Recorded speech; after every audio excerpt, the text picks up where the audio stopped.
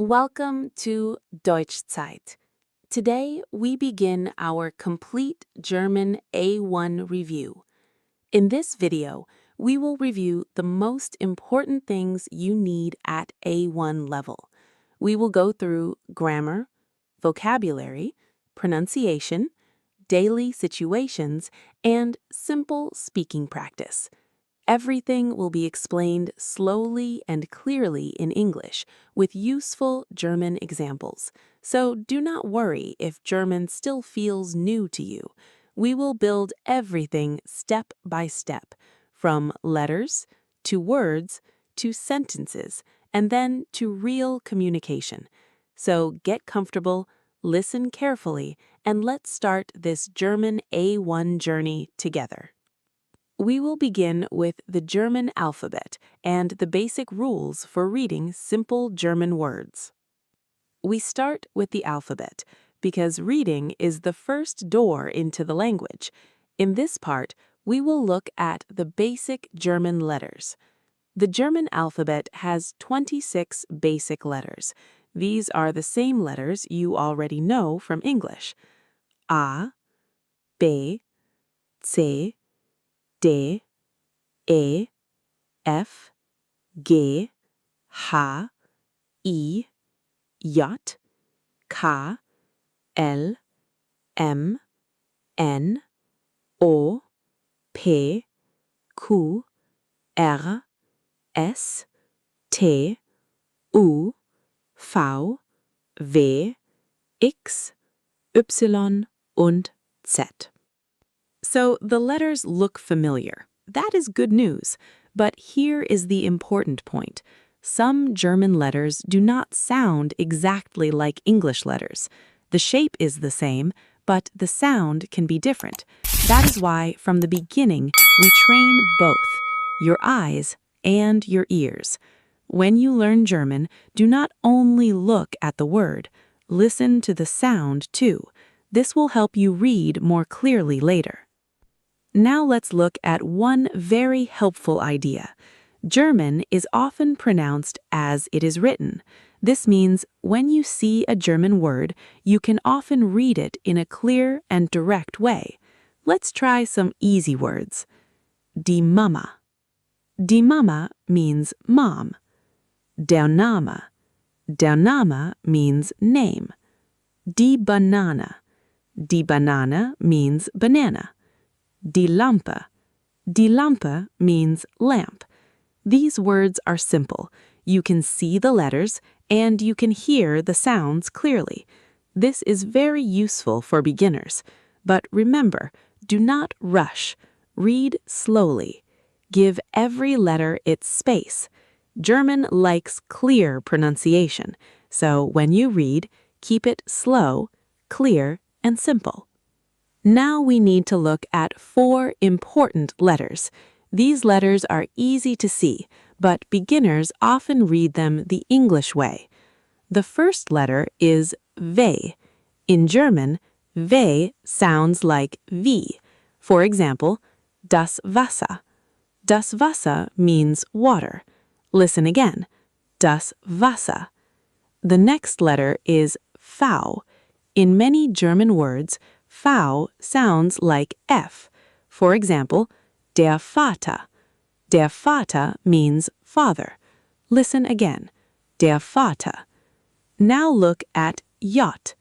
In German, J sounds like Y in English. For example, Ja. Ja means yes.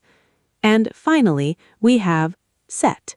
In German, Set sounds like Ts. For example, die Zeit. Die Zeit means time.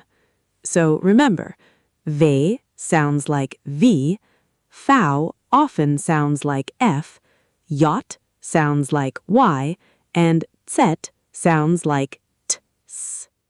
These 4 letters will help you read many German words correctly. Great. Now let's do a short reading practice. I will say a German word. Listen first, then repeat it slowly. Hallo. Hallo means hello. Der Name. Der Name means name. Das Wasser. Das Wasser means water. Der Vater. Der Vater means father. Ja. Ja means yes. Die Zeit. Die Zeit means time. Der Bus. Der Bus means bus. Very good. Now you know the German alphabet and you have learned some basic reading rules. You also know that some German letters sound different from English. That is a strong start. And now that we have opened the first door into German reading, we are ready to continue with the special German sounds. Ä, Ö, Ü, SZ, CH, and SC. So let's move on slowly and clearly.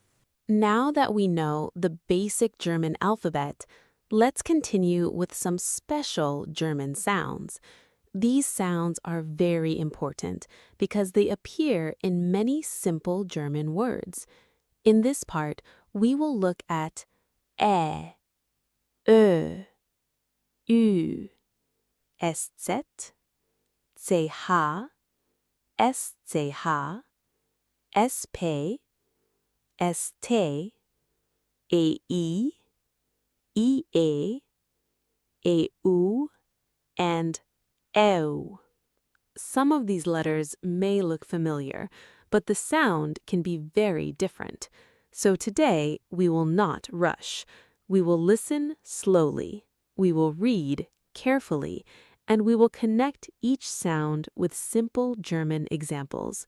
Remember, good pronunciation does not start with speaking fast. It starts with listening well. So keep your ears open, and let's continue with the special sounds of German. First, let's look at the 3 umlauts. In German, we have Ä, Ö, and Ü. They look like normal letters, but with 2 small dots on top. These 2 dots change the sound. The first one is Ä. You can hear it in the word Mädchen. Mädchen means girl. You can also hear it in Bär. Bär means bear. Now listen to Ö. This sound is very German. You hear it in schön. Schön means beautiful, and you hear it in Öl. Öl means oil. Now we have Ü. You hear it in Tür. Tür means door, and in fünf. Fünf means 5. So remember, Ä, Ö, and Ü are not decoration. They change the sound of the word. Now let's continue with SZ, CH, and SCH. The letter SZ is called SZ. It usually sounds like a strong S. For example, Fuß. Fuß means foot, and Straße. Straße means street. Now look at CH. This sound can feel new for many beginners. You hear it in Ich. Ich means I, and you hear it in Buch. Buch means book. Do not worry if CH feels strange at first. Just listen and repeat slowly. Now look at SCH. This one is easier. It sounds like SH in English. For example, Schule. Schule means school, and Fisch. Fisch means fish. So we have SZ, CH, and SCH. Small sounds, but very important for German reading.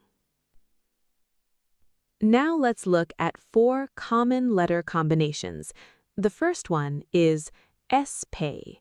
At the beginning of many German words, SP often sounds like SH pay. For example, Spiel. Spiel means game, and sprechen. Sprechen means to speak. Now look at st. At the beginning of many German words, st often sounds like sch-t. For example, Stadt. Stadt means city, and stehen. Stehen means to stand. Now we have AE. In German, AE sounds like the English word I. For example, Eis. Eis means ice cream, and mein. Mein means my. Finally, look at EA. In German, EA sounds like EE. For example, Liebe. Liebe means love, and sieben. Sieben means 7. So remember, SP, ST, AE, and EA are very common in simple German words. Great! Now let's finish with 2 more useful sounds, AU and EU. In German, AU often sounds like OI. For example, Deutsch. Deutsch means German, and heute. Heute means today. Now look at EU. It often has the same sound as AU. For example, Häuser. Häuser means houses. So AU and EU can sound very similar. Now let's practice all the sounds from this part. Mädchen, schön, Tür, Fuß, Straße, ich, Schule, Spiel, Stadt, Eis, Liebe, Deutsch, heute, Häuser. Very good. Now you have seen the most important special sounds for German reading.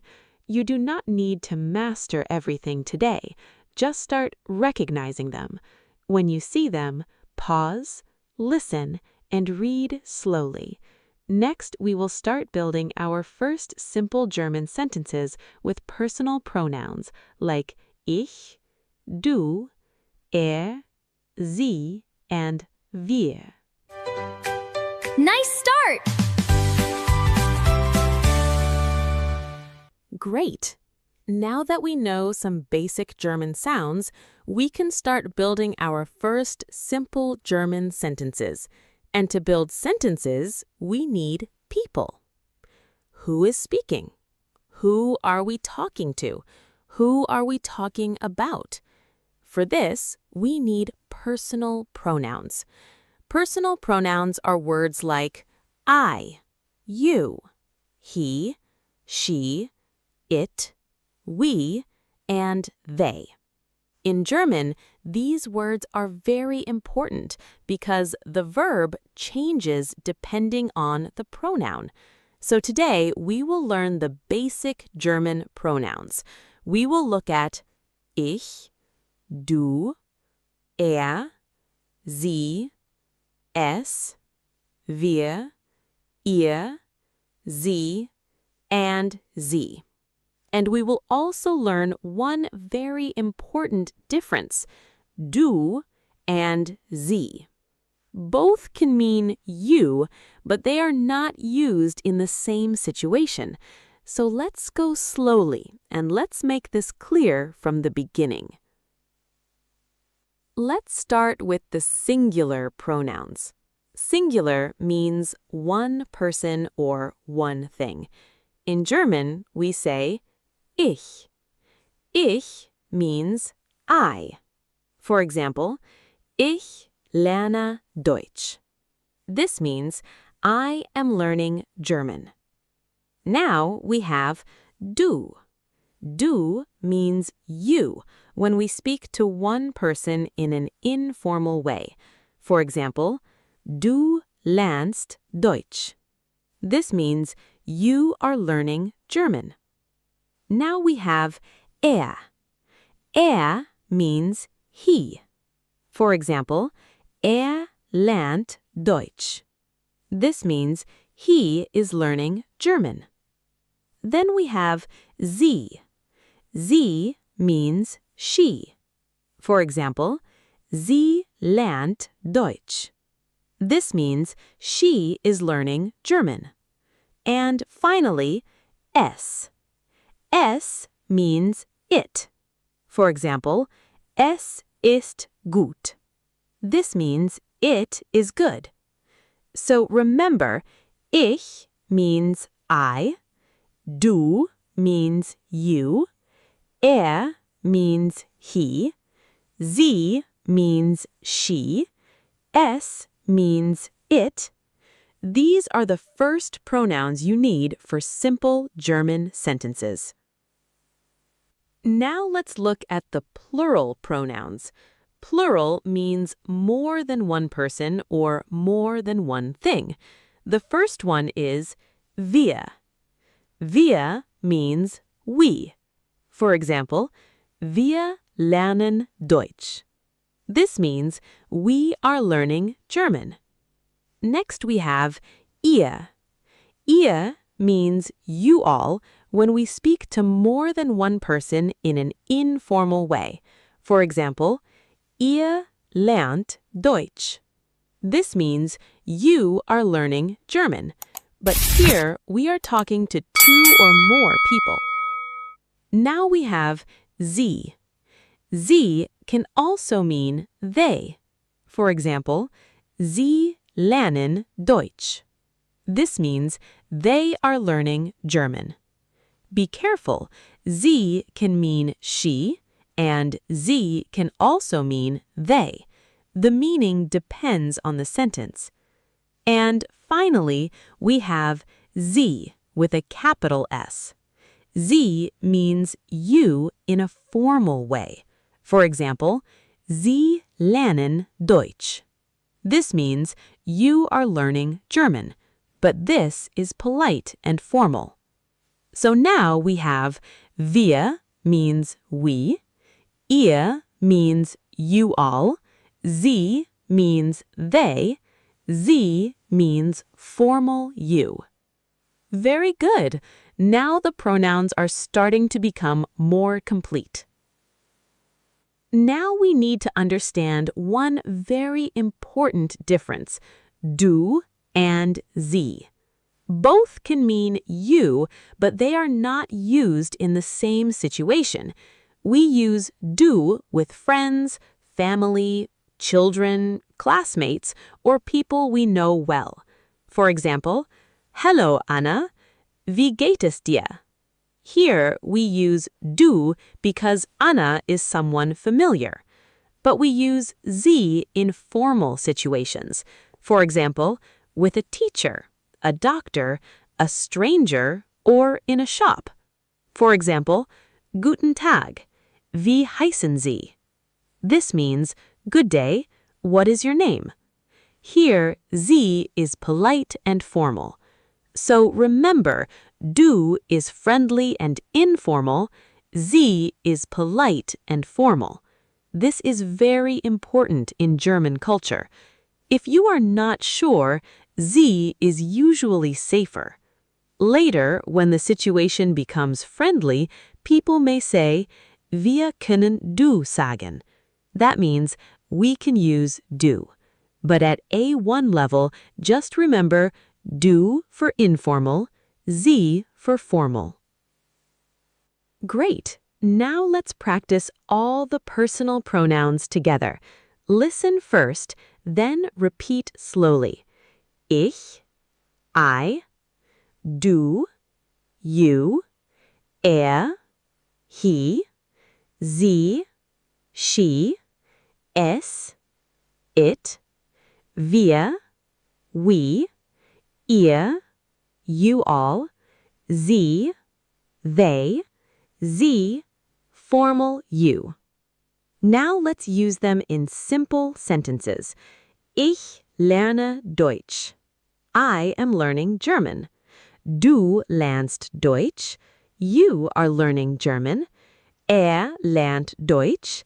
He is learning German. Sie lernt Deutsch. She is learning German.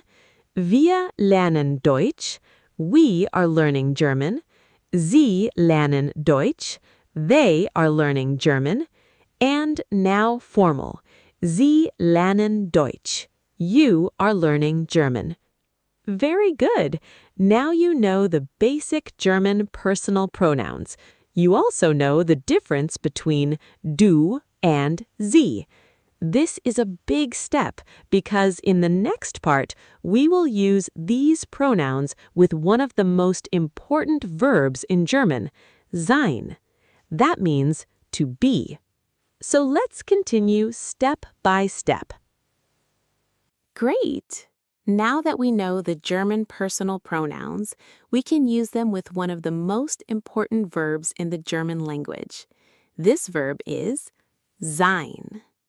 Sein means to be. In English, we say, I am, you are, he is, she is, we are, and they are. In German, we also need this verb all the time. We use sein when we talk about names, jobs, age, nationality, feelings, and simple descriptions. For example, ich bin Anna. This means I am Anna. Or ich bin müde. This means I am tired. So today we will learn how to use sein with the German personal pronouns. Do not worry, sein is a very common verb, so you will hear it again and again. Let's learn it slowly, clearly, and with simple examples. Let's start with the basic forms of sein. With ich, we say, ich bin. Ich bin means I am. For example, ich bin hier. This means I am here. With du, we say du bist. Du bist means you are.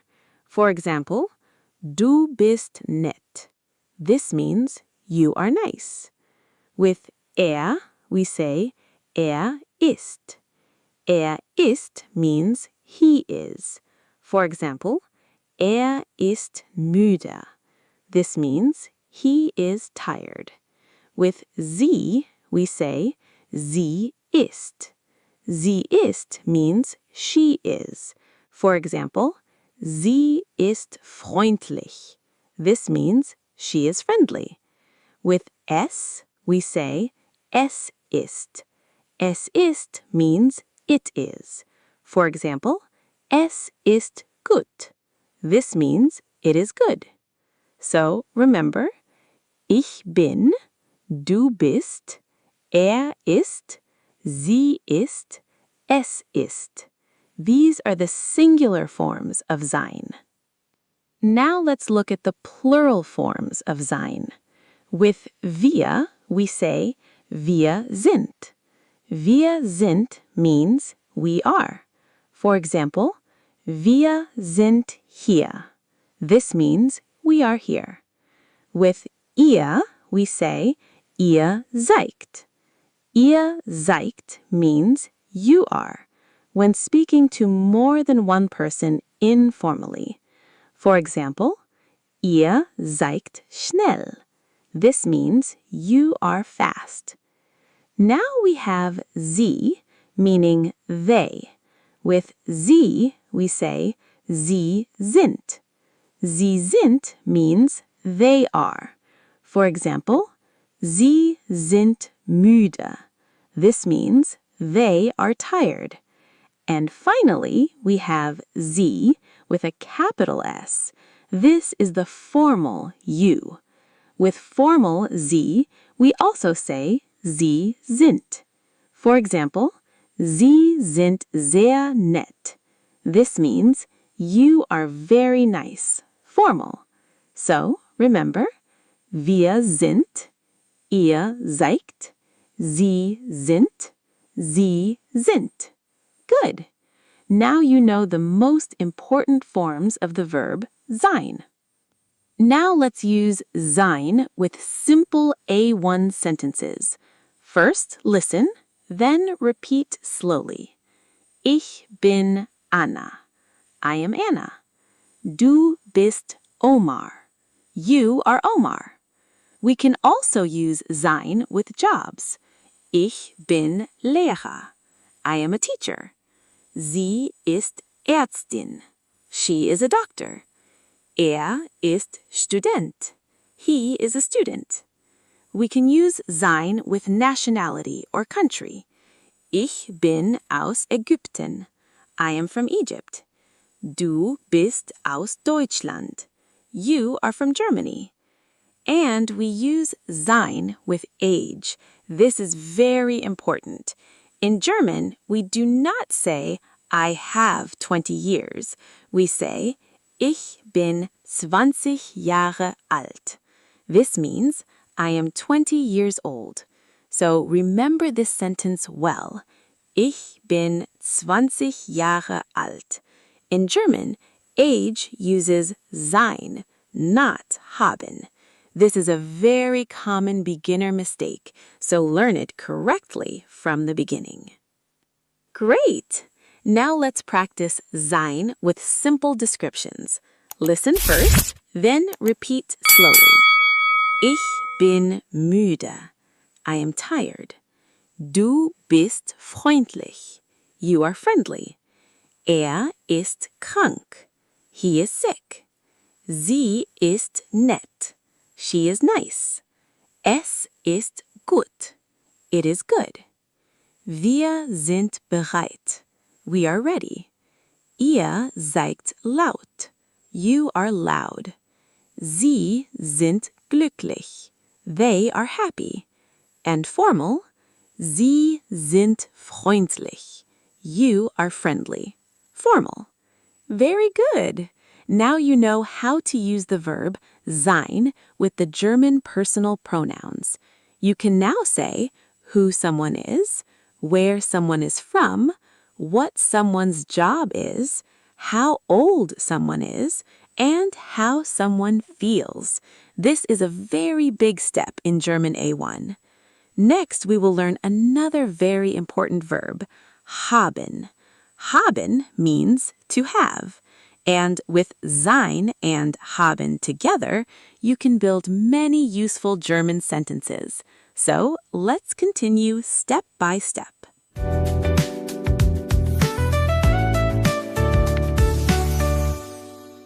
Great! Now that we know the verb sein, we can learn another very important German verb.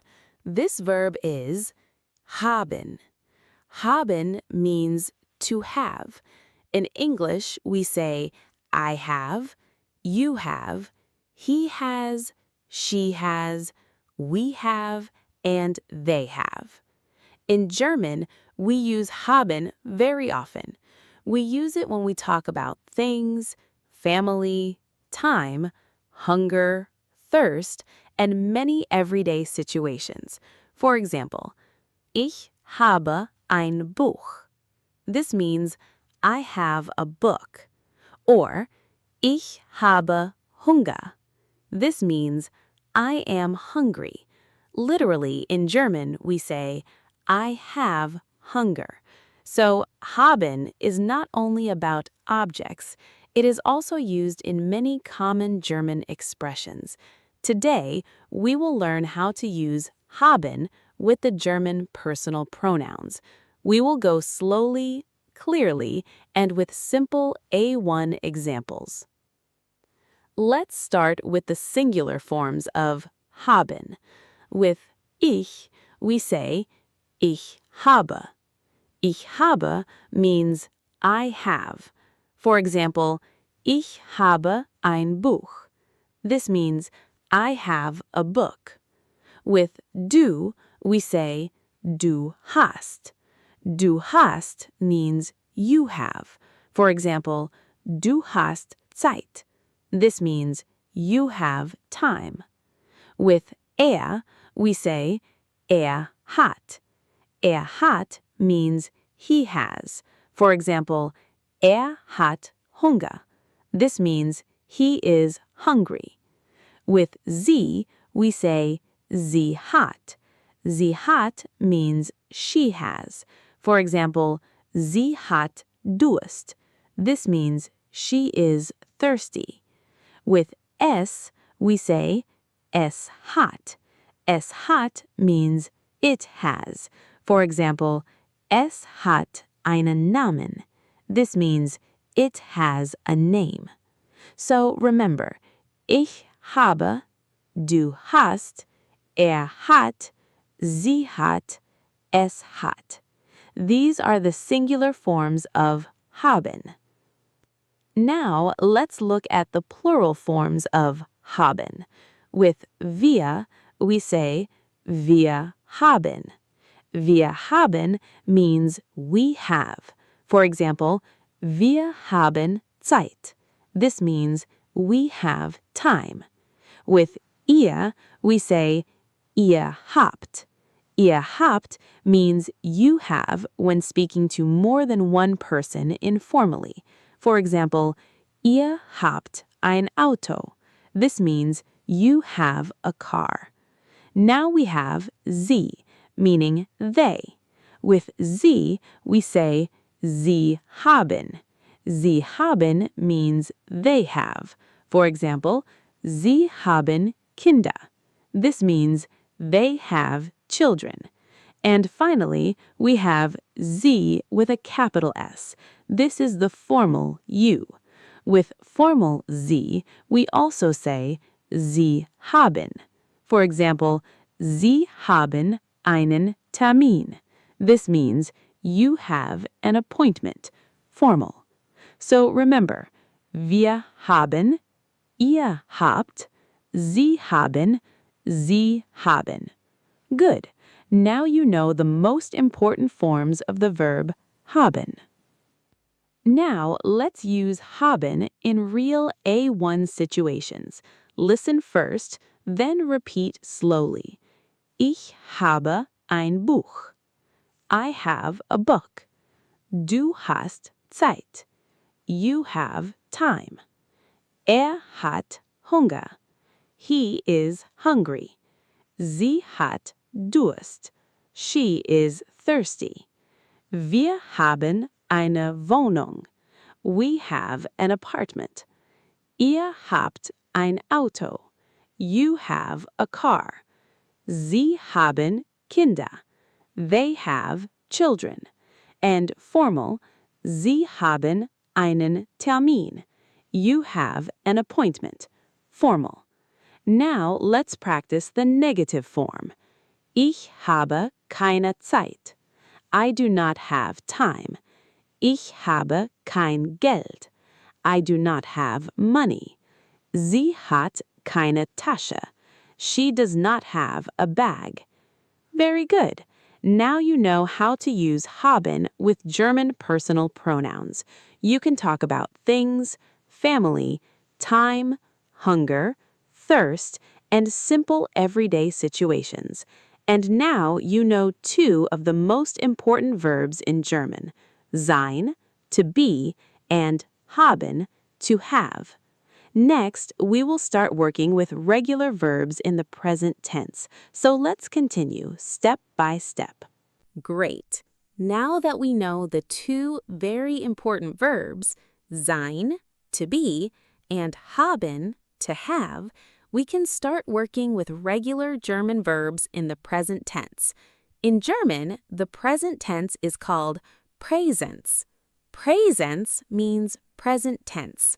Today, we will learn how to use simple regular verbs like lernen, machen, wohnen, and arbeiten. Lernen means to learn. Machen means to do or to make. Wohnen means to live when we talk about where someone lives. And arbeiten means to work. These verbs are very useful at A1 level because they help you talk about your daily life. For example, ich lerne Deutsch. This means I am learning German, or Ich wohne in Kairo. This means I live in Cairo. The important thing is this. In German, the verb changes depending on the pronoun. So we do not only say lernen, we say ich lerne, du lernst, sie, es lernt, and so on. Don't worry. Regular verbs follow a clear pattern, and today we will learn that pattern slowly and clearly. Let's start with the basic idea. Most regular German verbs end in n. For example, lernen, machen, wohnen, and arbeiten. To use the verb with a pronoun, we usually remove n. Then we keep the verb stem. For lernen, the stem is lern. For machen, the stem is mach. For wohnen, the stem is wohn, and then we add the correct ending. With ich, we add e. So, ich lerne, I learn. With du, we add st. So, du lernst, you learn. With sie, and s, we add te. So, lernt, sie lernt, and es lernt.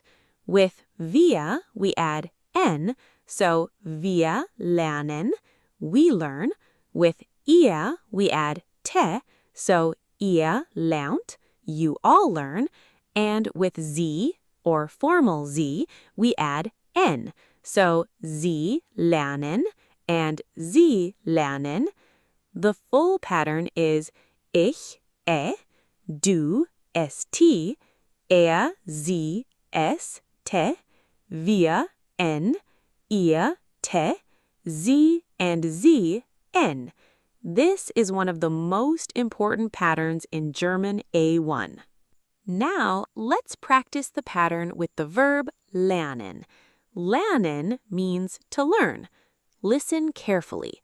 Ich lerne, I learn. Du lernst, you learn. Lernt, he learns.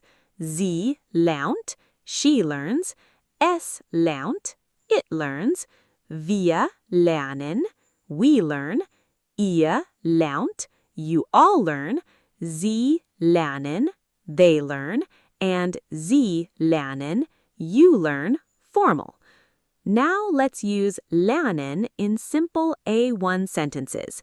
Ich lerne Deutsch. I am learning German. Du lernst English. You are learning English. Lernt langsam. He is learning slowly. Wir lernen zusammen. We are learning together. Very good. Now let's look at machen. Machen means to do or to make. Ich mache Kaffee. I am making coffee. Du machst Hausaufgaben. You are doing homework. Macht Sport. He is doing sports. Wir machen eine Pause. We are taking a break. So remember, lernen and machen follow the same regular pattern. Now let's continue with two more useful verbs, wohnen and arbeiten. Wohnen means to live when we talk about where someone lives. For example, ich wohne in Berlin. I live in Berlin. Du wohnst in Hamburg. You live in Hamburg. Wohnt in München. He lives in Munich. Wir wohnen in Deutschland. We live in Germany. So, wohnen is a normal, regular verb. Now let's look at arbeiten. Arbeiten means to work. This verb is also regular, but there is one small detail. Because the stem ends with te, we need an extra sound in some forms. So we say ich arbeite, I work. Du arbeitest, you work. Arbeitet, he works. Sie arbeitet, she works.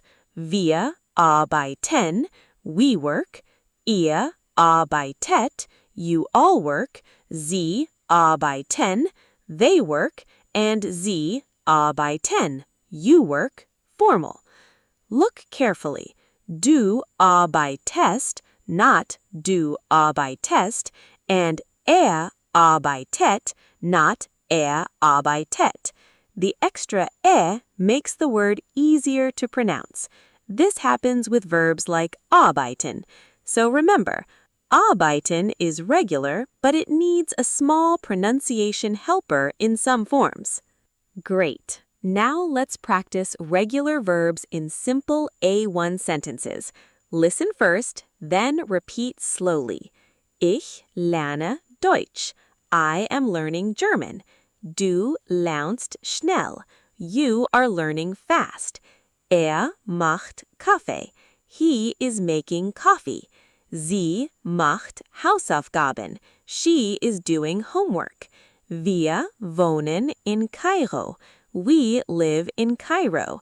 Ihr wohnt in Berlin. You live in Berlin. Sie arbeiten heute. They are working today. And Sie arbeiten hier. You work here. Formal.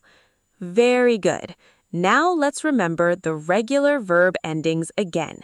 Ich ends with du ends with st, sie, s end with te, wir ends with n, ihr ends with te, sie and z end with n.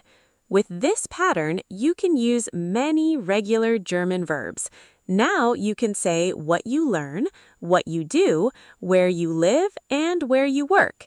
This is a very important step for building real German sentences. Next, we will continue with word order in simple German sentences. We will learn where the verb goes and how to build clear sentences in German. So let's continue step by step.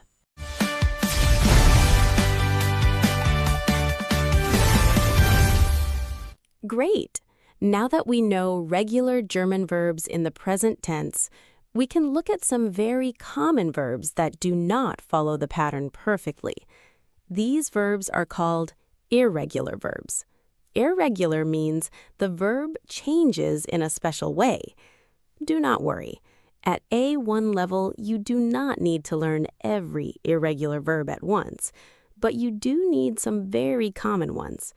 Today, we will look at fahren, lesen, sehen, sprechen, essen, and nehmen. Fahren means to drive or to go by vehicle. Lesen means to read. Sehen means to see. Sprechen means to speak. Essen means to eat. And nehmen means to take. These verbs are very useful in daily German. The important thing is this. In many irregular verbs, the change happens mainly with du and with sie, es. For example, we do not say du fast, we say du fast. And we do not say liest, we say liest. So today, we will learn these verbs slowly, clearly, and with simple examples. Let's start with the first two irregular verbs, fahren and lesen. Fahren means to drive or to go by vehicle. The basic forms are ich fahre, I drive, du fährst, you drive, fährt, he drives, sie fährt, she drives, es fährt, it drives. Wir fahren, we drive, ihr fahrt, you all drive, sie fahren, they drive, sie fahren, you drive, formal. Look carefully. With du, we say du fährst, and with sie, es, we say fährt. The vowel changes A becomes er. For example, ich fahre nach Berlin. This means I am going to Berlin. Du fährst mit dem Bus. This means you are going by bus. Now let's look at lesen. Lesen means to read.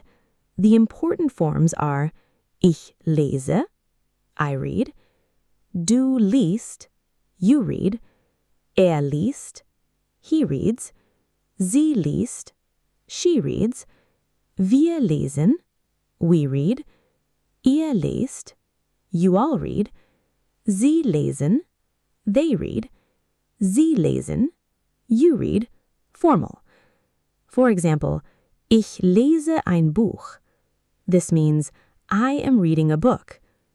Liest eine Nachricht. This means he is reading a message. So remember, fahren becomes du fährst and fährt.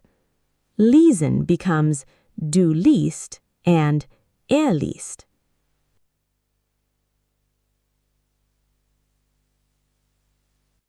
Now let's continue with two more important verbs, sehen and sprechen. Sehen means to see. The basic forms are ich sehe, I see, du siehst, you see, sieht, he sees, sie sieht, she sees, es sieht, it sees, wir sehen, we see, ihr seht, you all see, sie sehen, they see, sie sehen, you see, formal. Look carefully. Sehen changes to du siehst and sieht. For example, ich sehe das Auto. This means I see the car. Du siehst den Bus. This means you see the bus. Now let's look at sprechen. Sprechen means to speak. The basic forms are ich spreche, I speak, du sprichst, you speak, spricht, he speaks, sie spricht, she speaks, wir sprechen, we speak, ihr sprecht, you all speak, sie sprechen, they speak, sie sprechen, you speak, formal. For example, ich spreche Deutsch, I speak German. Sie spricht English. She speaks English. Here, the vowel changes becomes e. So remember, sehen becomes du siehst and sieht. Sprechen becomes du sprichst and spricht. These verbs are very common, so you will hear them again and again.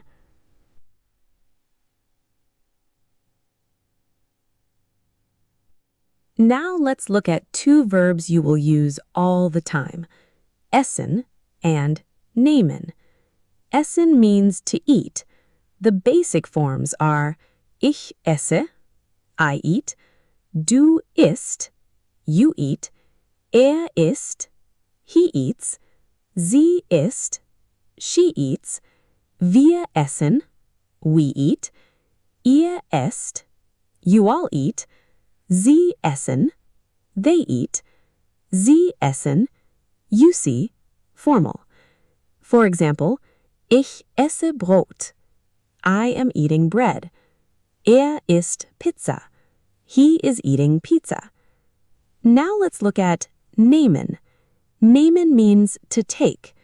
The basic forms are ich nehme, I take, du nimmst, you take, nimmt, he takes, sie nimmt, she takes, wir nehmen, we take, ihr nehmt, you all take, sie nehmen, they take, sie nehmen, you take, formal. For example, ich nehme den Bus, I take the bus. Sie nimmt ein Taxi, she takes a taxi. Wir nehmen einen Kaffee, we take a coffee. or more naturally, we will have a coffee. Look carefully. Nehmen changes a lot with du and with sie, es. We say, du nimmst, nimmt, sie nimmt. So remember, essen becomes du isst and isst. Nehmen becomes du nimmst and nimmt.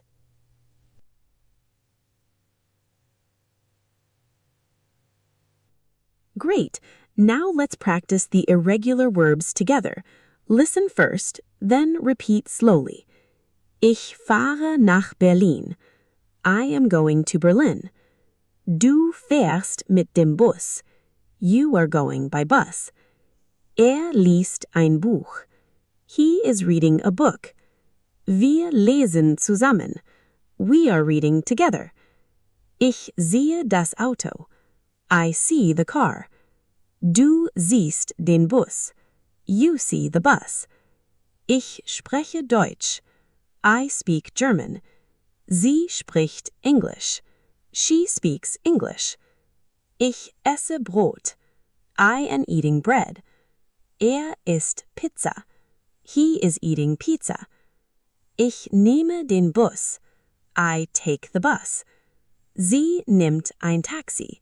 She takes a taxi. Very good. Now remember the big idea. With many irregular verbs, the special change happens mainly with du and with sie, es. But with ich, wir, ihr, sie, and formal sie, the verb often looks closer to the regular pattern. So do not try to memorize everything at once. Start with the most useful forms. For example, du fährst, fährt, du liest, liest, du sprichst, spricht, du isst, isst, du nimmst, nimmt. These forms will help you understand and speak many simple German sentences. Next, we will continue building clear German sentences and learn more about word order. Where does the verb go?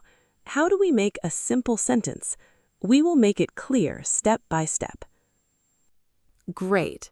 Now that we know some important German verbs, regular verbs and irregular verbs, we can start building clear German sentences. Today, we will learn basic German sentence structure. This means, how do we put words in the correct order? In English, we often say subject, verb, object. For example, I learn German. In German, we can also start with this simple pattern. For example, ich lerne Deutsch. This means I am learning German. Here, ich is the subject, lerne is the verb, Deutsch is the object. So the basic idea is subject, verb, object. But German has one very important rule. In a normal statement, the verb usually comes in position 2. This is very important. Not position 1, not position 3, position 2. Today, we will learn this slowly with simple examples, so your German sentences start to sound clear and correct. Let's start with the easiest sentence pattern: subject, verb, object. The subject is who does the action. The verb is the action, and the object is the thing or the person that receives the action. For example, ich lerne Deutsch. This means I am learning German. Ich is the subject, lerne is the verb, Deutsch is the object. Another example, du machst Hausaufgaben. This means you are doing homework. Du is the subject, machst is the verb, Hausaufgaben is the object. Now look at trinkt Wasser. This means he drinks water. Is the subject, trinkt is the verb, Wasser is the object, and sie liest ein Buch. This means she is reading a book. So remember, a very simple German sentence can be subject, verb, object. This is a strong basic pattern for A1. Now let's look at the most important rule for German word order. In a normal statement, the verb is in position 2. Position 2 means the second idea in the sentence. For example, ich lerne Deutsch. Position 1, ich. Position 2, lerne. Position 3, Deutsch. So the verb is second. Another example, wir wohnen in Kairo. This means we live in Cairo. Position 1, wir. Position 2, wohnen. Position 3, in Cairo. The verb is second. Now look at macht Kaffee. This means he is making coffee. Position 1, Position 2, macht. Position 3, Kaffee. Again, the verb is second. This rule is very important. In German, when you build a normal statement, always look for the verb. Ask yourself, is the verb in position 2? If yes, your sentence is probably on the right track. Now, German becomes a little more flexible. Sometimes we do not start the sentence with the subject. We can start with a time word, or a place, or another idea, but the verb still stays in position 2.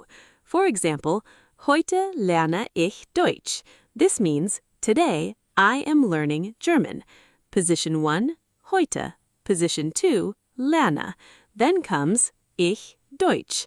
So notice we do not say, heute ich lerne Deutsch. That is not correct. We say, heute lerne ich Deutsch. The verb stays second. Another example, morgen arbeite ich. This means, tomorrow I work. Position 1, morgen. Position 2, arbeite. Then comes ich. Another example, in Berlin wohnt Anna. This means, Anna lives in Berlin, or more naturally, in Berlin, Anna lives. Here, in Berlin is position 1. Wohnt is position 2. Anna comes after the verb. So remember, if something comes first, the verb still comes second. This is a key rule in German. Great. Now let's practice simple German sentence structure. Listen first, then repeat slowly. Ich lerne Deutsch. I am learning German. Du machst Hausaufgaben. You are doing homework. Trinkt Wasser. He drinks water. Sie liest ein Buch. She is reading a book. Wir wohnen in Kairo. We live in Cairo. Now listen to sentences that start with time. Heute lerne ich Deutsch. Today I am learning German. Morgen arbeite ich. Tomorrow I work. Am Abend lese ich ein Buch. In the evening I read a book. Very good. Now remember the big rule. In normal German statements, the verb comes in position 2. If the subject is first, we say, ich lerne Deutsch. If a time word is first, we say, heute lerne ich Deutsch. The verb stays second. This rule will help you build clear German sentences. Next, we will continue with questions in German. We will learn how to ask yes or no questions and simple W questions like was, wo, wann, and wie. So let's continue step by step.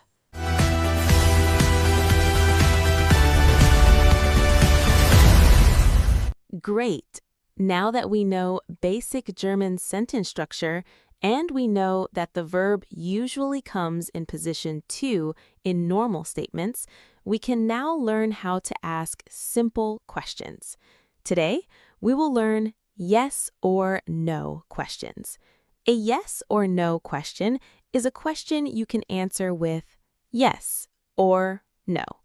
For example, in English, we can ask, are you tired? Do you have time? Are you learning German? In German, these questions are very important at A1 level. We will practice questions like, bist du müde? This means, are you tired? Hast du Zeit? This means, do you have time? And lernst du Deutsch? This means, are you learning German? The most important rule is this. In a German yes or no question, the verb comes first, not second, first. So in a normal sentence, we say, du bist müde. This means you are tired. But in a question, we say, bist du müde? This means, are you tired? So today, we will learn how to make simple German questions slowly and clearly. Let's start with yes or no questions using the verb sein. Sein means to be. In a normal sentence, we say, du bist müde. This means you are tired. The verb is bist. Now, to make a yes or no question, we put the verb first. So we say, bist du müde? This means, are you tired? Statement, du bist müde. Question, bist du müde? Look carefully. Statement, du bist müde. Question, bist du müde? The verb moves to the front. Another example, ist krank. This means he is sick. Question, ist krank? This means, is he sick? Another example, sie ist Lehrerin. This means she is a teacher. Question, ist sie Lehrerin? This means, is she a teacher? Now with wir. Wir sind bereit. This means we are ready. Question, sind wir bereit? This means, are we ready? So remember, with sein questions, the verb comes first. Bist du? Ist Ist sie? Sind wir? Very good. This is the first question pattern. Now, let's make yes or no questions with the verb haben. Haben means to have. In a normal sentence, we say, du hast Zeit. This means you have time. To make a question, we put the verb first. So we say, hast du Zeit? This means, do you have time? Statement, du hast Zeit. Question, hast du Zeit? Very simple. The verb comes first. Another example, hat Hunger? This means he is hungry. Literally, he has hunger. Question, hat Hunger? This means, is he hungry? Another example, sie hat Durst. This means she is thirsty. Question, hat sie Durst? This means, is she thirsty? Now, with formal Sie, Sie haben einen Termin. This means you have an appointment. Formal. Question, haben Sie einen Termin? Do you have an appointment? Formal. So remember, hast du, hat hat sie, haben Sie? These are very common German A1 questions. And when you answer, you can say ja, yes, or nein, no. For example, hast du Zeit? Ja, ich habe Zeit. This means, yes, I have time. Now, let's use regular verbs in yes or no questions. Remember, in a normal statement, the verb is in position 2. For example, du lernst Deutsch. This means you are learning German. But in a yes or no question, the verb comes first. So we say, lernst du Deutsch? This means, are you learning German? Statement, du lernst Deutsch. Question, lernst du Deutsch? Now another example.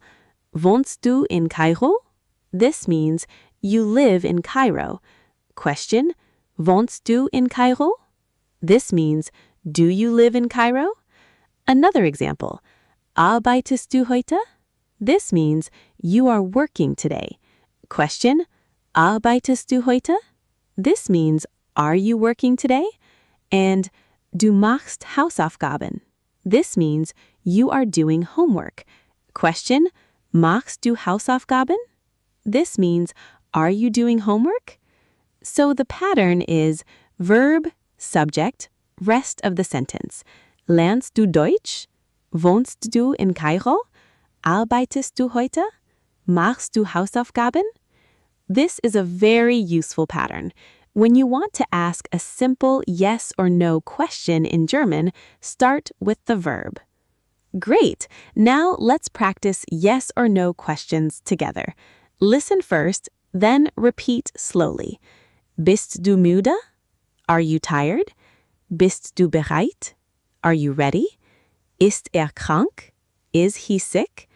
Ist die Lehrerin? Is she a teacher? Hast du Zeit? Do you have time? Hat Hunger? Is he hungry? Hat sie Durst? Is she thirsty? Haben Sie einen Termin? Do you have an appointment? Formal. Lernst du Deutsch? Are you learning German? Wohnst du in Kairo? Do you live in Cairo? Arbeitest du heute?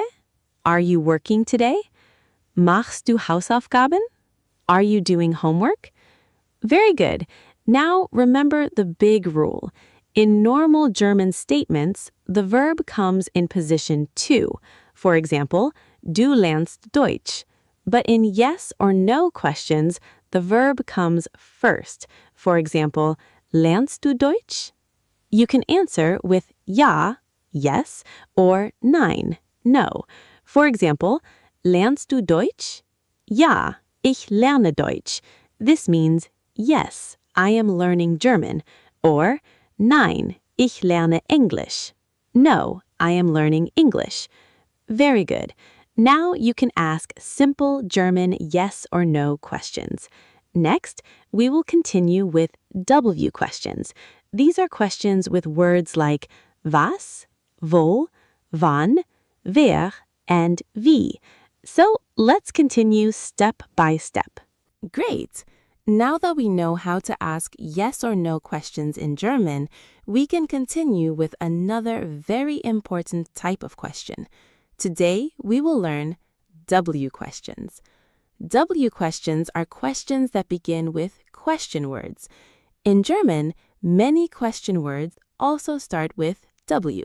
For example, wer, was, wo, woher, wohin, wann, wie, and warum. These words help us ask for specific information. For example, wer bist du?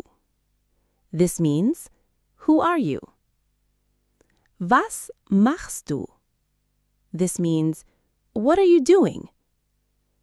Wo wohnst du?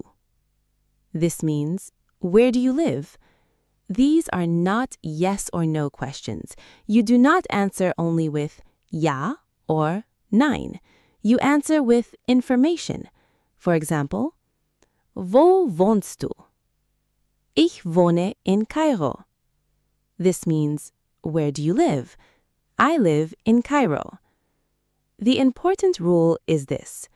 In German W questions, the W word comes first and the verb comes second. So the pattern is W word, verb, subject, and the rest of the sentence. For example, wo wohnst du? Wo is the question word, wohnst is the verb, du is the subject. So today we will learn these question words slowly and clearly with simple A1 examples. Let's start with two very common W questions, wer and was. Wer means who. We use wer when we ask about a person. For example, wer bist du? This means, who are you? Another example, wer ist das? This means, who is that? You can answer, das ist Anna. This means, that is Anna. Now let's look at was. Was means what. We use was when we ask about a thing, an action, or information. For example, was machst du? This means, what are you doing? You can answer, ich lerne Deutsch. This means, I am learning German. Another example, was ist das? This means, what is that? You can answer, das ist ein Buch. This means, that is a book. So remember, wer means who, was means what, and in both questions, the verb comes second. Wer bist du? Was machst du? This is the basic structure of German W questions. Now let's look at 3 question words about place and direction. The first one is wo. Wo means where. We use wo when we ask about a location. For example, wo wohnst du? This means, where do you live? You can answer, ich wohne in Kairo. This means, I live in Cairo. Another example, wo ist der Bahnhof? This means, where is the train station? Now we have woher. Woher means where from. We use woher when we ask about origin. For example, woher kommst du? This means, where are you from? You can answer, ich komme aus Ägypten. This means, I come from Egypt. Or more naturally, I am from Egypt. Now look at wohin. Wohin means where to. We use wohin when we ask about direction. For example, wohin gehst du? This means, where are you going? You can answer, ich gehe nach Hause. This means, I am going home. So remember, wo means where, woher means where from, wohin means where to. These 3 words are very useful for daily German. Now let's continue with 3 more important W questions. Wann, wie, and warum. Wann means when. We use wann to ask about time. For example, wann arbeitest du? This means, when do you work? You can answer, ich arbeite morgen. This means, I work tomorrow. Another example, wann kommst du? This means, when are you coming? Now look at wie. Wie means how. For example, wie geht es dir? This means, how are you? A simple answer is, mir geht es gut. This means, I am fine. We can also ask, wie heißt du? This means, what is your name? Literally, it means, how are you called? You can answer, ich heiße Omar. This means, my name is Omar. Now look at warum. Warum means why. For example, warum lernst du Deutsch? This means, why are you learning German? You can answer, ich lerne Deutsch, weil ich in Deutschland arbeiten möchte. This means, I am learning German because I want to work in Germany. This sentence is a little longer, so at A1 level, you can also answer simply, für Arbeit, for work, or für die Schule, for school. So remember, wann means when, wie means how, warum means why, and the verb still comes second. Great! Now let's practice the W questions together. Listen first, then repeat slowly. Wer bist du? Who are you? Wer ist das? Who is that? Was machst du? What are you doing? Was ist das? What is that? Wo wohnst du? Where do you live? Wo ist der Bahnhof? Where is the train station? Woher kommst du? Where are you from? Wohin gehst du? Where are you going? Wann arbeitest du? When do you work? Wann kommst du? When are you coming?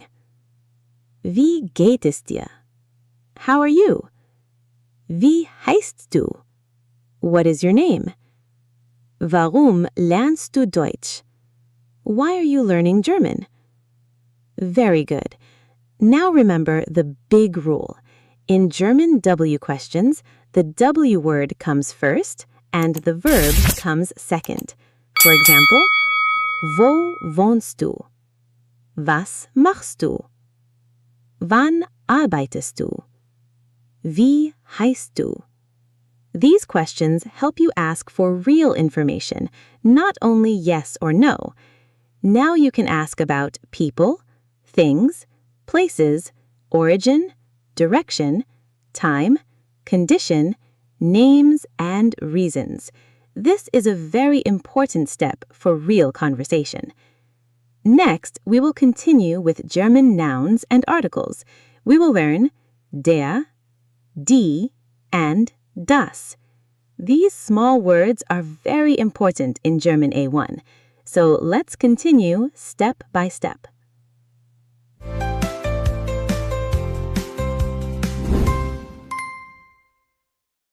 Great! Now that we can ask different types of questions in German, we can move into real daily communication. Today, we will learn basic German greetings and goodbyes. These are the words you use at the beginning and at the end of a conversation. In German, this is very important because the way you greet someone can sound friendly, polite, formal, or informal. Today, we will look at Hallo, Guten Morgen, Guten Tag, Tschüss, and Auf Wiedersehen. Hallo means hello. Guten Morgen means good morning. Guten Tag means good day. Tschüss means bye. And Auf Wiedersehen means goodbye. These words are simple, but you will use them again and again in real German. For example, Hallo. This means hello. Or Guten Tag. This means good day. And when you leave, you can say Tschüss. This means bye. So today, we will learn when to use these words, how they feel, and how to use them in simple A1 conversations. Let's start with the basic greetings. The first word is Hallo. Hallo means hello. This is friendly and very common.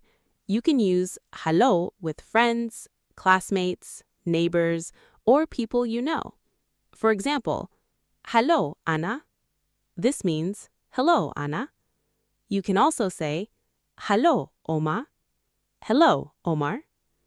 Now, let's look at Guten Morgen. Guten Morgen means good morning. We use it in the morning. For example, Guten Morgen. This means good morning. You can say it when you meet someone early in the day. Now we have Guten Tag. Guten Tag means good day. This is more polite than Hallo.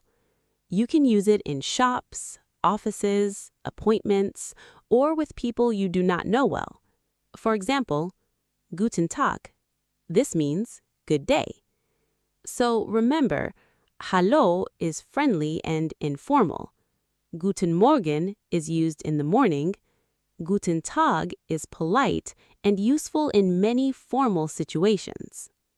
Now let's compare informal and polite greetings. In German, you can speak in a friendly way or in a more formal way. For example, with a friend, you can say, Hallo. This means hello. You can also say, Hallo, wie geht es dir? This means, hello, how are you? Here, dir is informal. We use it with someone familiar. Now, in a more polite situation, you can say, Guten Tag, good day. And then, wie geht es Ihnen? This means, how are you? Formal. So look carefully. Informal, Hallo, wie geht es dir? This means, hello, how are you? Formal, Guten Tag, wie geht es Ihnen? This means, good day, how are you? Formal. At A1 level, you do not need to say long conversations. Just start with simple, polite phrases. For example, Hallo, Guten Morgen, Guten Tag. These greetings help you start a German conversation in a clear and natural way. Now let's look at basic goodbyes. The first one is Tschüss. Tschüss means bye. It is friendly and informal. You can use it with friends, classmates, family, or people you know. For example, Tschüss, Anna.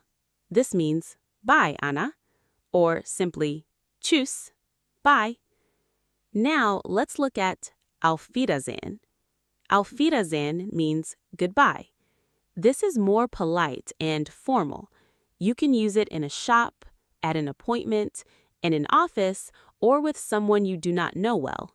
For example, Auf Wiedersehen. This means goodbye. So remember, Tschüss is friendly and informal. Auf Wiedersehen is polite and formal. Let's compare. Hallo, Tschüss. These are friendly and simple. Guten Tag, Auf Wiedersehen. These are more polite and formal. This is very useful for real life because in German, politeness matters. If you are not sure, Guten Tag and Auf Wiedersehen are usually safe choices. Great! Now let's practice simple greeting and goodbye conversations. Listen first, then repeat slowly. Hallo. Hello. Tschüss. Bye. Now a short, friendly conversation. Hallo, Anna. Hello, Anna. Hallo, Oma. Hello, Omar. Tschüss, Anna. Bye, Anna. Tschüss, Oma. Bye, Omar. Now let's practice a polite conversation. Guten Morgen. Good morning. Guten Morgen. Good morning. Guten Tag. Good day. Auf Wiedersehen. Goodbye. Very good. Now let's remember the main idea. Use hallo for a friendly hello. Use Guten Morgen in the morning. Use Guten Tag for a polite greeting. Use Tschüss for a friendly goodbye. Use Auf Wiedersehen for a polite goodbye. Now you can start and finish simple German conversations. This is a very important step for real speaking. Next, we will continue with introducing yourself in German. We will learn how to say your name, where you are from, and how to ask someone for their name. So let's continue step by step. Great! Now that we know German greetings and goodbyes, we can start using German in a real first conversation. Today, we will learn how to introduce yourself in simple German. Introducing yourself means you can say your name, who you are, where you are from, and where you live. At A1 level, this is very important because it helps you start a real German conversation. Today, we will use simple sentences like Ich heiße Omar. This means my name is Omar. Ich bin Student. This means I am a student. Ich komme aus Ägypten. This means I come from Egypt, or more naturally, I am from Egypt. And Ich wohne in Kairo. This means I live in Cairo. These sentences are short, clear, and very useful. You can use them when you meet someone new, in a class, in an exam, or in a simple conversation. So today, we will build a simple self-introduction, step by step. Let's start with your name. In German, there are two common ways to say your name. The first one is Ich heiße Omar. This means my name is Omar. Literally, it means I am called Omar. The verb is heißen. Heißen means to be called. So we say Ich heiße Omar. You can also say Ich bin Omar. This means I am Omar. Both are useful, but at A1 level, Ich heiße is very common when introducing yourself. Now, let's ask someone else for their name. We say Wie heißt du? This means what is your name? Informal. And in a polite situation, we say Wie heißen Sie? This means what is your name? formal. So remember, ich heiße Omar. My name is Omar. Wie heißt du? What is your name? Informal. Wie heißen Sie? What is your name? Formal. These are very important first conversation sentences. Now, let's talk about who you are. For this, we can use the verb sein. Sein means to be. For example, ich bin Student. This means I am a student. If the speaker is female, we can say ich bin Studentin. This means I am a female student. Another example, ich bin Lehrer. This means I am a teacher. Or ich bin Lehrerin. This means I am a female teacher. You can also use simple descriptions. For example, ich bin müde. This means I am tired. Ich bin bereit. This means I am ready. Ich bin freundlich. This means I am friendly. So when you introduce yourself, you can say, ich heiße Omar. My name is Omar. Ich bin Student. I am a student. This is already a simple introduction. You do not need long sentences. Short and clear sentences are perfect for A1. Now, let's talk about where you are from.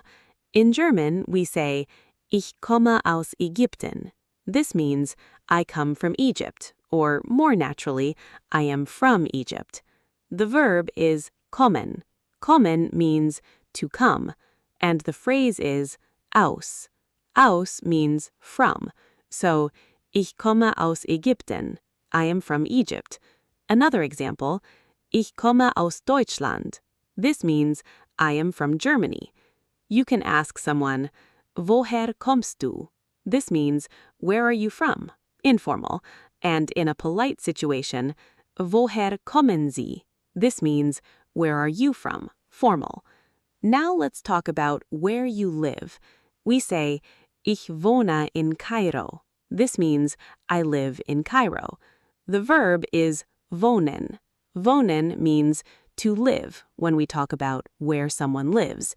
You can ask, wo wohnst du? This means where do you live? Informal. And formally, wo wohnen Sie? Where do you live? So remember, ich komme aus Ägypten. I am from Egypt. Ich wohne in Cairo. I live in Cairo. These two sentences are very useful for introducing yourself. Great. Now let's put everything together in a simple self-introduction. Listen first, then repeat slowly. Hallo. Hello. Ich heiße Omar. My name is Omar. Ich bin Student. I am a student. Ich komme aus Ägypten. I am from Egypt. Ich wohne in Cairo. I live in Cairo. Very good. Now let's try another example. Guten Tag. Good day. Ich heiße Anna. My name is Anna. Ich bin Lehrerin. I am a teacher. Ich komme aus Deutschland. I am from Germany. Ich wohne in Berlin. I live in Berlin. Now let's practice the questions. Wie heißt du? What is your name? Woher kommst du? Where are you from? Wo wohnst du? Where do you live? And formally, wie heißen Sie? What is your name? Woher kommen Sie? Where are you from? Wo wohnen Sie? Where do you live? Excellent! Now you can introduce yourself in simple German. You can say your name, who you are, where you are from, and where you live. Next, we will continue with German nouns and articles. We will learn der, die, and das. These small words are very important in German A1. So let's continue step by step.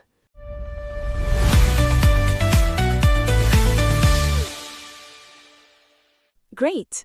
Now that we can introduce ourselves in simple German, we can make our introduction more complete. Today, we will talk about countries, cities, nationalities, and languages.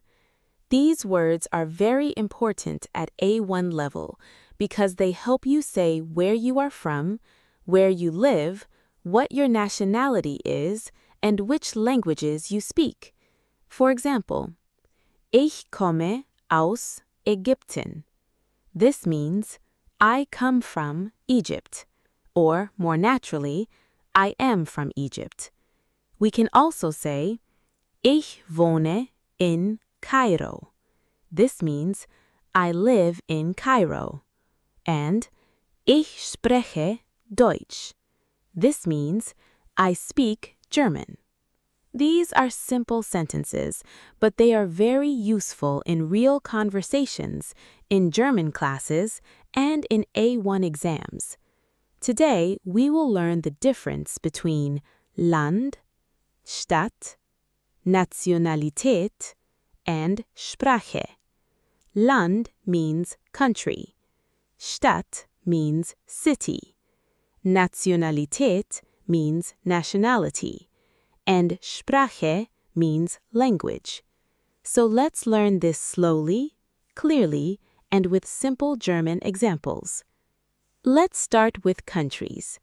In German, country means das Land, and countries are called Länder. When you want to say where you are from, you usually say, Ich komme aus. This means, I come from, or I am from. For example, Ich komme aus Ägypten. This means, I am from Egypt. Another example, Ich komme aus Deutschland. This means, I am from Germany. You can also say, Ich komme aus Österreich. This means, I am from Austria. Now look carefully. Most country names come directly after aus. For example, aus Ägypten, aus Deutschland, aus Österreich. But some countries use an article. For example, Ich komme aus der Schweiz. This means, I am from Switzerland.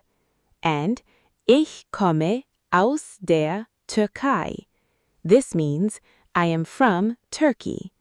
And Ich komme aus den USA. This means, I am from the USA. Do not worry if this feels new. At A1 level, start by learning the full sentence as one phrase. Now the question is, Woher kommst du? This means, where are you from? Informal. And formally, Woher kommen Sie?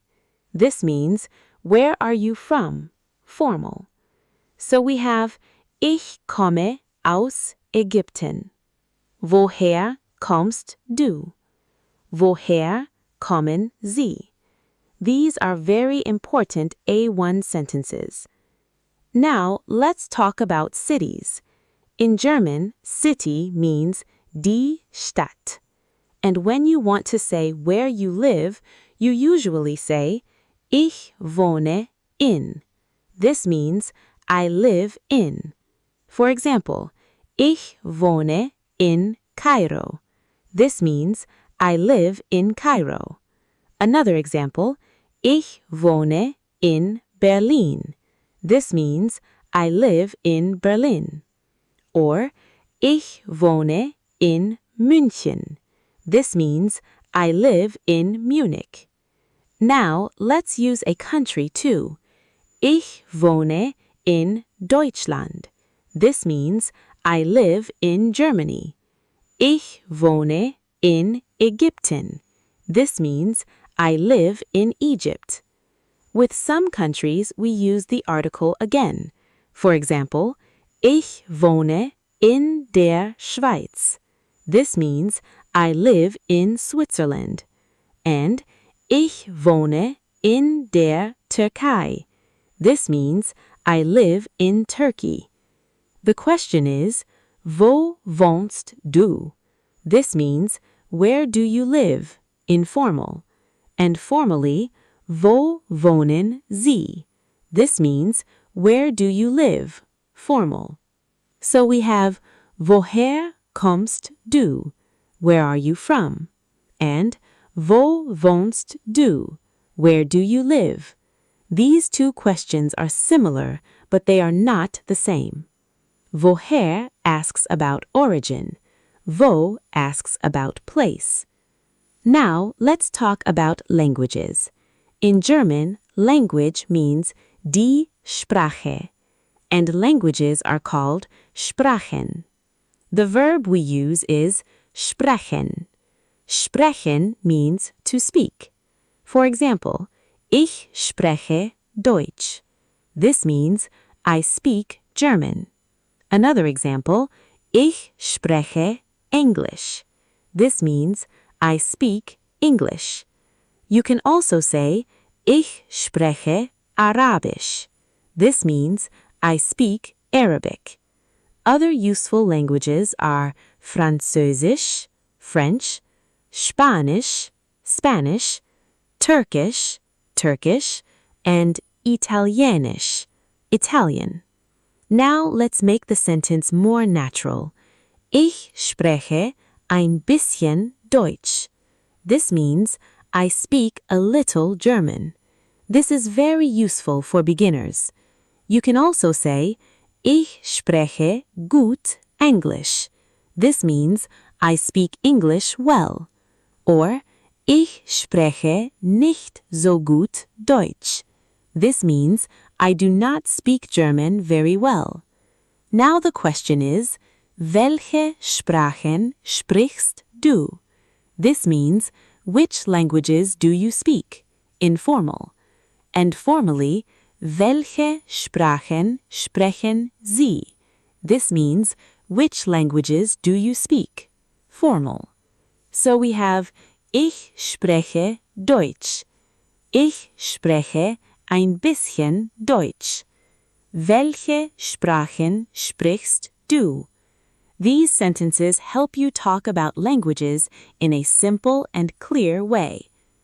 Great! Now let's put countries, cities, nationalities, and languages together. First, listen and repeat. Ich komme aus Ägypten. I am from Egypt. Ich wohne in Cairo. I live in Cairo. Ich spreche Arabisch. I speak Arabic. Ich spreche ein bisschen Deutsch. I speak a little German. Now another example. Ich komme aus Deutschland. I am from Germany. Ich wohne in Berlin. I live in Berlin. Ich spreche Deutsch. I speak German. Now let's talk about nationality. In German, you can say, Ich bin Ägypter. This means, I am Egyptian. If the speaker is female, we say, Ich bin Ägypterin. This means, I am Egyptian, female. You can also say, Ich bin Deutsche. This means, I am German, male. And Ich bin Deutsche. This means, I am German, female. At A1 level, it is also very common and very safe to say, Ich komme aus. For example, Ich komme aus Ägypten, or Ich komme aus Deutschland. Now let's practice a simple introduction. Hallo, ich heiße Omar. Ich komme aus Ägypten. Ich wohne in Kairo. Ich spreche Arabisch und ein bisschen Deutsch. This means, hello, my name is Omar. I am from Egypt. I live in Cairo. I speak Arabic and a little German. Very good. Now you can talk about your country, your city, your nationality, and your languages. Next, we will continue with German nouns and articles. We will learn der, die, and das. These small words are very important in German A1. So let's continue step by step. Great. Now that we can talk about countries, cities, nationalities, and languages, we can learn something very practical for real life. Today we will learn numbers, phone numbers, email addresses, and spelling names. These things are very important at A1 level because you need them in many daily situations. For example, when you register for a course, book an appointment, fill in a form, or introduce yourself more clearly. You may need to say your phone number, your email address, or how to spell your name. In German, we will use simple sentences like Meine Telefonnummer ist, my phone number is, and Meine E-Mail-Adresse ist, my email address is. We will also learn questions like Wie ist deine Telefonnummer? What is your phone number? Informal. And Wie ist Ihre Telefonnummer? What is your phone number? Formal. And Wie schreibt man das? How do you spell that? So today we will practice numbers, then phone numbers, then email addresses, and finally spelling names letter by letter. Let's go slowly, clearly, and step by step. Let's start with numbers. Numbers are very important in German, especially for phone numbers, addresses, prices, times, and dates. First, let's practice the basic numbers from 0 to 10. 0, 0, 1, 1, 2, 2, 3, 4, 4, 5, 5, 6, 6, 7, 7, 8, 8, 9, 9, 10, 10. Now let's continue from 11 to 20. 11, 11, 12, 12, 13, 13, 14, 14, 15, 15, 16, 16, 17, 17, 18, 18, 19, 19, and 20, 20. Good. Now listen again to some very useful numbers. 0, 1, 2, 3, 4, 5, 6, 7, 8, 9, 10. Very good. At A1 level, you do not need to speak fast. Say the numbers slowly and clearly. This will help you when you give your phone number. Now, let's use numbers with phone numbers. In German, phone number means die Telefonnummer. To ask someone for their phone number, we can say, Wie ist deine Telefonnummer? What is your phone number? Informal. And in a polite situation, we can say, Wie ist Ihre Telefonnummer? What is your phone number? Formal. To answer, we say, Meine Telefonnummer ist. My phone number is. For example, Meine Telefonnummer ist 015 23 45 67. My phone number is 015 23 45 67. When you say a phone number in German, say it slowly, digit by digit. Do not rush. For example, 0, 1, 5, 2, 3, 4, 5, 6, 7. Now, let's practice. Wie ist deine Telefonnummer? What is your phone number? Meine Telefonnummer ist 015 23 45 67. My phone number is 015 23 45 67. If you don't understand, you can say bitte langsam, please slowly. You can also say kannst du das wiederholen? Can you repeat that? Informal. And können Sie das bitte wiederholen? Can you please repeat that? Formal. These sentences are very useful in real conversations. Now, let's talk about email addresses. In German, email address means die E-Mail-Adresse. To ask someone for their email address, we can say, Wie ist deine E-Mail-Adresse? What is your email address? Informal. And Wie ist Ihre E-Mail-Adresse? What is your email address? Formal. To answer, we say, Meine E-Mail-Adresse ist. My email address is, for example, Meine E-Mail-Adresse ist omar.ali@mail.com.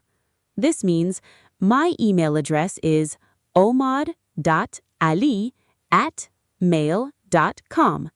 In German, for the dot, we usually say Punkt. Punkt means dot. For the at symbol, many people say at. So, omar.ali@mail.com. Now, let's practice another example. Meine E-Mail-Adresse ist anna.müller@gmail.com.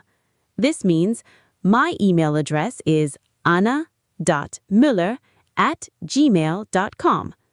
If someone does not understand, they may ask, Wie schreibt man das? How do you spell that? Or, Kannst du das bitte buchstabieren? Can you please spell that? Informal. And Können Sie das bitte buchstabieren? Can you please spell that? Formal. So remember, email adresse means email address, Punkt means dot, and buchstabieren means to spell. Great! Now let's practice spelling names and information letter by letter. In German, to spell means buchstabieren. If someone asks, Wie schreibt man das? How do you spell that? You can answer, Ich buchstabiere. I will spell it. For example, Omar. O-M-A-R. Ich heiße Omar. My name is Omar. Ich buchstabiere O-M-A-R. Now let's try Anna. A-N-N-A. Ich heiße Anna. My name is Anna. Ich buchstabiere A-N-N-A. Now let's try a name with an umlaut. Müller. M-U-Umlaut. L-L-E-R. You can say Müller.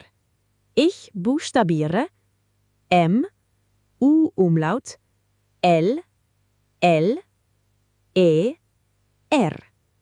Very good. Now let's put everything together. Listen first, then repeat slowly. Hallo, ich heiße Omar. My name is Omar.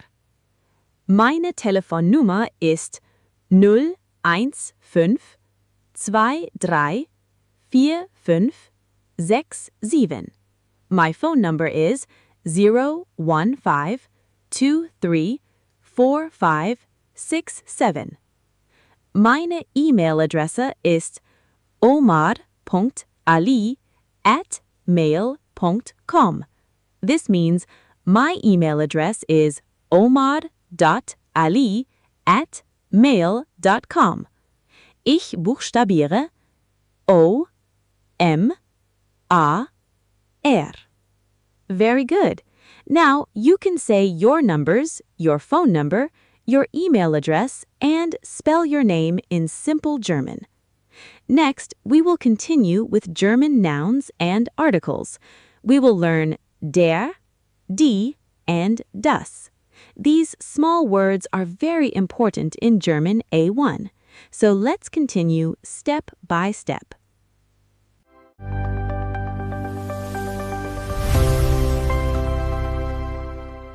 Great. Now that we can say numbers, phone numbers, email addresses, and spell names, we need something very important for learning German in real life. Today, we will learn classroom phrases and survival German. Survival German means simple German sentences that help you when you do not understand, when you need help, or when you want someone to repeat something. This is very important at A1 level because in class, in an exam, or in a real conversation, you may not understand everything, and that is completely normal. So, today, we will learn useful phrases like Ich verstehe nicht. This means I do not understand.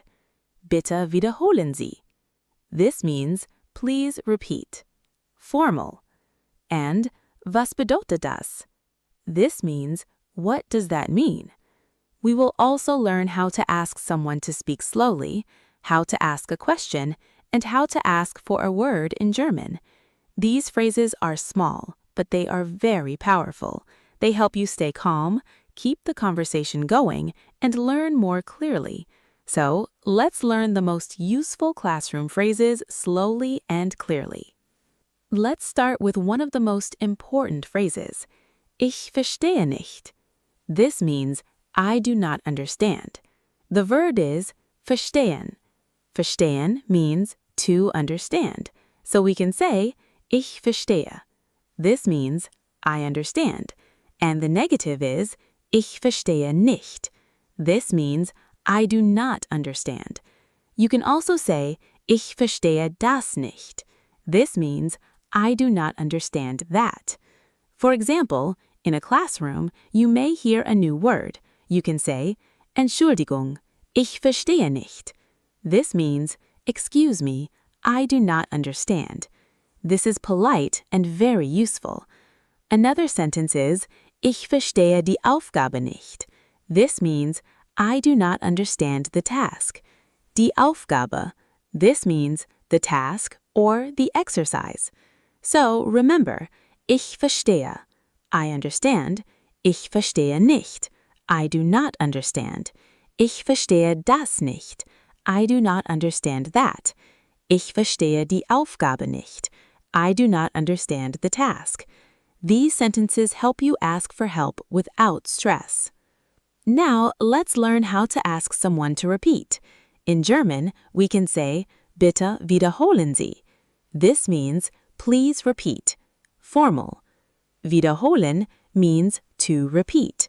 If you want to be more complete, you can say, Können Sie das bitte wiederholen? This means, can you please repeat that? Formal. This is very polite and very useful with a teacher, a stranger, or in an office.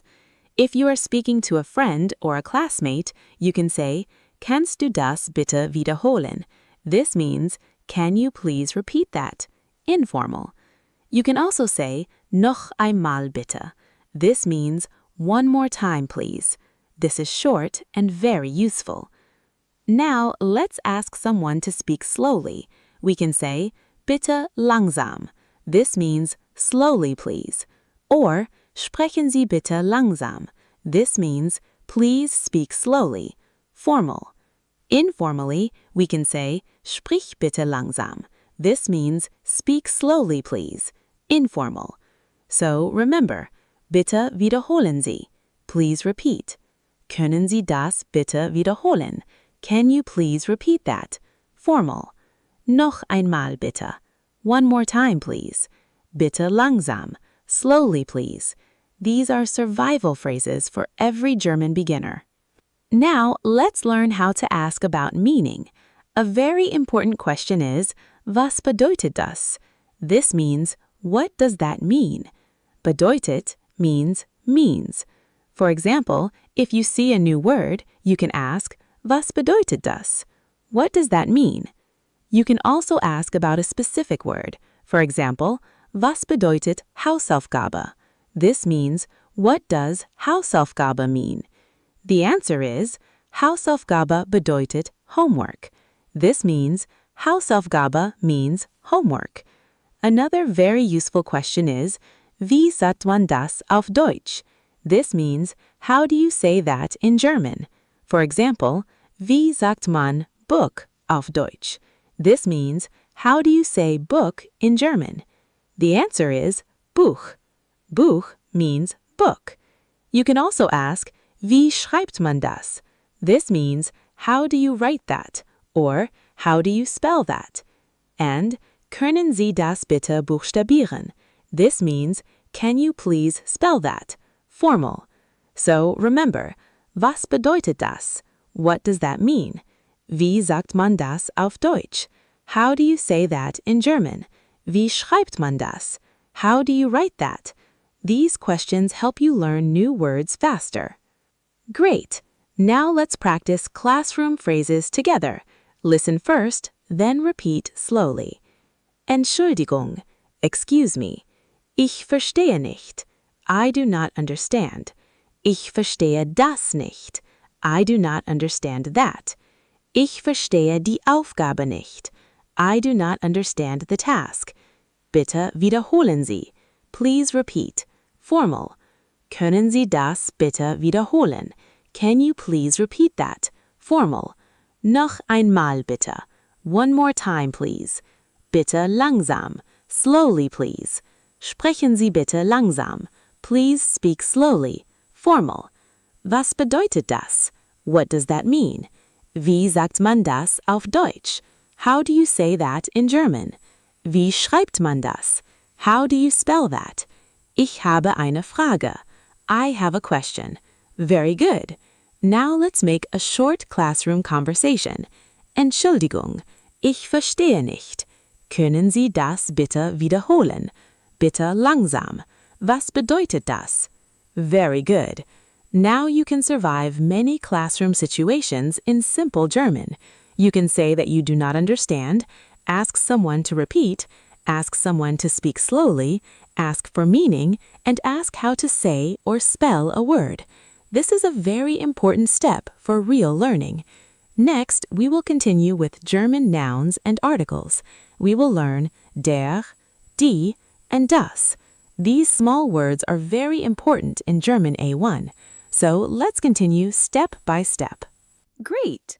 Now that we have learned many useful German phrases for real communication, we can start a very important part of German grammar.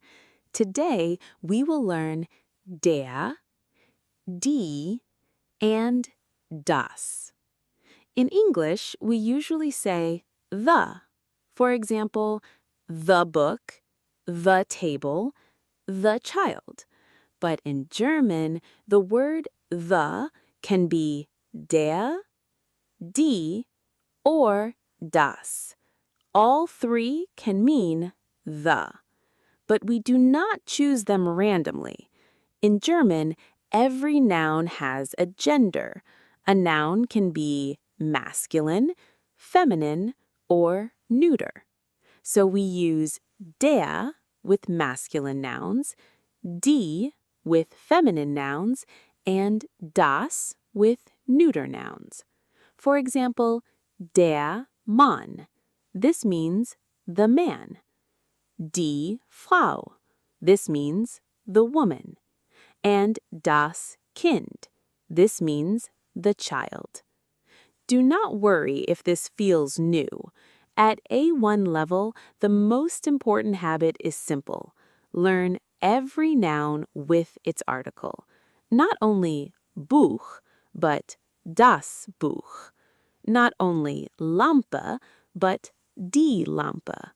So today, we will learn der, die, and das slowly and clearly with simple examples.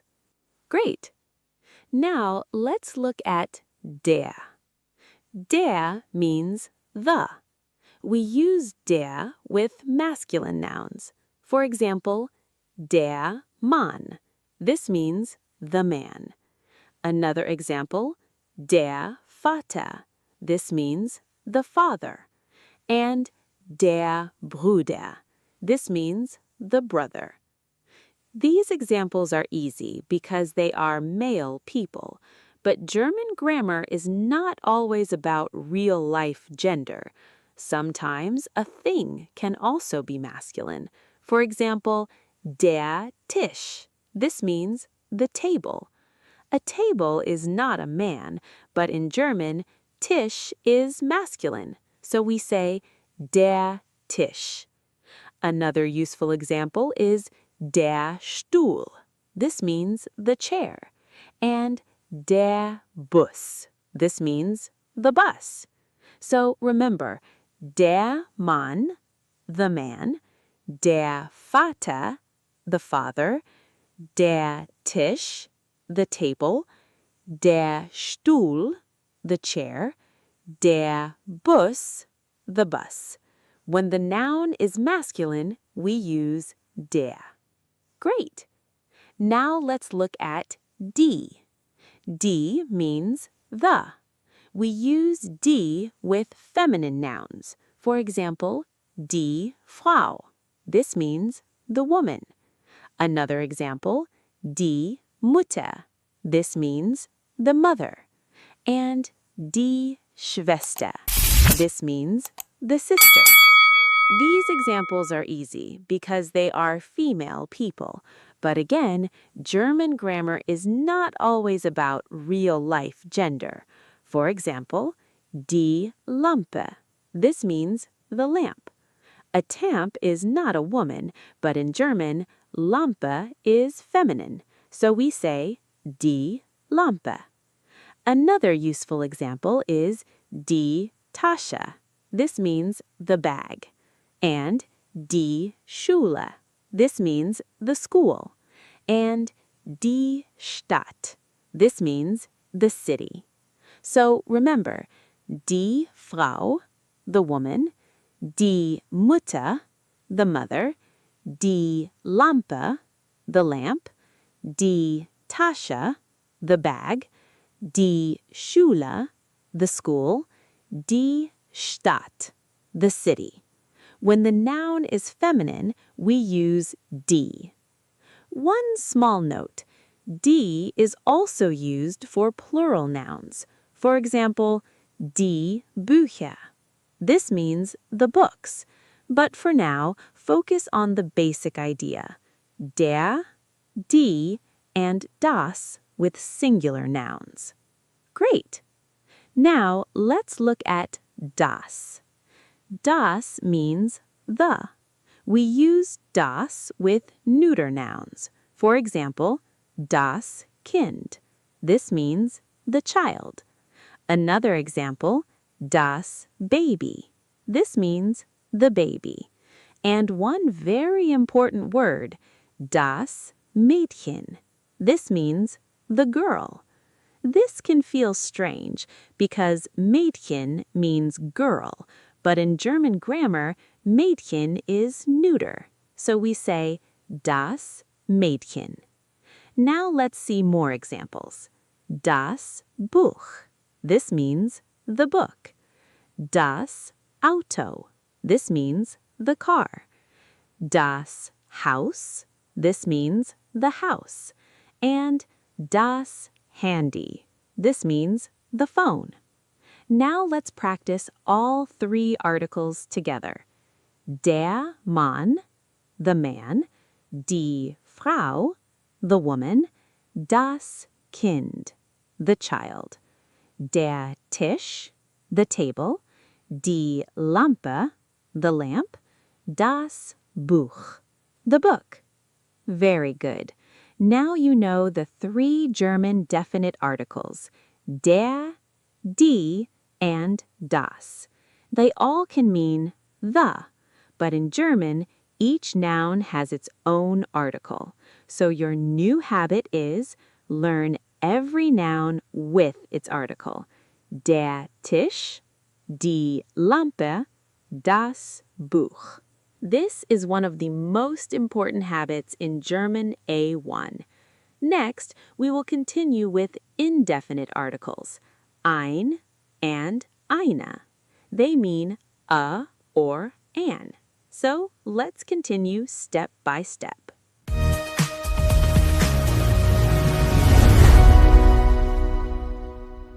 Great! Now that we know the German definite articles, der, die, and das, we can learn another very important group of small words. Today, we will learn ein, eine, and ein. In English, we use a or an. For example, a book, a table, an apple. In German, we also use words like this, but the word changes depending on the gender of the noun. So we say ein with masculine nouns, eine with feminine nouns, and ein with neuter nouns. For example, ein Mann. This means a man. Eine Frau. This means a woman. Ein Kind. This means a child. So the idea is simple. Der becomes ein.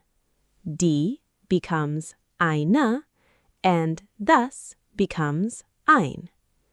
Do not worry if this feels new.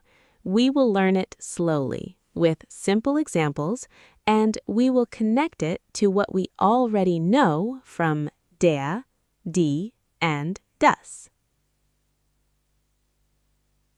Let's start with the basic connection. We already know der Mann. This means the man. Now, if we want to say a man, we say ein Mann. So, der Mann becomes ein Mann.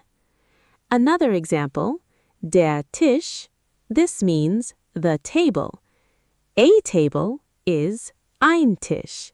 So, for masculine nouns, we use ein. Now look at feminine nouns. We already know die Frau. This means the woman. A woman is eine Frau.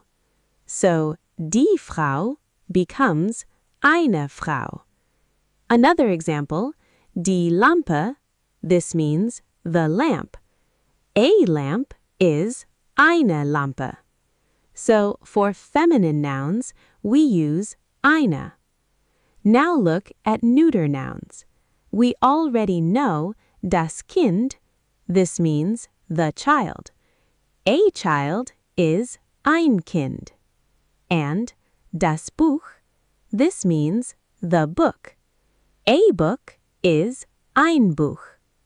So remember, der becomes ein. Die becomes eine, and das becomes ein. Now let's practice ein with masculine nouns. Ein means a or an. We use ein with masculine nouns. For example, ein Mann. This means a man. Another example, ein Vater. This means a father. And ein Bruder. This means a brother. Now let's use things too. Der Tisch. This means the table. So we say ein Tisch. This means a table. Der Stuhl. This means the chair. So we say ein Stuhl. This means a chair. Der Bus. This means the bus. So we say ein Bus. This means a bus. Now let's make simple A1 sentences. Das ist ein Mann. This means that is a man. Das ist ein Tisch. This means that is a table. Das ist ein Bus. This means that is a bus. So remember, for masculine nouns, we use ein. Now let's practice eine with feminine nouns. Eine means a or an. We use eine with feminine nouns. For example, eine Frau. This means a woman. Another example, eine Mutter. This means a mother. And eine Schwester. This means a sister. Now let's use things too. Die Lampe. This means the lamp. So we say eine Lampe. This means a lamp. Die Tasche. This means the bag. So we say eine Tasche. this means a bag. Die Schule, this means the school, so we say eine Schule, this means a school, and die Stadt, this means the city, so we say eine Stadt, this means a city. Now let's make simple A1 sentences. Das ist eine Frau. This means that is a woman. Das ist eine Lampe. This means that is a lamp. Das ist eine Tasche. This means that is a bag. So remember, for feminine nouns, we use eine. Great! Now let's practice ein with neuter nouns. Yes, we use ein again. For neuter nouns, we also use ein. For example, ein Kind, this means a child. Another example, ein Baby, this means a baby. And remember, das Mädchen, this means the girl, so we say ein Mädchen, this means a girl. Now let's use things too. Das Buch, this means the book, so we say ein Buch, this means a book. Das Auto, this means the car, so we say ein Auto, this means a car. And das Haus, this means the house, so we say ein Haus. Now let's practice all three together. Der Mann, ein Mann. The man, a man. Die Frau, eine Frau. The woman, a woman. Das Kind, ein Kind. The child, a child. Der Tisch, ein Tisch. The table, a table. Die Lampe, eine Lampe. The lamp, a lamp. Das Buch, ein Buch. The book, a book. Very good! Now you know the basic indefinite articles, ein, eine, and ein. They mean a or an. The most important rule is masculine, ein, feminine, eine, neuter, ein. And the best habit is still the same. Learn every noun with its article. Der Tisch, ein Tisch. Die Lampe, eine Lampe. Das Buch, ein Buch. Next, we will continue with negative articles, kein and keine. They help us say not a or no. So let's continue step by step. Great! Now that we have learned many useful German phrases for real communication, we can start a very important part of German grammar. Today, we will learn der, die, das, and also ein, eine, ein. We need to understand German nouns a little more clearly. Today, we will talk about nouns, gender, and plural forms. In German, a noun is a word for a person, a thing, a place, or an idea. For example, Mann, Frau, Kind, Buch, Stadt, Sprache. These are nouns, and in German, nouns are very important because every noun has three things you should notice. First, German nouns start with a capital letter. Second, German nouns usually have an article. For example, der Mann, die Frau, das Kind.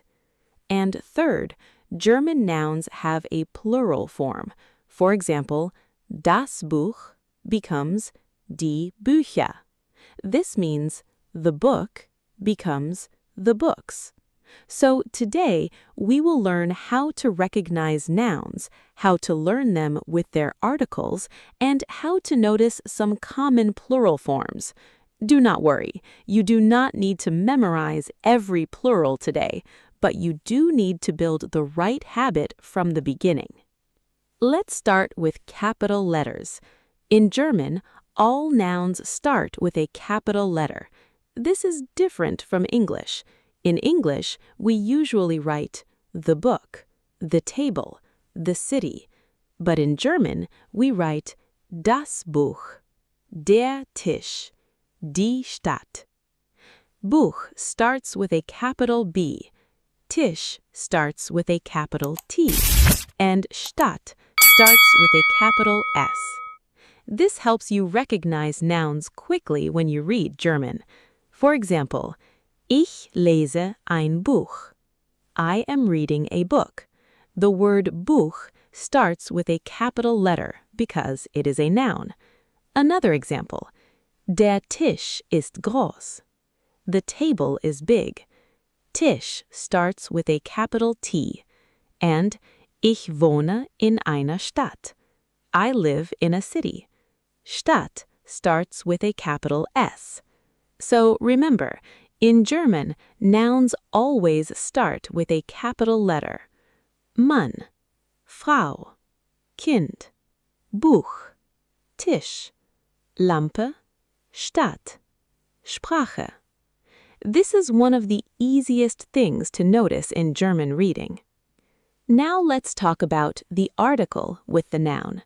In German, do not learn a noun alone. Learn the noun with its article. For example, do not learn only Tisch. Learn der Tisch. This means the table.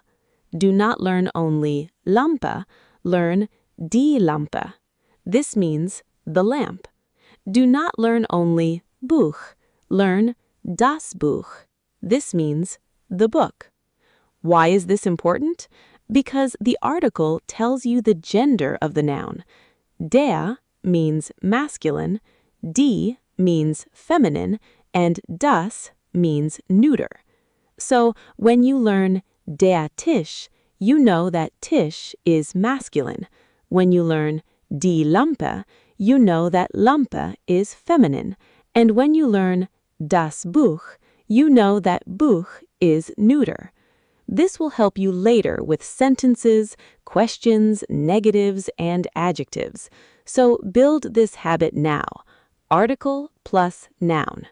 Der Mann, die Frau, das Kind, der Tisch, die Lampe, das Buch.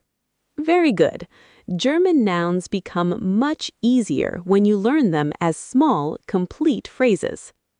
Now let's talk about plural forms. Plural means more than one. In English, we often add s. For example, book, books. But in German, plural forms can change in different ways. There is not only one rule. For example, das Buch becomes die Bücher. This means the book becomes the books. Notice two things. First, in the plural, the article is usually die. Second, the word itself can change. Now let's see some common plural examples. Der Tisch, the table. Die Tische, the tables. Here we add a. Die Lampe, the lamp. Die Lampen, the lamps. Here we add n. And das Auto, the car. Die Autos, the cars. Here we add s. And die Stadt, the city. Die Städte, the cities. Here the vowel changes too. So remember, German plural forms can look different. Sometimes we add a, n, en, er, or s, and sometimes the vowel changes. At A1 level, do not panic. Just learn the singular and the plural together when you meet a new noun. Great! Now let's practice nouns, articles, and plural forms together. Listen first, then repeat slowly. Der Mann, the man. Die Männer, the men. Die Frau, the woman. die Frauen, the women. Das Kind, the child. Die Kinder, the children. Der Tisch, the table. Die Tische, the tables. Die Lampe, the lamp. Die Lampen, the lamps. Das Buch, the book. Die Bücher, the books. Das Auto, the car. Die Autos, the cars. Die Stadt, the city. Die Städte, the cities. Very good. Now remember the 3 big ideas from this lesson. First, German nouns start with a capital letter. Second, learn every noun with its article. For example, der Tisch, die Lampe, das Buch. And third, learn the plural form as a new word too. For example, das Buch, die Bücher, der Tisch, die Tische, die Lampe, die Lampen. This habit will make German much easier later. Now you can recognize nouns, notice their gender, and start learning their plural forms. Next, we will continue with negative articles, kein and keine. They help us say not a or no. So let's continue step by step.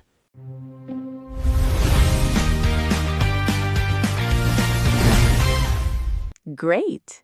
Now that we understand German nouns, articles, gender, and plural forms, we can start learning how nouns work inside a sentence. Today, we will learn Nominativ. In German, Nominativ is the case we usually use for the subject of the sentence. Do not worry if the word case sounds difficult. At A1 level, think of it like this. The subject is the person or thing doing the action. For example, der Mann liest. This means the man is reading. Who is reading? Der Mann. So, der Mann is the subject. Another example. Die Frau trinkt Wasser. This means the woman drinks water. Who drinks water? Die Frau. So, die Frau is the subject. And das Kind spielt. This means the child is playing. Who is playing? Das Kind. So, das Kind is the subject. Today, we will learn how to recognize the subject and how articles look in the nominative. We will go slowly, with simple examples, and we will keep it clear. Let's start with the basic idea. The subject answers who or what does the action. For example, der Lehrer spricht. This means the teacher speaks. Who speaks? Der Lehrer. So, der Lehrer is the subject. Another example. Die Lampe ist neu. This means the lamp is new. What is new? Die Lampe. So, die Lampe is the subject. And das Buch ist interessant. This means the book is interesting. What is interesting? Das Buch. So, das Buch is the subject. The subject is very important because in German, the verb changes depending on the subject. For example, ich lerne, I learn. Du lernst, you learn. Der Mann lernt, the man learns. Die Frau lernt, the woman learns. So, remember, the subject is who or what the sentence is about. And in German, the subject is usually in the nominative. Now, let's look at definite articles in the nominative. Definite articles mean the. We already know der, die, and das.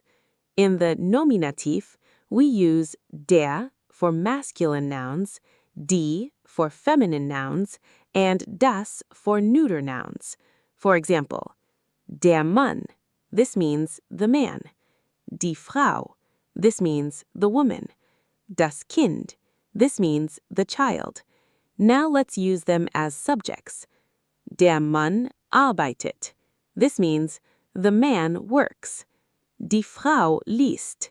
This means the woman reads. Das Kind spielt. This means the child plays. Look carefully. The articles stay der, die, and das, because these nouns are the subject of the sentence. Another example. Der Tisch ist groß.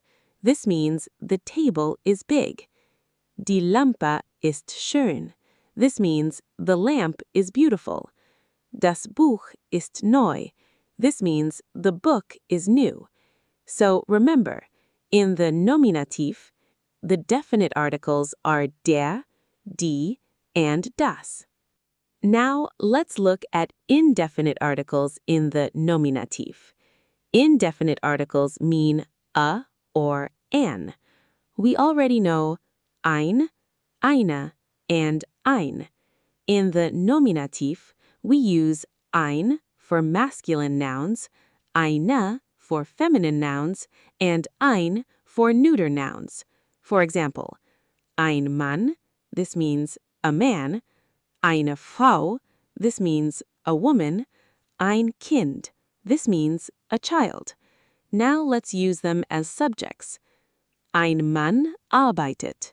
This means a man works. Eine Frau liest. This means a woman reads. Ein Kind spielt. This means a child plays. Again, these nouns are the subject, so they are in the nominative. Let's try more examples. Ein Tisch ist groß. This means a table is big. Eine Lampe ist schön. This means a lamp is beautiful. Ein Buch ist neu. This means a book is new. So remember, in the nominative, masculine, ein, feminine, eine, and neuter, ein. And the noun is doing something or the sentence is talking about it. Great! Now let's practice nominative subjects together. Listen first, then repeat slowly. Der Mann arbeitet.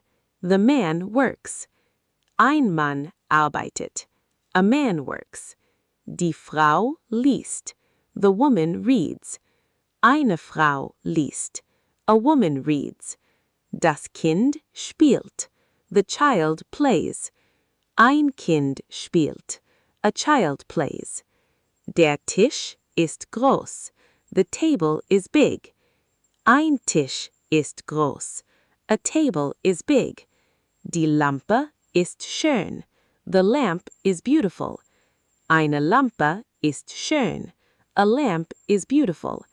Das Buch ist neu. The book is new. Ein Buch ist neu. This means a book is new. Very good. Now remember the big idea. Nominative is used for the subject of the sentence. The subject answers, who does the action, or what is the sentence about? In the nominative, we use der, die, das, and also ein, eine, ein. So when you see a simple German sentence, look for the subject. Ask yourself, who is doing the action? That noun is usually in the nominative. Next, we will continue with the accusative. We will learn what happens when a noun is not the subject, but the object of the sentence. So let's continue step by step. Great! Now that we know the nominative and we can recognize the subject of a sentence, we can make our German sentences more useful. Today, we will learn basic adjectives after the verb sein.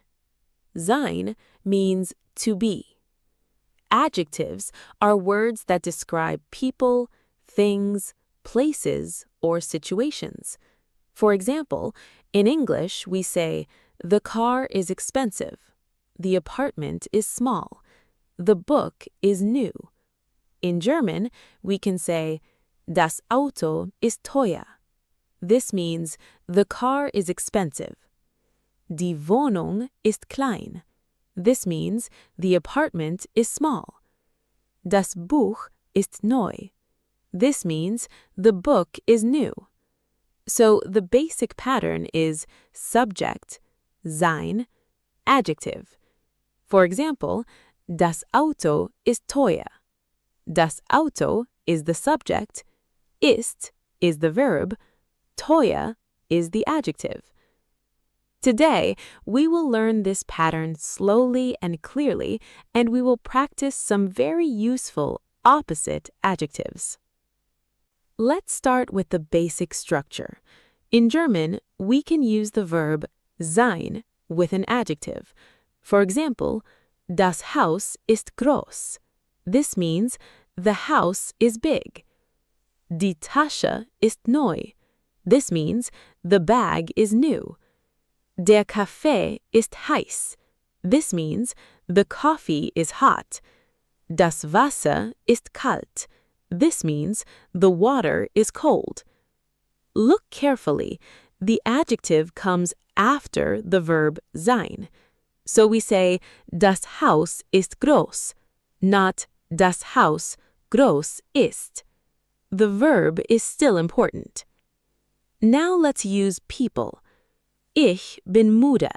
This means I am tired. Du bist freundlich. This means you are friendly. Er ist krank. This means he is sick. Sie ist nett. This means she is nice. Wir sind bereit. This means we are ready. So remember, with sein, we can describe people and things. The pattern is simple.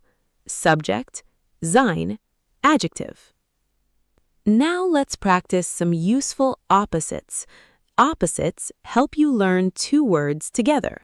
The first pair is groß and klein. Groß means big, klein means small. For example, das Haus ist groß. This means the house is big. Die Wohnung ist klein. This means the apartment is small. Now we have another pair, neu and alt. Neu means new, alt means old. For example, die Tasche ist neu. This means the bag is new. Der Tisch ist alt. This means the table is old. Now we have teuer and billig. Teuer means expensive. Billig means cheap. For example, das Auto ist teuer. This means the car is expensive. Das Handy ist billig. This means the phone is cheap. So remember, groß and klein, neu and alt, teuer and billig. These adjectives are very common in German A1. Now let's learn more useful adjectives after sein. The next pair is gut and schlecht. Gut means good, schlecht means bad. For example, das Essen ist gut. This means the food is good. Der Film ist schlecht. This means the movie is bad. Now we have schnell and langsam. Schnell means fast, langsam means slow. For example, der Bus ist schnell. This means the bus is fast. Das Auto ist langsam. This means the car is slow. Now we have another useful pair, warm and kalt. Warm means warm, kalt means cold. For example, das Zimmer ist warm. This means the room is warm. Das Wasser ist kalt. This means the water is cold. These words are useful because they help you describe everyday things. You can talk about food, weather, rooms, cars, people, and places. So remember, gut and schlecht, schnell and langsam, warm, and kalt. Great! Now let's practice basic adjectives after sein. Listen first, then repeat slowly. Das Auto ist teuer. Das Handy ist billig. Die Wohnung ist klein. Das Haus ist groß. Die Tasche ist neu. Der Tisch ist alt. Das Essen ist gut. Der Film ist schlecht. Der Bus ist schnell. Das Auto ist langsam. Das Zimmer ist warm. Das Wasser ist kalt. Very good. Now remember the main idea. After the verb sein, we can use an adjective to describe the subject. For example, das Auto ist teuer. Die Wohnung ist klein. Ich bin müde. Wir sind bereit. This pattern is very useful for A1 German. You can now describe people, things, places, and situations with simple adjectives. Next, we will continue with the accusative. We will learn what happens when a noun is not the subject, but the object of the sentence. So let's continue step by step.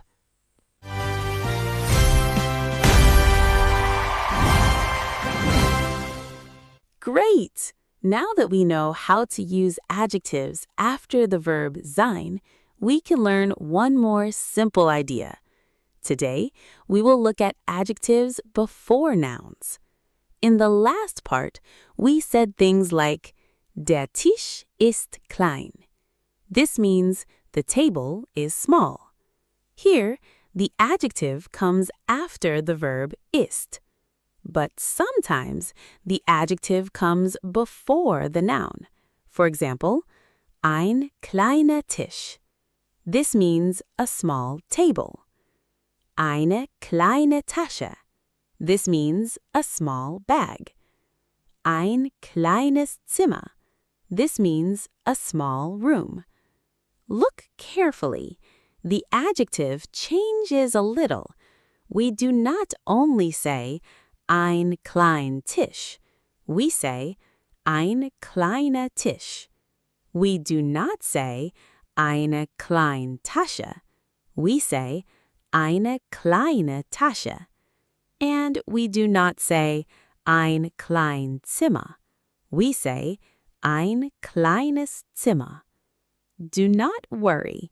Today, we will keep this very simple. We will only learn the basic idea.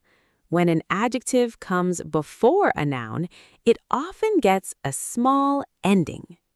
Let's compare two ideas. First, adjective after sein. For example, der Tisch ist klein. This means the table is small. Here, klein comes after ist, so the adjective stays simple, klein. Now look at ein kleiner Tisch.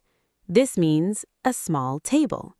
Here, klein comes before the noun Tisch, so it changes to kleiner. Another example, die Tasche ist klein. This means the bag is small. But before the noun, we say eine kleine Tasche. This means a small bag. And das Zimmer ist klein. This means the room is small. But before the noun, we say ein kleines Zimmer. This means a small room. So remember, after sein, klein. Before a noun, kleiner, kleine, or kleines.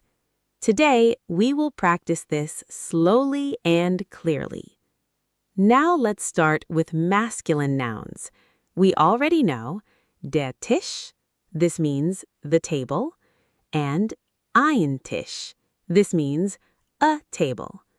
Now we want to say a small table. In German, we say ein kleiner Tisch. This means a small table. The adjective is klein, but before a masculine noun with ein, it becomes kleiner. So, ein kleiner Tisch.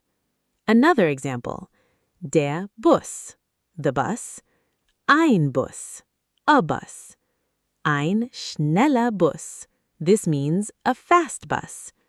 And der Kaffee, the coffee, ein Kaffee, a coffee. Ein heißer Kaffee, this means a hot coffee. So remember, with masculine nouns, we can say ein kleiner Tisch, a small table, ein schneller Bus, a fast bus, ein heißer Kaffee. The adjective gets er. Now let's look at feminine nouns. We already know die Tasche, this means the bag, and eine Tasche, this means a bag. Now we want to say a small bag. In German, we say eine kleine Tasche. This means a small bag. The adjective is klein, but before a feminine noun with eine, it becomes kleine. So, eine kleine Tasche. Another example, die Lampe, the lamp, eine Lampe, a lamp. Eine neue Lampe, this means a new lamp. And die Wohnung, the apartment, eine Wohnung, an apartment. Eine kleine Wohnung, this means a small apartment.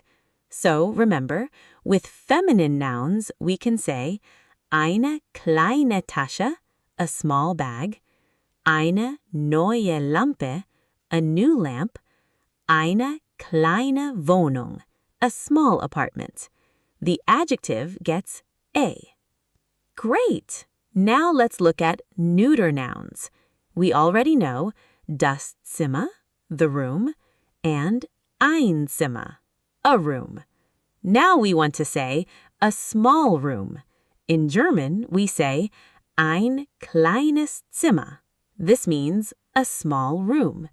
The adjective is klein, but before a neuter noun with ein, it becomes kleines. So, ein kleines Zimmer. Another example, das Buch, the book, ein Buch, a book. Ein neues Buch. This means a new book. And das Auto, the car, ein Auto, a car. Ein teures Auto. This means an expensive car. Now let's practice all three together. Ein kleiner Tisch, a small table. Eine kleine Tasche, a small bag. Ein kleines Zimmer, a small room. Ein schneller Bus, a fast bus. Eine neue Lampe, a new lamp. Ein neues Buch, a new book. Very good. Now remember the simple beginner rule. When the adjective comes after sein, it stays simple. Der Tisch ist klein. But when the adjective comes before the noun, it gets an ending. Ein kleiner Tisch, eine kleine Tasche, ein kleines Zimmer. At A1 level, start by learning these patterns as useful phrases. Next, we will continue with the accusative. We will learn what happens when a noun is the object of the sentence. So let's continue step by step. Great.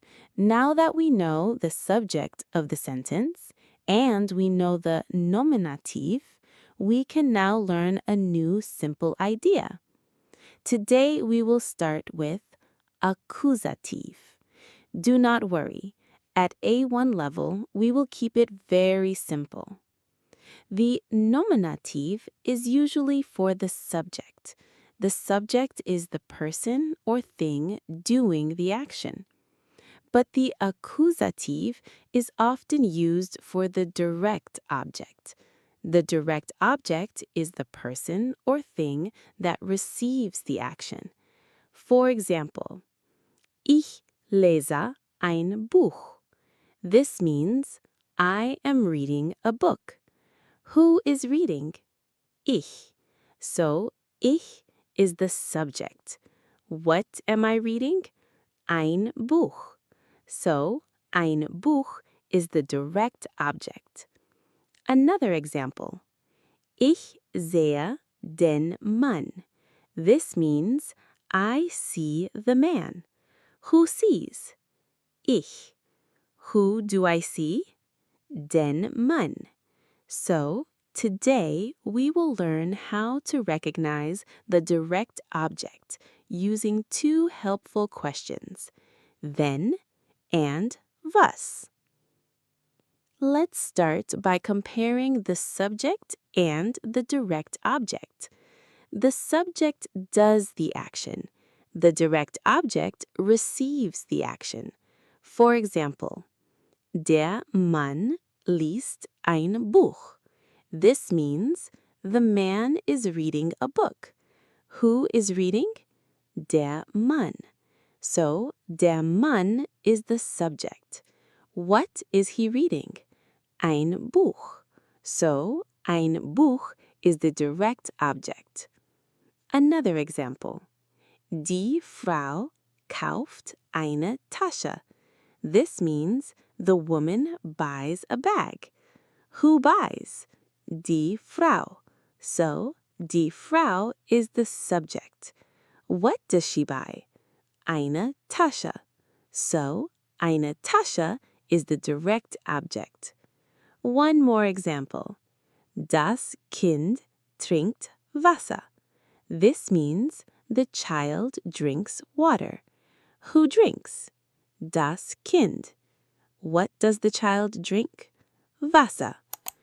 So, remember, the subject answers, who does the action?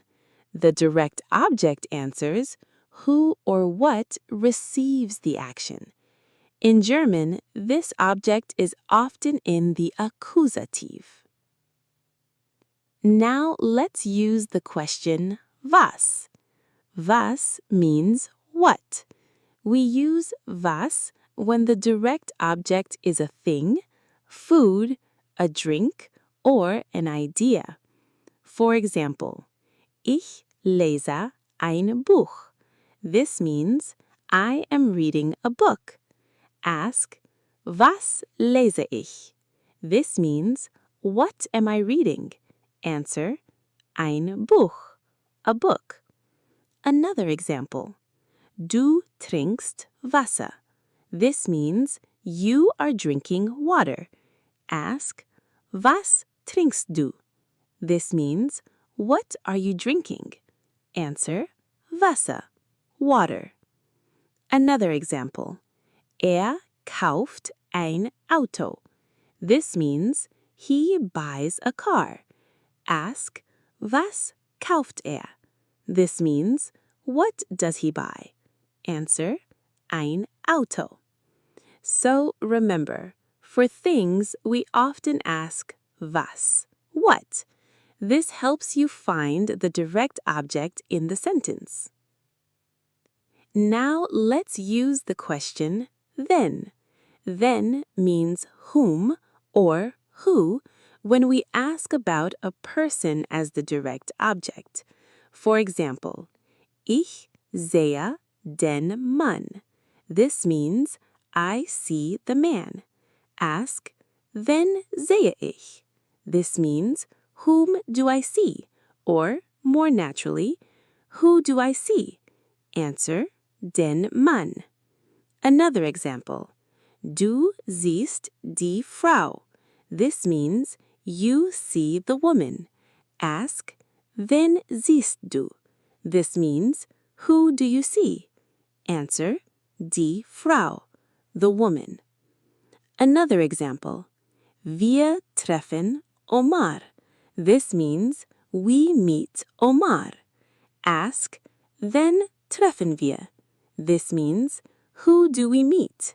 Answer, Omar. So remember, for people we often ask wen, who. For things we often ask was, what. These two questions help you recognize the direct object in German. Great! Now let's practice the basic idea of accusative with simple sentences. Listen first, then repeat slowly. Ich lese ein Buch. I am reading a book. Was lese ich? What am I reading? Ein Buch, a book. Du trinkst Wasser. You are drinking water. Was trinkst du? What are you drinking? Wasser, water. Ich sehe den Mann. I see the man. Wen sehe ich? Who do I see?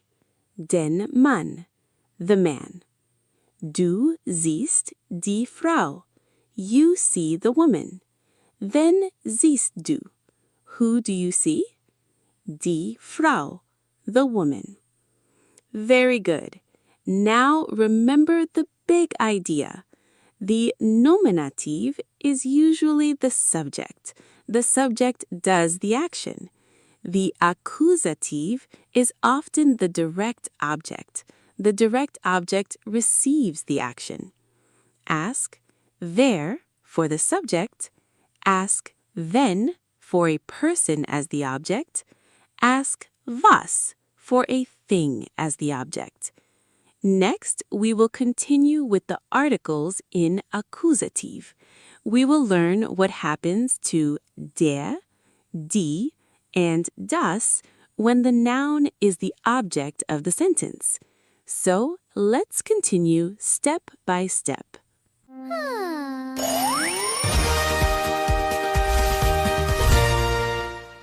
Great.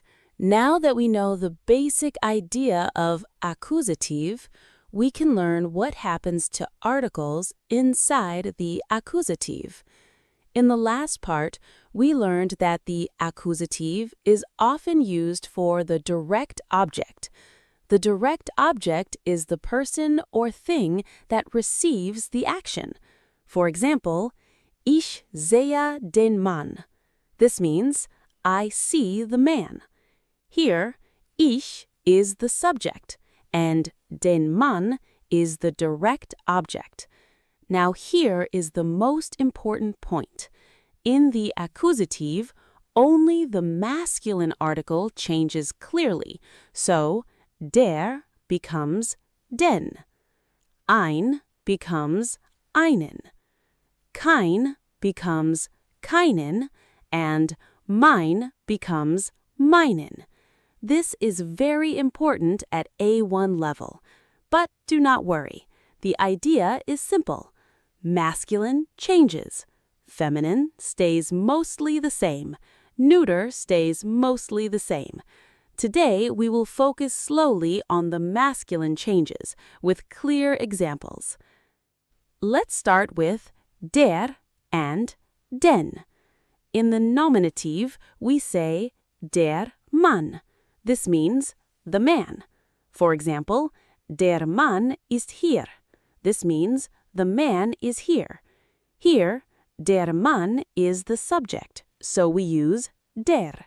But in the accusative, when the man is the direct object, we say den Mann. For example, ich sehe den Mann. This means I see the man. Ask, wen sehe ich? Who do I see? Answer, den Mann. So, der Mann becomes den Mann when he is the direct object. Another example, der Bus means the bus, but ich nehme den Bus. This means I take the bus. So remember, masculine der becomes den in the accusative. Now let's look at ein and einen. In the nominative, we say ein Mann. This means a man. For example, ein Mann ist hier. This means a man is here. Here, ein Mann is the subject, so we use ein. But in the accusative, when the man is the direct object, we say einen Mann. For example, ich sehe einen Mann. This means, I see a man. Ask, wen sehe ich? Who do I see? Answer, einen Mann. So, ein Mann becomes einen Mann when he is the direct object. Another example, ein Kaffee means a coffee, but ich trinke einen Kaffee. This means I am drinking a coffee. And ein Bus means a bus, but ich nehme einen Bus. This means I take a bus. So remember, masculine ein becomes einen in the accusative. Now let's look at kein and keinen. Kein means not a or no. In the nominative, we can say, das ist kein Mann. This means that is not a man. Here, kein Mann is not the direct object. But in the accusative, with a masculine noun, we say keinen Mann. For example, ich sehe keinen Mann. This means I see no man. Or, more naturally, I do not see a man. Ask, wen sehe ich? Who do I see? Answer, keinen Mann. Another example, ich habe keinen Bruder. This means I do not have a brother. And ich habe keinen Stift. This means I do not have a pen. So remember, masculine kein becomes keinen in the accusative. This is very useful when you want to say that you do not have something or you do not see someone. Now let's look at mein and meinen. Mein means my. In the nominative, we can say mein Vater. This means my father. For example, mein Vater ist hier. This means my father is here. Here, mein Vater is the subject, so we use mein. But in the accusative, when the masculine noun is the direct object, we say meinen Vater. For example, ich sehe meinen Vater. This means I see my father. Ask, wen sehe ich? Who do I see? Answer, meinen Vater. Another example, mein Bruder means my brother, but ich treffe meinen Bruder. This means I meet my brother. And mein Bus means my bus, but ich nehme meinen Bus. This means I take a bus. So remember, masculine mein becomes meinen in the accusative.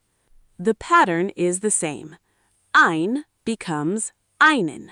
Kein becomes keinen. Mein becomes meinen. Great! Now let's practice the most important accusative article changes together. Listen first, then repeat slowly. Der Mann, the man. Ich sehe den Mann. I see the man. Ein Mann, a man. Ich sehe einen Mann. I see a man. Kein Mann, not a man. Ich sehe keinen Mann. I do not see a man. Mein Vater, my father. Ich sehe meinen Vater. I see my father. Now another quick practice. Ich nehme den Bus. I take the bus. Ich nehme einen Bus. I take a bus. Ich nehme keinen Bus. I do not take a bus. Ich nehme meinen Bus. I take my bus. Very good. Now remember the big rule. In the accusative, masculine articles change. Der becomes den. Ein becomes einen. Kein becomes keinen. And mein becomes meinen. But feminine and neuter articles usually stay the same in this basic A1 pattern. Next, we will continue with more accusative practice and use these articles in simple everyday sentences. So let's continue step by step. Great! Now that we know the basic article changes in the accusative, we can use the accusative with real everyday verbs. Today, we will practice common verbs that often need a direct object. The direct object is the person or thing that receives the action. In German, this object is often in the accusative. Today, we will use these verbs: haben, sehen, kaufen, brauchen, nehmen, and besuchen. Haben means to have. Sehen means to see. Kaufen means to buy. Brauchen means to need. Nehmen means to take. And besuchen means to visit. For example, ich habe einen Stift. This means I have a pen. Ich sehe den Mann. This means I see the man. Ich kaufe eine Tasche. This means I buy a bag. These verbs are very useful in real German conversations, so today we will practice them slowly and clearly with simple accusative examples. Let's start with the verbs haben and brauchen. Haben means to have. For example, ich habe einen Stift. This means I have a pen. Ask, was habe ich? What do I have? Answer, einen Stift. Because Stift is masculine, we say einen Stift in the accusative. Another example, ich habe ein Buch. This means I have a book. Here, Buch is neuter, so ein Buch stays ein Buch. Now look at brauchen. Brauchen means to need. For example, ich brauche einen Termin. This means I need an appointment. Termin is masculine, so we say einen Termin. Another example, ich brauche eine Tasche. This means I need a bag. Tasche is feminine, so it stays eine Tasche. So remember, ich habe einen Stift. Ich habe ein Buch. Ich brauche einen Termin.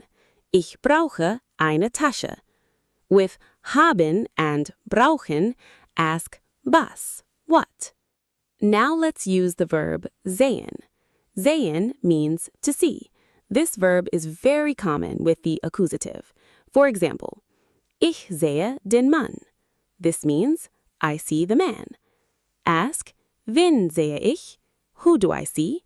Answer, den Mann. In the nominative, we say der Mann, but in the accusative, we say den Mann. Another example, ich sehe einen Bus. This means I see a bus. Bus is masculine, so we say einen Bus. Now look at feminine and neuter examples. Ich sehe die Frau. This means I see the woman. Die Frau stays die Frau. And ich sehe das Auto. This means I see the car. Das Auto also stays. So remember, with sehen, the direct object is what you see. Ich sehe den Mann. Ich sehe einen Bus. Ich sehe die Frau. Ich sehe das Auto. Now let's practice kaufen and nehmen. Kaufen means to buy. For example, ich kaufe einen Kaffee. This means I buy a coffee. Kaffee is masculine, so we say einen Kaffee. Another example, ich kaufe eine Tasche. This means I buy a bag. Tasche is feminine, so it stays eine Tasche. And ich kaufe ein Buch. This means I buy a book. Buch is neuter, so it stays ein Buch. Now let's use the verb nehmen. Nehmen means to take. For example, ich nehme den Bus. This means I take the bus. Der Bus becomes den Bus. Another example, ich nehme ein Taxi. This means I take a taxi. Taxi is neuter, so we say ein Taxi. And ich nehme meine Tasche. This means I take my bag. So remember, kaufen and nehmen often have a direct object. Ask was. What do I buy? What do I take? Now let's use the verb besuchen. Besuchen means to visit. Be careful. In German, besuchen often takes a direct object. For example, ich besuche meinen Bruder. This means I visit my brother. Ask, wen besuche ich? Who do I visit? Answer, meinen Bruder. Bruder is masculine, so mein Bruder becomes meinen Bruder. Another example. Ich besuche meinen Vater. This means I visit my father. Again, Vater is masculine, so we say meinen Vater.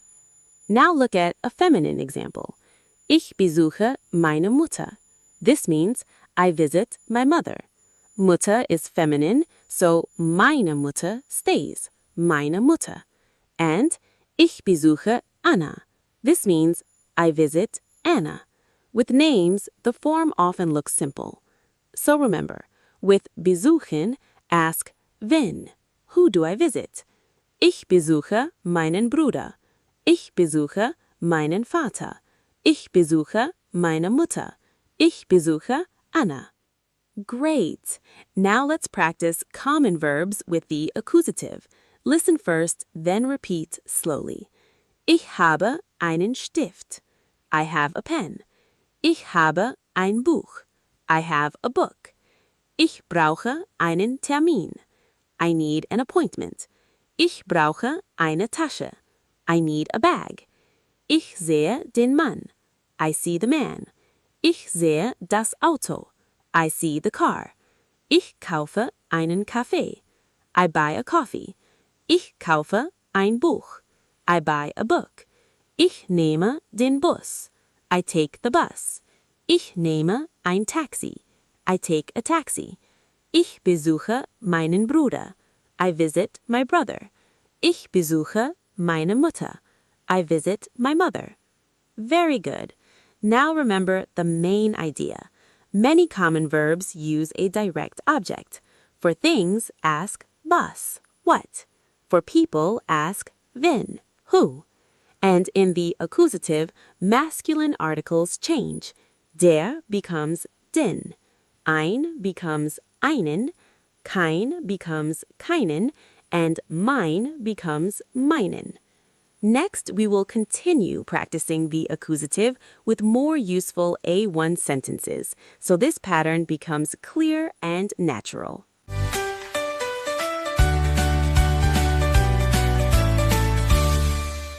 Great!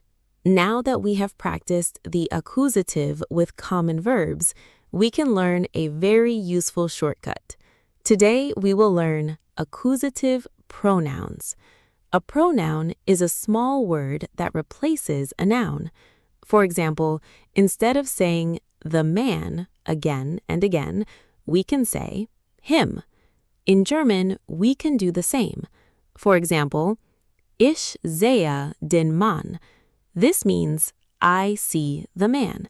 But we can also say ich sehe ihn. This means I see him. So den Mann can become ihn. Today, we will learn these accusative pronouns: mich, dich, ihn, sie, es, uns, euch, and sie. These words are very useful in real conversations because they make sentences shorter and more natural. Do not worry, we will learn them slowly with simple examples and with verbs we already know, like sehen, brauchen, and besuchen. Let's start with mich and dich. Mich means me. It is the accusative form of ich. For example, du siehst mich. This means you see me. Who do you see? Me. so we use mich. Another example. Anna besucht mich. This means Anna visits me. Now let's look at dich. Dich means you in formal. It is the accusative form of du. For example, ich sehe dich. This means I see you. Another example. Ich brauche dich. This means I need you. So remember, ich becomes mich in the accusative, and du becomes dich in the accusative. Now practice slowly. Du siehst mich.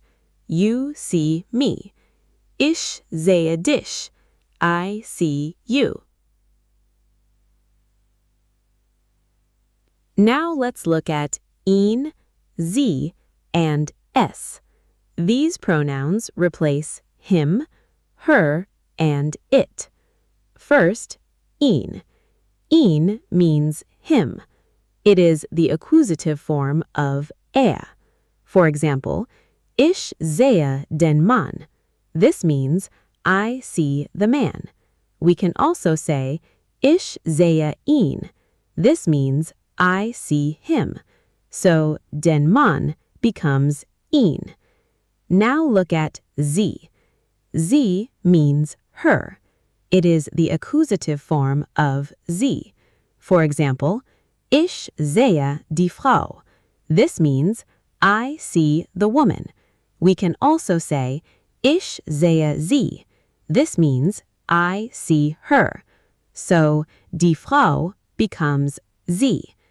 Now look at es. Es means it. For example, ich sehe das Auto. This means I see the car. We can also say ich sehe es. This means I see it. So remember, becomes ihn, sie stays sie, es stays es. Now let's continue with plural and formal pronouns. The first one is uns. Uns means us. It is the accusative form of wir. For example, der Lehrer sieht uns. This means the teacher sees us. Another example, Anna besucht uns. This means Anna visits us. Now look at euch. Euch means you all, informal. It is the accusative form of ihr. For example, ich sehe euch. This means I see you all.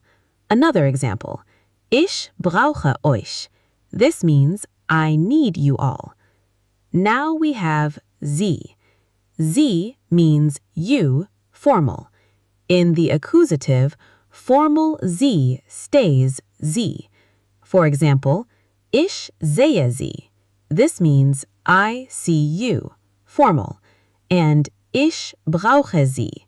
This means I need you, formal.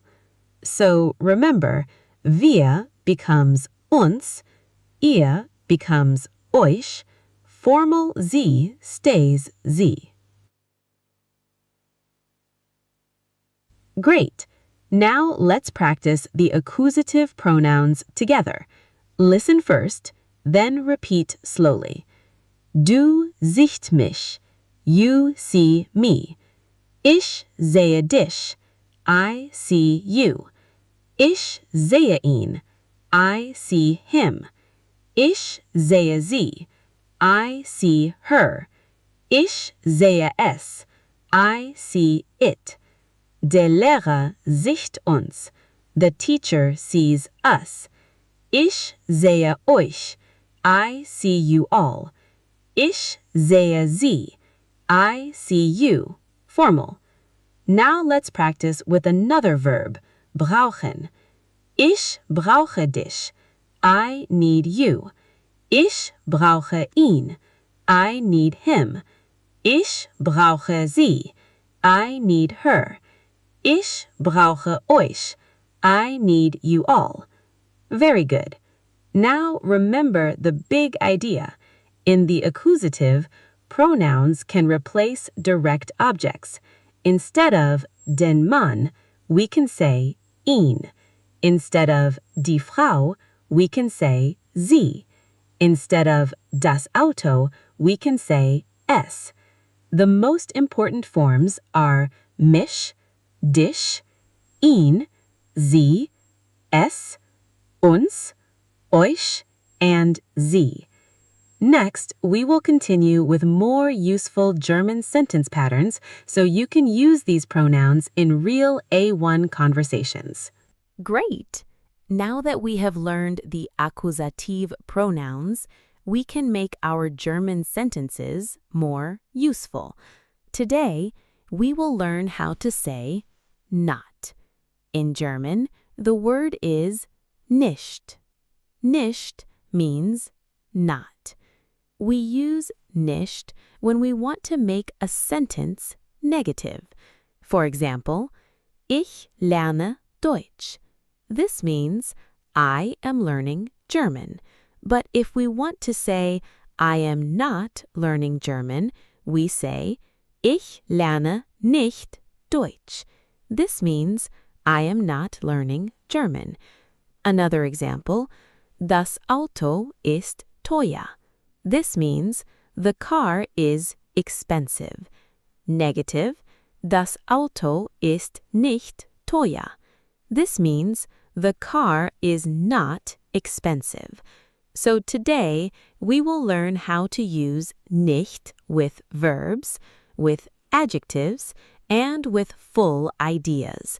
Do not worry, we will keep it simple, clear, and useful for A1 German. Now, let's start with a very simple idea.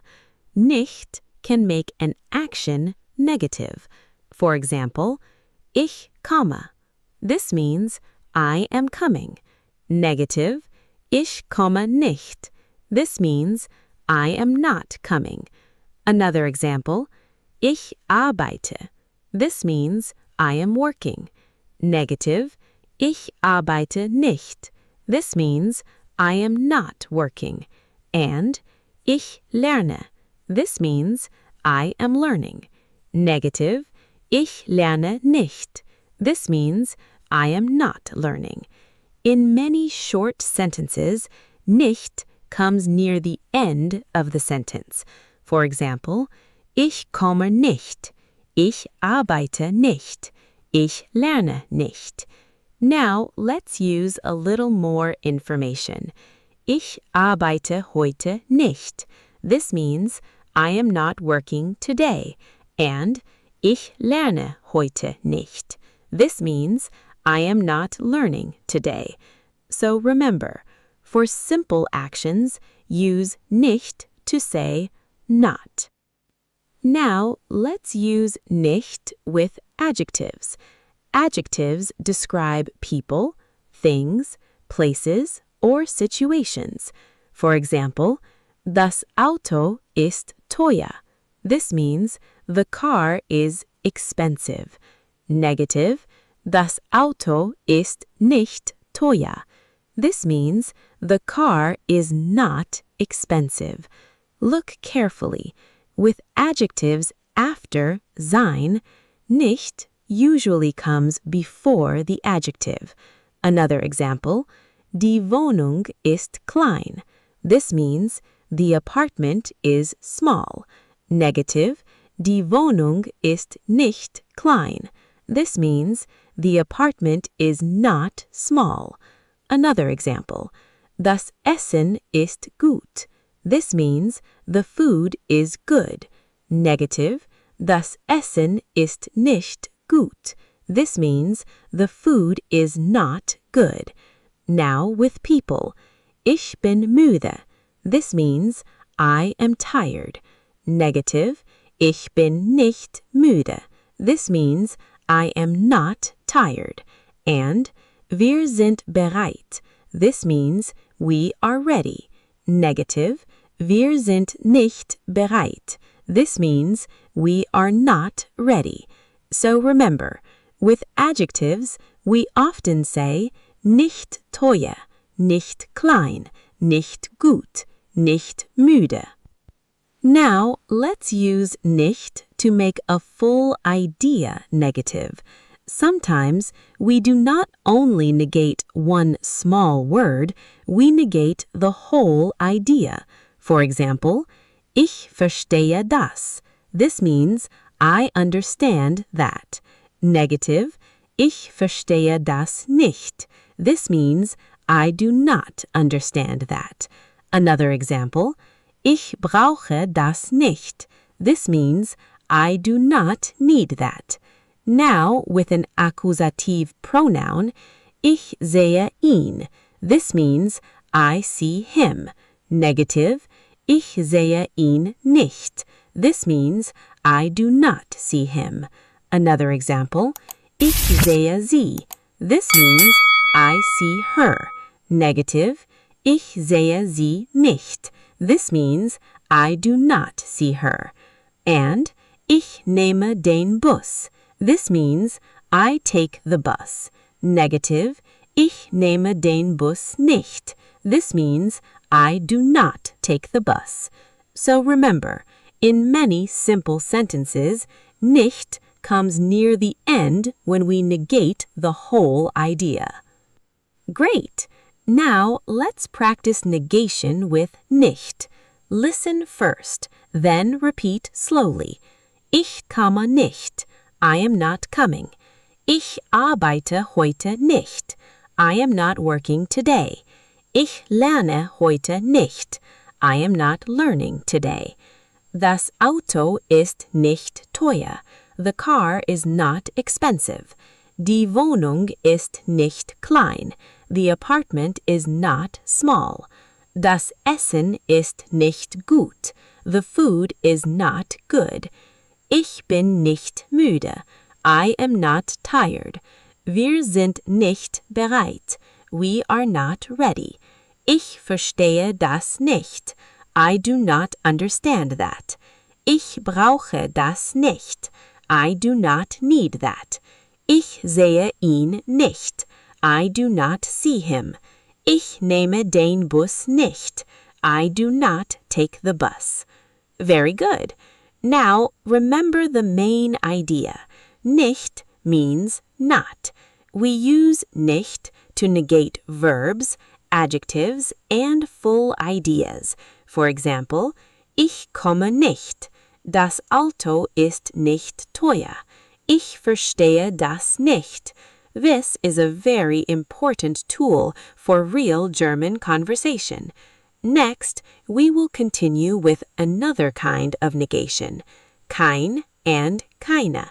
They help us say not a or no with nouns. So let's continue step by step.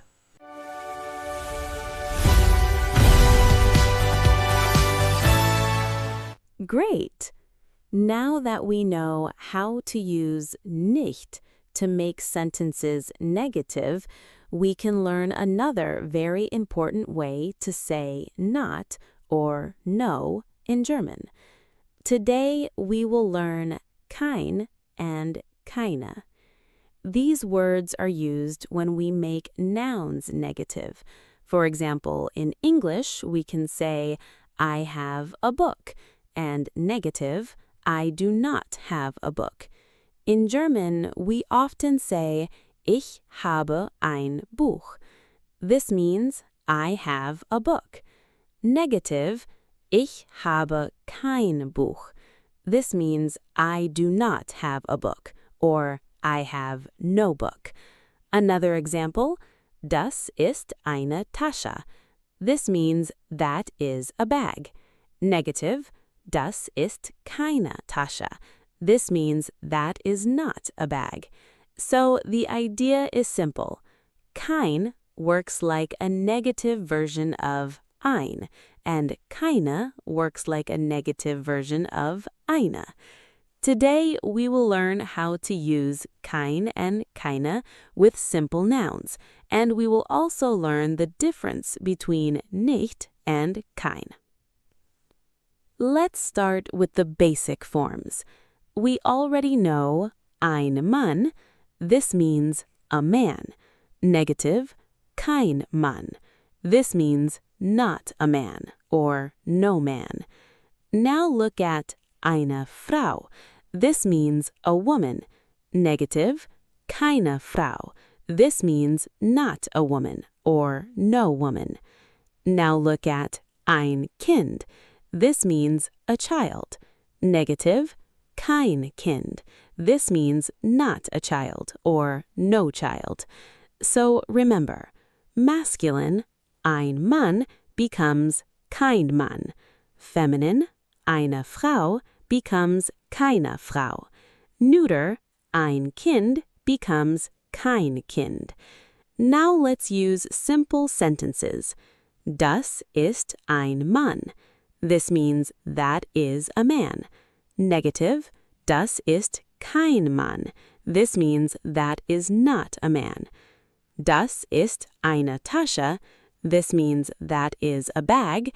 Negative, das ist keine Tasche. This means that is not a bag.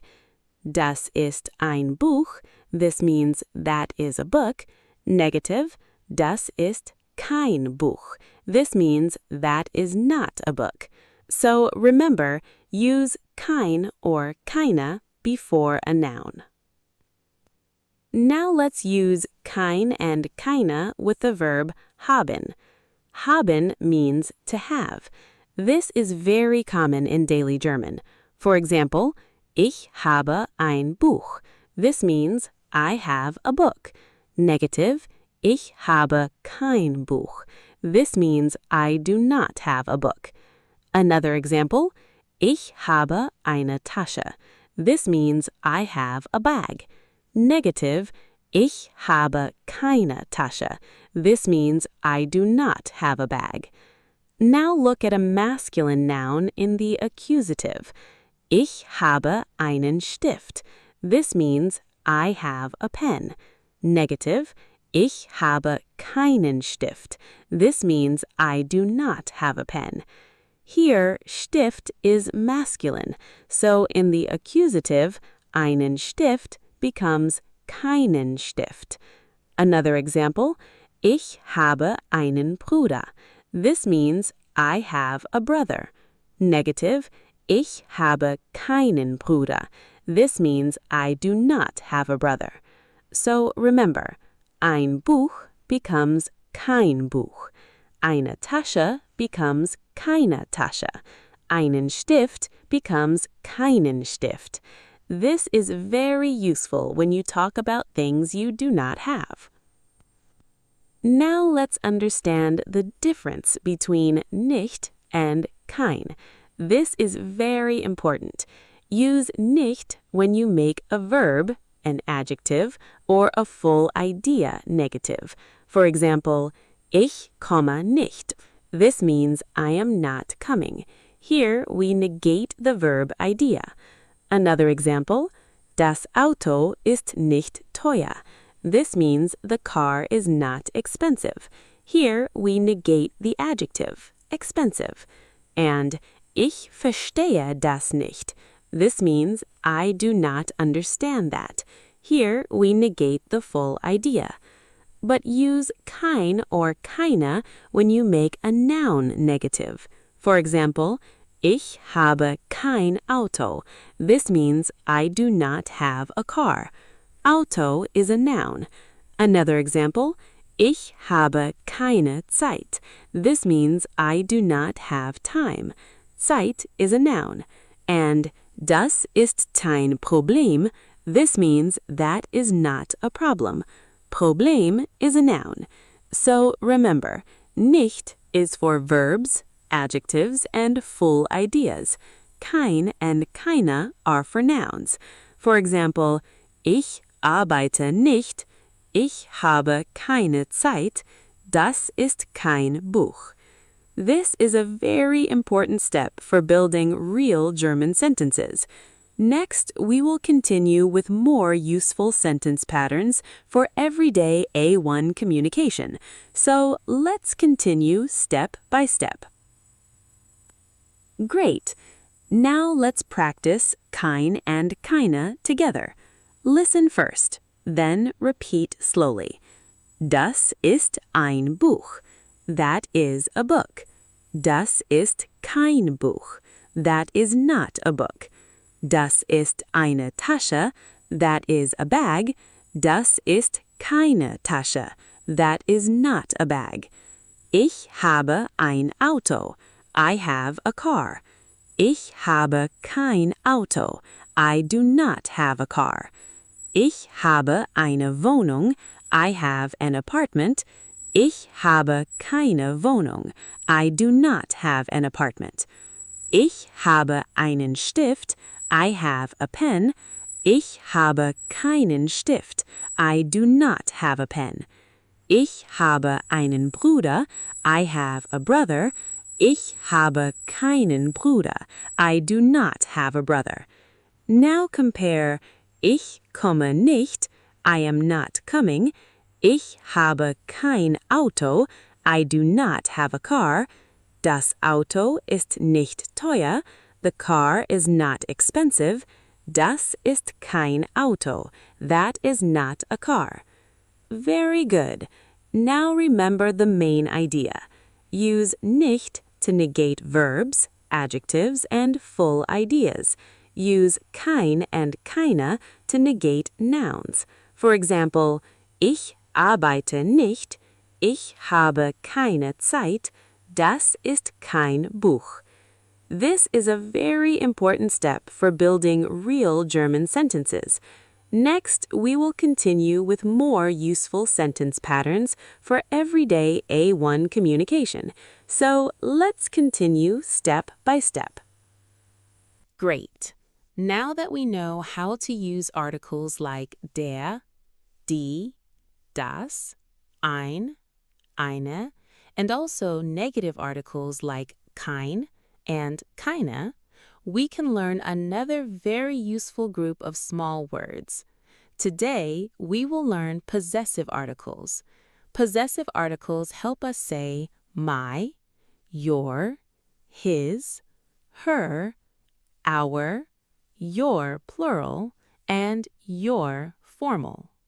In German, we use words like mein, dein, sein, ihr, unser, euer, and ihr.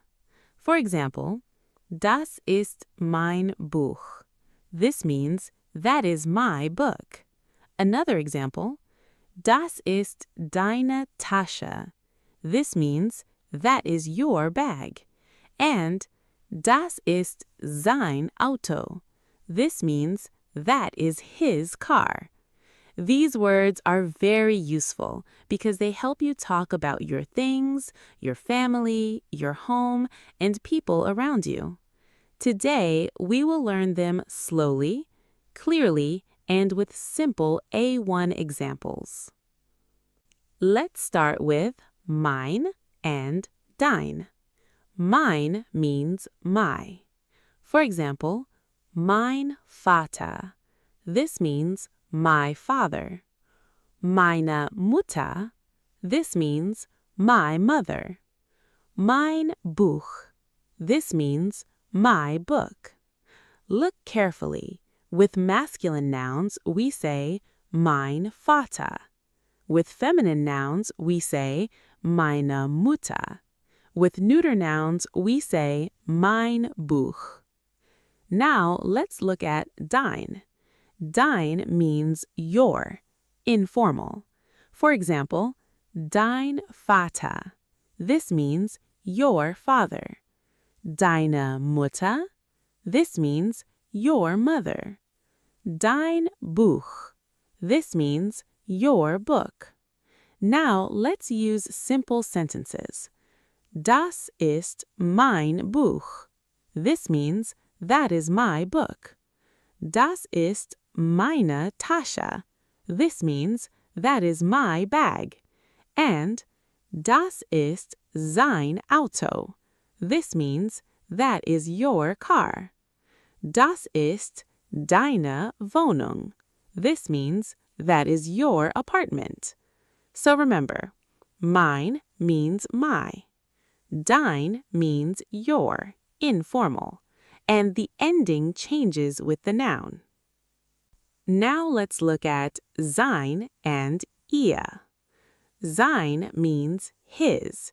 We use sein when the owner is masculine or neuter. For example, Omar hat ein Auto. This means Omar has a car. We can say, das ist sein Auto. This means that is his car. Another example, das ist sein Vater. This means that is his father. And das ist seine Mutter. This means that is his mother. Now look at ihr. Ihr means her. We use ihr when the owner is feminine. For example, Anna hat eine Tasche. This means Anna has a bag. We can say, das ist ihre Tasche. This means that is her bag. Another example, das ist ihr Vater. This means that is her father. And das ist ihre Mutter. This means that is her mother. So remember, sein means his. Ihr means her. The owner decides which possessive article we choose, but the noun decides the ending. Now let's continue with unser and euer. Unser means our. For example, unser Lehrer. This means our teacher. Unsere Lehrerin. This means our female teacher. Unser Haus. This means our house. Now let's use sentences. Das ist unser Haus. This means that is our house. Das ist unsere Wohnung. This means that is our apartment. Das ist unser Auto. This means that is our car. Now look at euer. Euer means your when speaking to more than one person informally. For example, euer Vater. This means your father, plural informal. Eure Mutter. This means your mother, plural informal. Euer Haus. This means your house, plural informal. Be careful. With feminine nouns, euer often becomes eure. For example, eure Tasche. This means your bag, plural informal. And eure Wohnung. This means your apartment, plural informal. So remember, unser means our. Euer means your for more than one person informally. Great. Now let's look at formal possession. The formal word is ihr. Ihr means your, formal. We use it when we speak politely to one person or to more than one person. For example, ihr Name. This means your name, formal. Ihre Adresse. This means your address, formal. Ihr Auto. This means your car. Notice, ihr starts with a capital letter when it means formal your. Now let's practice all possessive articles together. Mein Buch, my book. Dein Buch, your book, informal. Sein Buch, his book. Ihr Buch, her book. Unser Buch, our book. Euer Buch, your book, plural, informal. And Ihr Buch, your book, formal. Now with feminine nouns, meine Tasche, my bag. Deine Tasche, your bag, informal. Seine Tasche, his bag. Ihre Tasche, her bag. Unsere Tasche, our bag. Eure Tasche, your bag, plural, informal. And Ihre Tasche, your bag, formal. Very good. Now remember the main idea. Possessive articles show who something belongs to. The most important forms are mein, dein, sein, ihr, unser, euer, and ihr. At A1 level, learn them in simple phrases.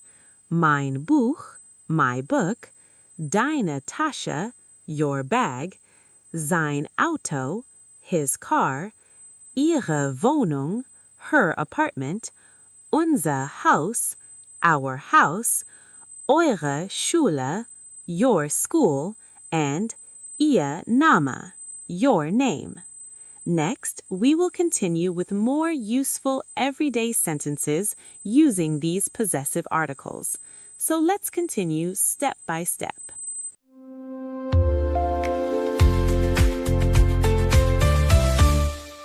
Great! Now that we can talk about things, people, and simple actions, we can learn how to talk about what we like. Today, we will learn 3 very useful words: mögen, gern, and lieber. These words help you say, I like doing something, and I prefer. For example, ich mag Kaffee. This means I like coffee. Another example, ich esse gern Pizza. This means I like eating pizza. And ich trinke lieber Tee. This means I prefer drinking tea. These sentences are very useful in daily German because we often talk about food, drinks, hobbies, music, and activities. Today, we will learn the difference between ich mag, ich esse gern, and ich liebe. Do not worry, we will keep it simple, clear, and very practical for A1 conversations.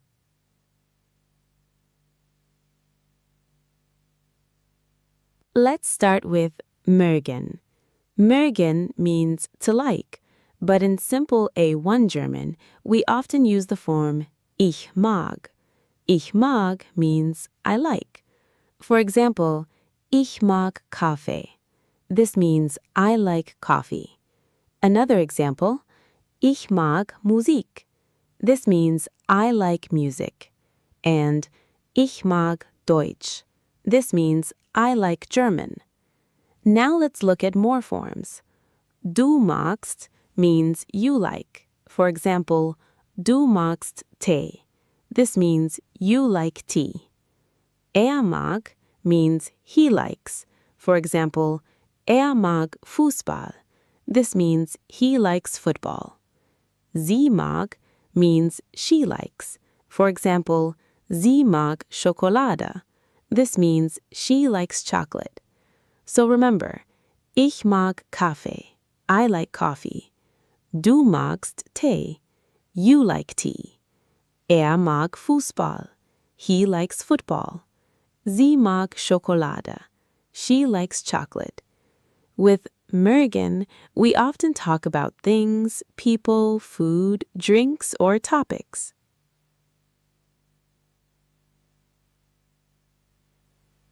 Now let's learn gern. Gern means gladly or with pleasure, but in English we often translate it as like to. So when we say ich esse gern Pizza, we mean I like eating pizza. Look carefully. With gern, we usually use a verb. For example, ich esse gern Pizza. This means I like eating pizza. The verb is esse. Another example, ich trinke gern Kaffee.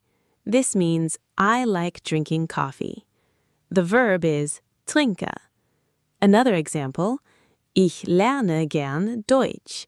This means I like learning German. And ich spiele gern Fußball. This means I like playing football. So remember, ich mag Kaffee. I like coffee. But ich trinke gern Kaffee. I like drinking coffee. Mögen is often used with nouns. Gern is often used with actions. At A1 level, this is a very useful difference.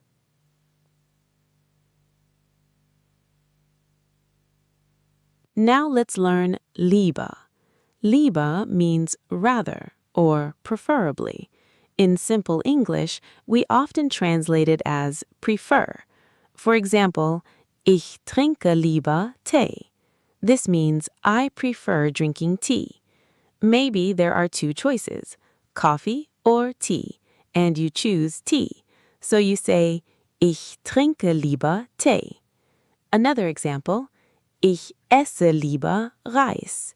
This means I prefer eating rice. And ich lerne lieber Deutsch. This means I prefer learning German. Now let's compare. Ich trinke gern Kaffee. This means I like drinking coffee.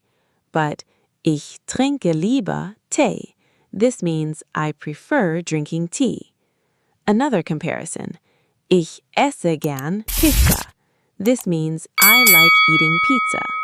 But ich esse lieber Pasta. This means I prefer eating pasta. So remember, gern means you like doing something.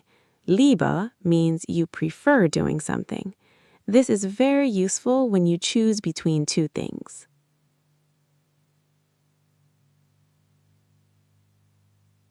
Great! Now let's practice mögen, gern, and lieber together. Listen first, then repeat slowly. Ich mag Kaffee. I like coffee. Du magst Tee. You like tea. Er mag Fußball. He likes football. Sie mag Schokolade. She likes chocolate. Now with gern. Ich esse gern Pizza. I like eating pizza. Ich trinke gern Kaffee. I like drinking coffee. Ich lerne gern Deutsch. I like learning German. Ich spiele gern Fußball. I like playing football. Now with lieber. Ich trinke lieber Tee. I prefer drinking tea. Ich esse lieber Reis. I prefer eating rice. Ich lerne lieber Deutsch. I prefer learning German. Very good. Now remember the main idea. Use mögen when you like a thing or a topic. For example, ich mag Kaffee. Use gern when you like doing an action. For example, ich trinke gern Kaffee. Use lieber when you prefer something. For example, ich trinke lieber Tee. Now you can talk about likes, activities, food, drinks, and preferences in simple German. Next, we will continue with more useful everyday expressions for A1 conversations. So let's continue step by step. Great! Now that we can talk about likes, preferences, things, and simple actions, we can learn a very useful phrase for everyday German. Today we will learn es gibt. Es gibt means there is or there are. This phrase is very common in German. We use it when we want to say that something exists or that something is available in a place. For example, es gibt einen Park. This means there is a park. Another example, es gibt viele Bücher. This means there are many books. And es gibt Kaffee. This means there is coffee. Today, we will also learn 3 very useful connectors, und, aber, and oder. Und means and, aber means but, and oder means or. These small words help you connect simple German ideas. For example, es gibt Kaffee und Tee. This means there is coffee and tea. Es gibt Brot, aber keine Milch. This means there is bread but no milk. And möchtest du Kaffee oder Tee? This means would you like coffee or tea? So today we will learn es gibt and simple connectors slowly, clearly, and with useful A1 examples. Let's start with the phrase es gibt. In German, es gibt is not change in simple A1 sentences. We can use it for one thing or for many things. For example, es gibt einen Tisch. This means there is a table. And es gibt zwei Stühle. This means there are two chairs. Look carefully. In English, we say there is or there are. But in German, we can use es gibt for both. Another example. Es gibt ein Buch. This means there is a book. And es gibt viele Bücher. This means there are many books. Now let's use places. In der Stadt gibt es einen Bahnhof. This means in the city there is a train station. Another example. In der Schule gibt es viele Schüler. This means at school there are many students. So remember, es gibt means there is or there are. It is one of the most useful phrases for describing places and situations. Next, let's learn the first connector, und. Und means and. We use und when we connect two things, two people, or two ideas. For example, es gibt Kaffee und Tee. This means there is coffee and tea. Another example, es gibt Brot und Käse. This means there is bread and cheese. Now with people. Oma und Anna lernen Deutsch. This means Omar and Anna are learning German. Now with two actions. Ich lese und schreibe. This means I read and write. And ich esse Pizza und trinke Wasser. This means I eat pizza and drink water. So remember, und means and. It helps you connect simple ideas. It is very easy and very useful. You can say Kaffee und Tee, coffee and tea, Brot und Käse, bread and cheese, lesen und schreiben, read and write. At A1 level, und helps you make longer but still simple sentences. Now let's learn aber.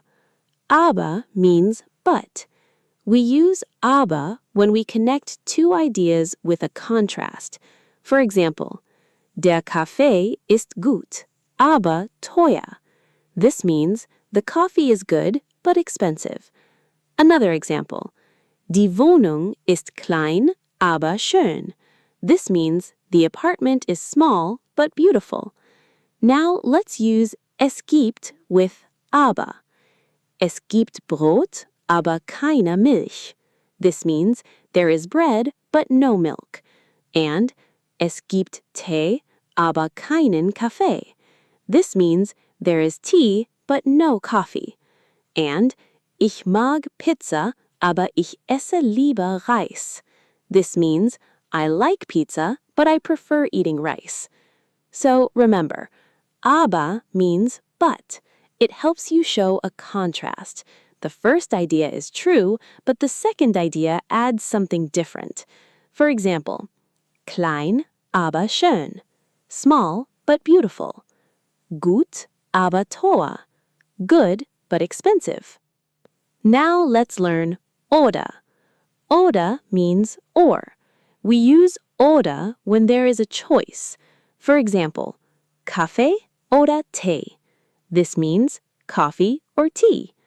Another example, möchtest du Kaffee oder Tee? This means, would you like coffee or tea? At A1 level, you can use this pattern in many everyday situations. For example, möchtest du Wasser oder Saft? This means, would you like water or juice? And lernst du Deutsch oder Englisch? This means, are you learning German or English? And wohnst du in Kairo oder in Berlin? This means, do you live in Cairo or Berlin? Now let's use es gibt. Gibt es Kaffee oder Tee? This means, is there coffee or tea? And gibt es Brot oder Käse? This means, is there bread or cheese? So remember, oder means or. It helps you ask about choices. Kaffee oder Tee? Wasser oder Saft? Deutsch oder Englisch? These are simple and very useful A1 patterns. Great! Now let's practice es gibt and the connectors und, aber, and oder. Listen first, then repeat slowly.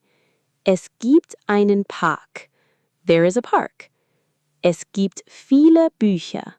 There are many books. Es gibt Kaffee. There is coffee. Es gibt Kaffee und Tee. There is coffee and tea. Es gibt Brot und Käse. There is bread and cheese. Der Kaffee ist gut, aber teuer. The coffee is good, but expensive. Die Wohnung ist klein, aber schön. The apartment is small, but beautiful. Es gibt Brot, aber keine Milch. There is bread, but no milk.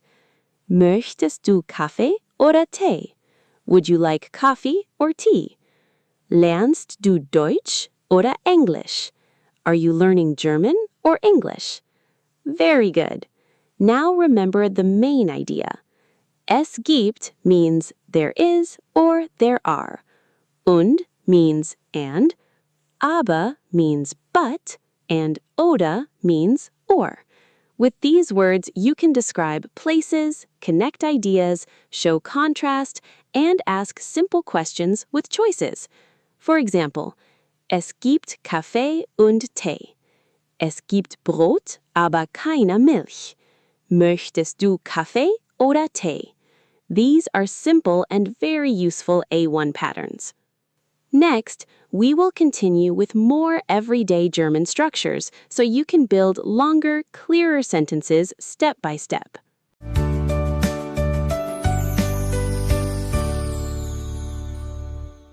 Great! Now that we can build simple German sentences and we know the basic idea of the nominative and the accusative, we can start learning one more important case. Today, we will begin with dative. Do not worry. At A1 level, we will keep this very simple. The nominative is usually for the subject. The accusative is often for the direct object. And the dative is often used for the person who receives something or the person who gets help, thanks, or information. A very useful question is wem. Wem means to whom or for whom. For example, ich gebe dem Mann einen Buch. This means I give the man a book. Who receives the book? Dem Mann. So dem Mann is the receiver. It is in the dative. Another example, ich helfe der Frau. This means I help the woman. Who do I help? Der Frau. So today we will learn the basic idea of dative, and we will focus on dem and der. Let's start with the basic idea. The dative often answers the question wem, to whom, for whom. For example, ich gebe dem Kind einen Ball. This means I give the child a ball. Who receives the ball? Dem Kind. So dem Kind is the receiver. It is in the dative. Another example, ich schreibe der Mutter eine Nachricht. This means I write the mother a message. Who receives the message? Der Mutter. So der Mutter is in the dative. One more example, ich zeige dem Freund das Foto. This means I show the friend the photo. Who receives the photo or the information? Dem Freund. So remember, the dative often shows the receiver or the person connected to the action. Ask wem, to whom, for whom. This question helps you find the dative. Now let's look at the most important article changes in the dative.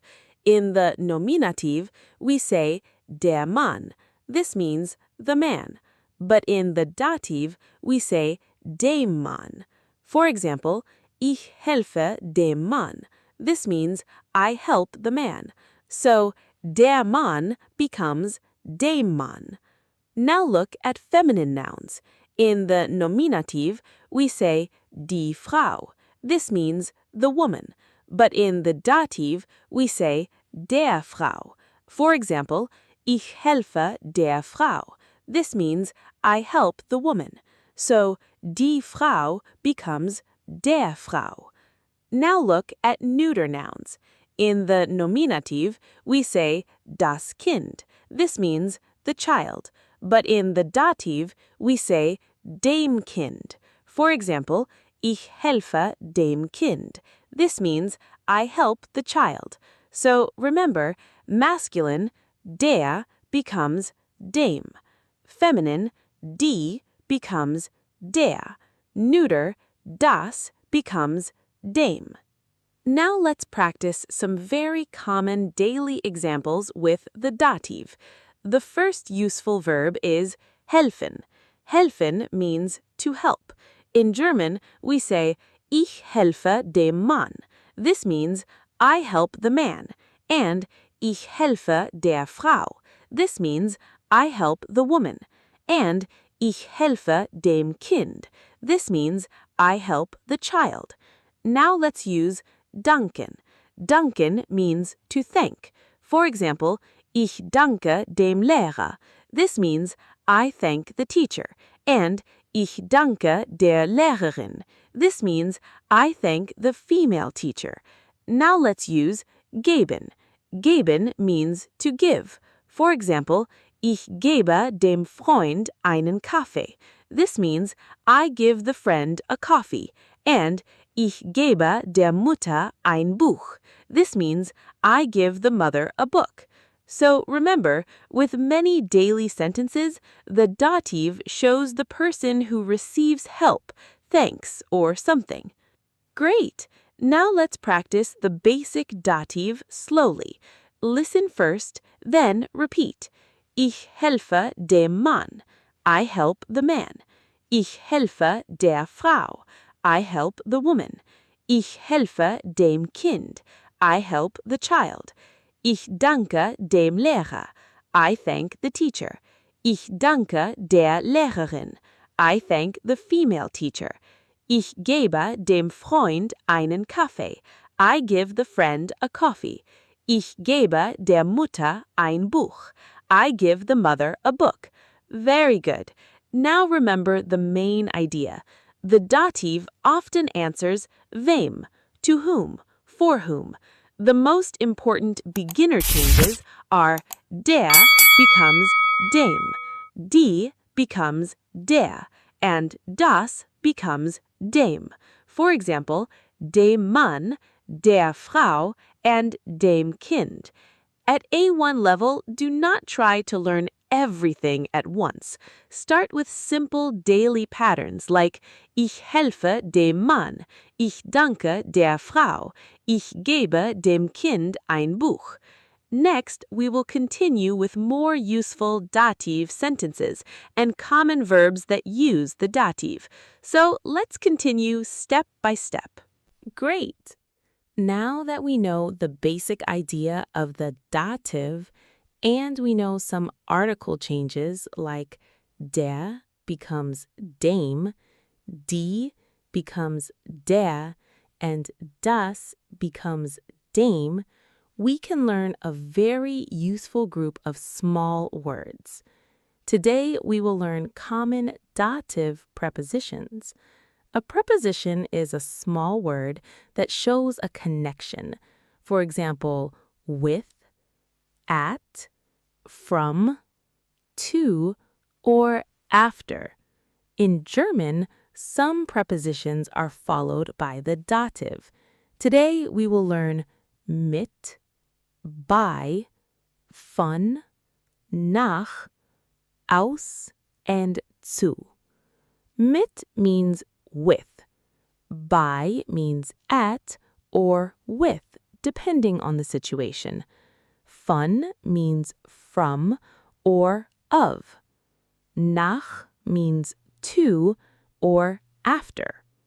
Aus means from or out of. And zu means to. These words are very common in daily German. For example, ich fahre mit dem Bus. This means I go by bus. Another example, ich komme aus Ägypten. This means I come from Egypt. And ich gehe zu Anna. This means I am going to Anna. So today we will learn these prepositions slowly and clearly with simple A1 examples. Let's start with mit and bei. Mit means with. We use it when we talk about people, transport, or things we use. For example, ich lerne mit Omar. This means I learn with Omar. Another example, ich trinke Kaffee mit Anna. This means I drink coffee with Anna. Now look at transport. In German, we say, ich fahre mit dem Bus. This means I go by bus. Or, ich fahre mit dem Auto. This means I go by car. After mit, we usually use the dative, so der Bus becomes dem Bus, and das Auto becomes dem Auto. Now let's look at bei. Bei can mean at or with. For example, ich bin bei Anna. This means I am at Anna's place, or I am with Anna. Another example, ich bin bei dem Arzt. This means I am at the doctor. In daily German, people often say beim Arzt. This means at the doctor. So remember, mit means with, bei means at or with, and both are followed by the dative. Now let's continue with von and aus. Von means from or of. We use von when we talk about a person, a place, or where something comes from. For example, das Geschenk ist von Anna. This means the gift is from Anna. Another example, ich komme von der Arbeit. This means I come from work. Look carefully. Die Arbeit becomes der Arbeit after von. Now let's look at aus. Aus means from or out of. We often use aus when we talk about origin. For example, ich komme aus Ägypten. This means I come from Egypt. Or, more naturally, I am from Egypt. Another example, ich komme aus Deutschland. This means I am from Germany. And ich komme aus Cairo. This means I come from Cairo. Now with a place that has an article, ich komme aus der Schule. This means I come from school. So remember, von can mean from someone or from a place. Aus often means from or out of. Both are followed by the dative. Now let's learn nach and zu. Both can mean to, but we use them in different situations. First, nach. We often use nach with cities, countries, and home. For example, ich fahre nach Berlin. This means I am going to Berlin. Another example, ich fahre nach Deutschland. This means I am going to Germany. And a very important phrase, ich gehe nach Hause. This means I am going home. So with cities, many countries, and home, we often use nach. Now let's look at zu. Zu also means to, but we use it when we go to a person, a place, or an appointment. For example, ich gehe zu Anna. This means I am going to Anna. Another example, ich gehe zum Arzt. This means I am going to the doctor. In daily German, people often say zum Arzt. This means to the doctor. And ich gehe zur Schule. This means I am going to school. In daily German, people often say zur Schule. This means to school. So remember, nach Berlin, to Berlin, nach Deutschland, to Germany, nach Hause, to home, but zu Anna, zum Arzt, to the doctor, and zur Schule, to school. Great! Now let's practice the common dative prepositions together. Listen first, then repeat slowly. Ich lerne mit Omar.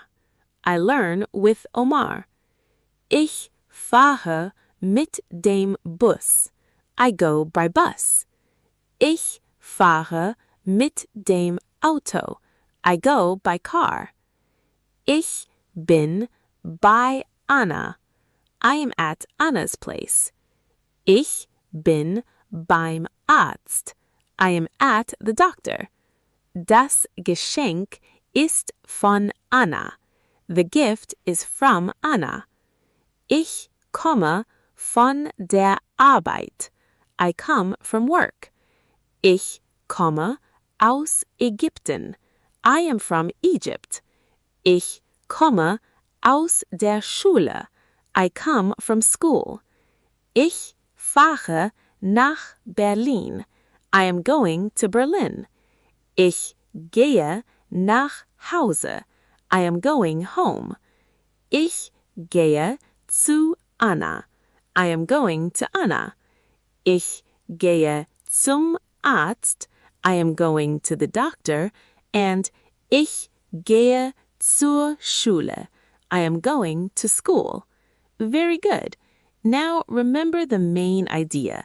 These common prepositions are followed by the dative mit, bei, von, nach, aus, and zu. After these words, watch the article carefully. For example, mit dem Bus, von der Arbeit, aus der Schule, zum Arzt, and zur Schule. At A1 level, the best way is to learn small, complete phrases. Next, we will continue with more daily German phrases using the dative, so these patterns become clear and natural.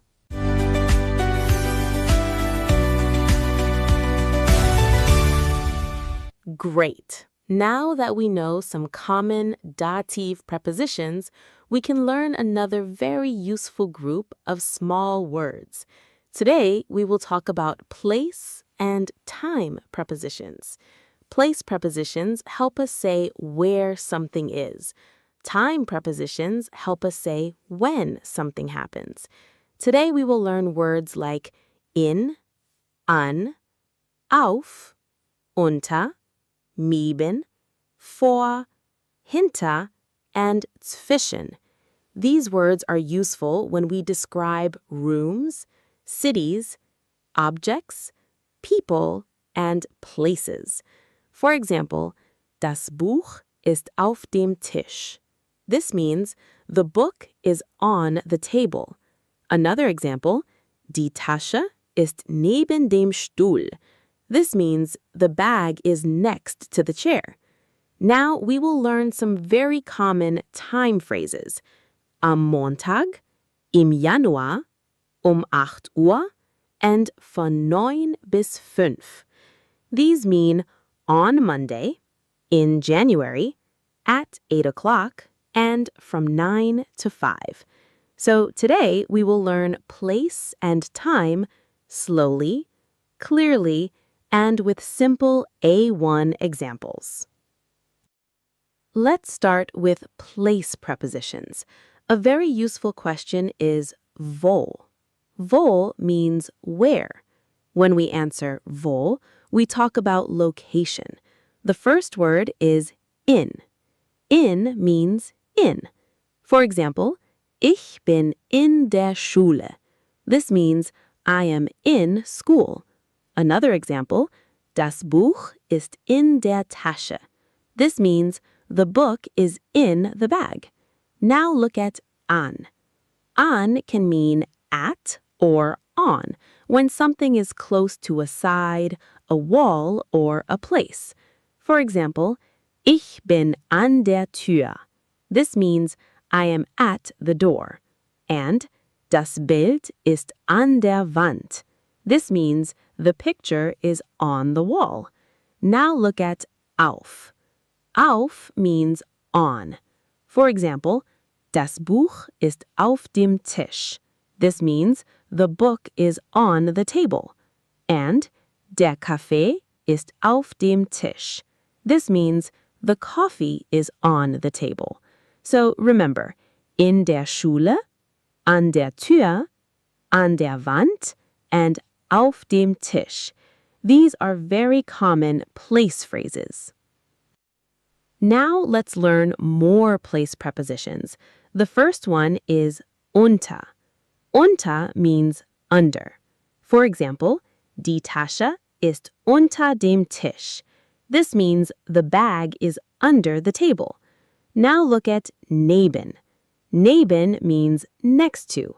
For example, der Stuhl ist neben dem Tisch. This means the chair is next to the table. Now look at vor. Vor means in front of. For example, das Auto ist vor dem Haus. This means the car is in front of the house.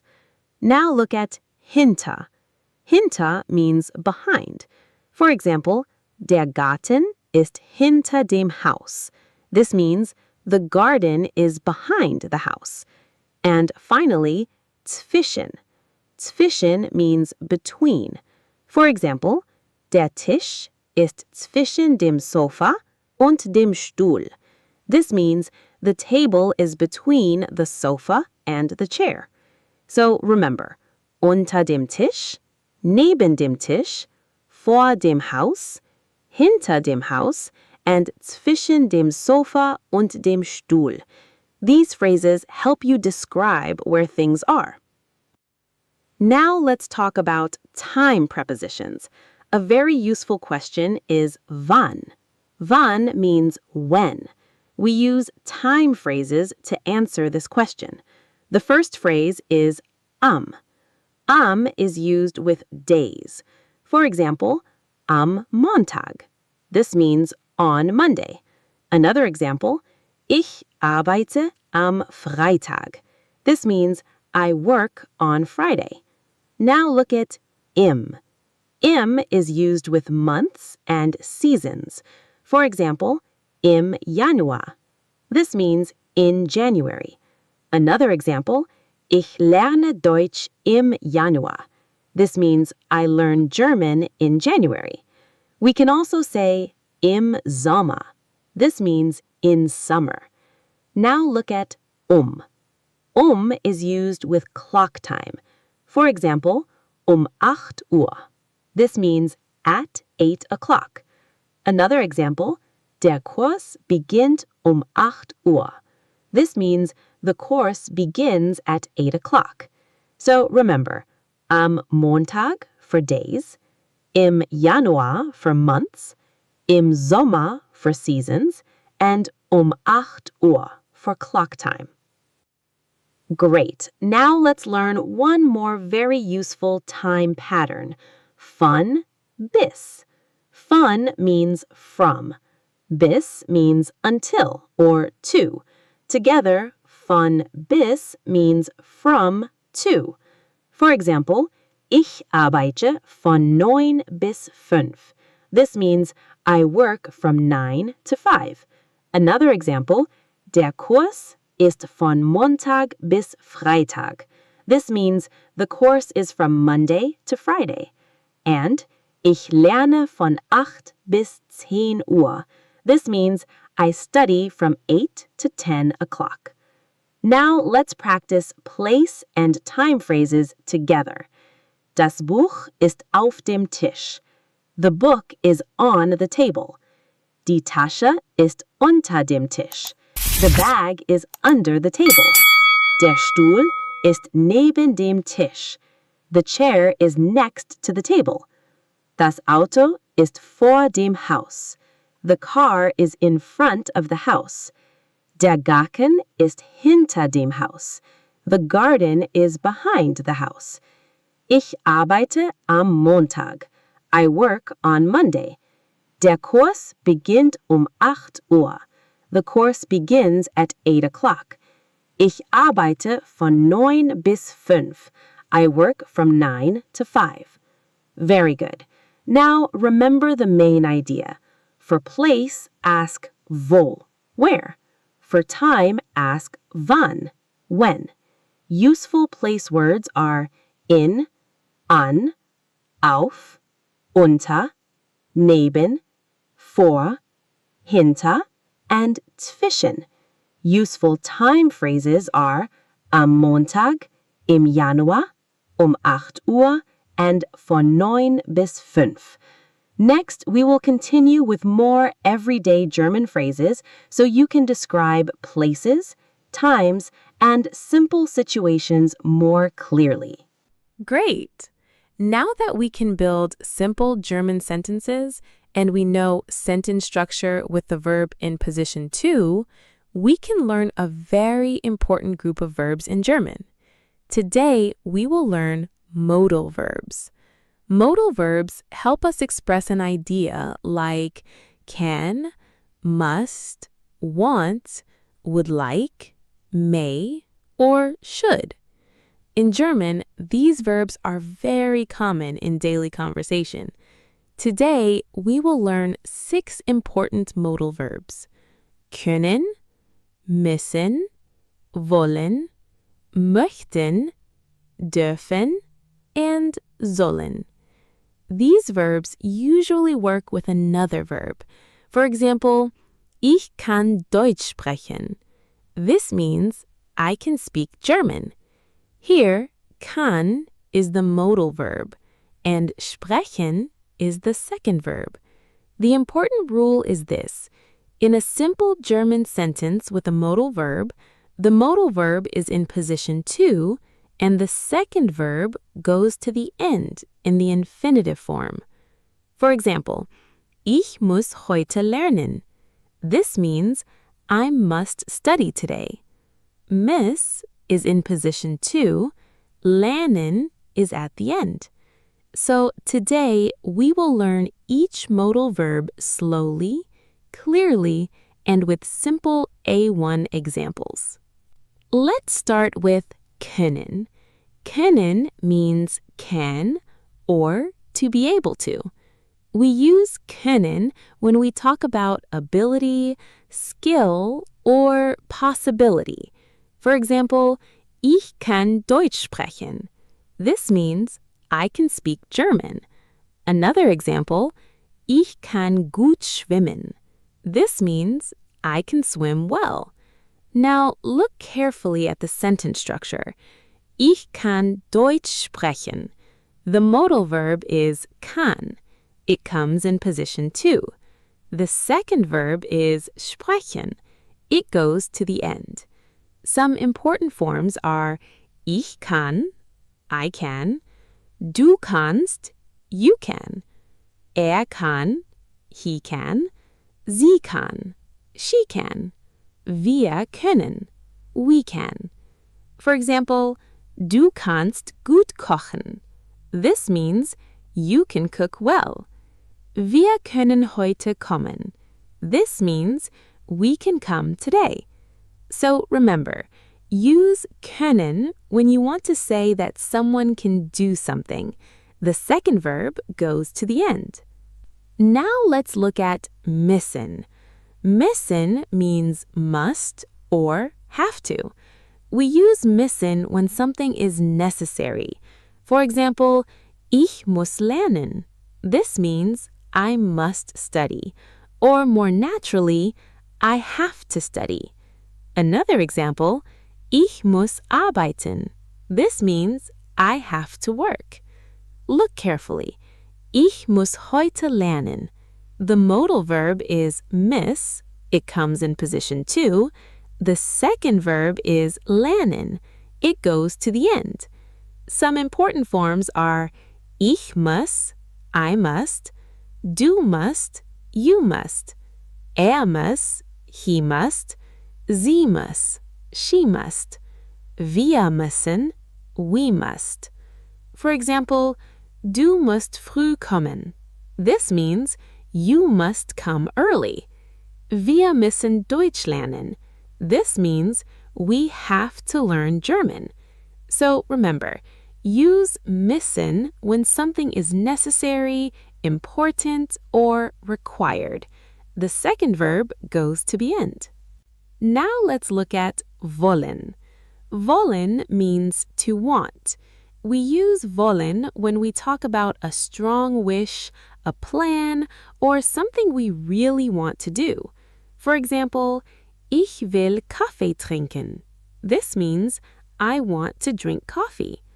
Another example, ich will nach Berlin fahren. This means I want to go to Berlin. Look carefully. Ich will Kaffee trinken. The modal verb is will. It comes in position 2. The second verb is trinken. It goes to the end. Some important forms are ich will, I want, du willst, you want, will, he wants, sie will, she wants, wir wollen, we want. For example, du willst Deutsch lernen. This means you want to learn German. Wir wollen Pizza essen. This means we want to eat pizza. So remember, use wollen when you want to say what someone wants to do. The second verb goes to the end. Now let's look at möchten. Möchten means would like.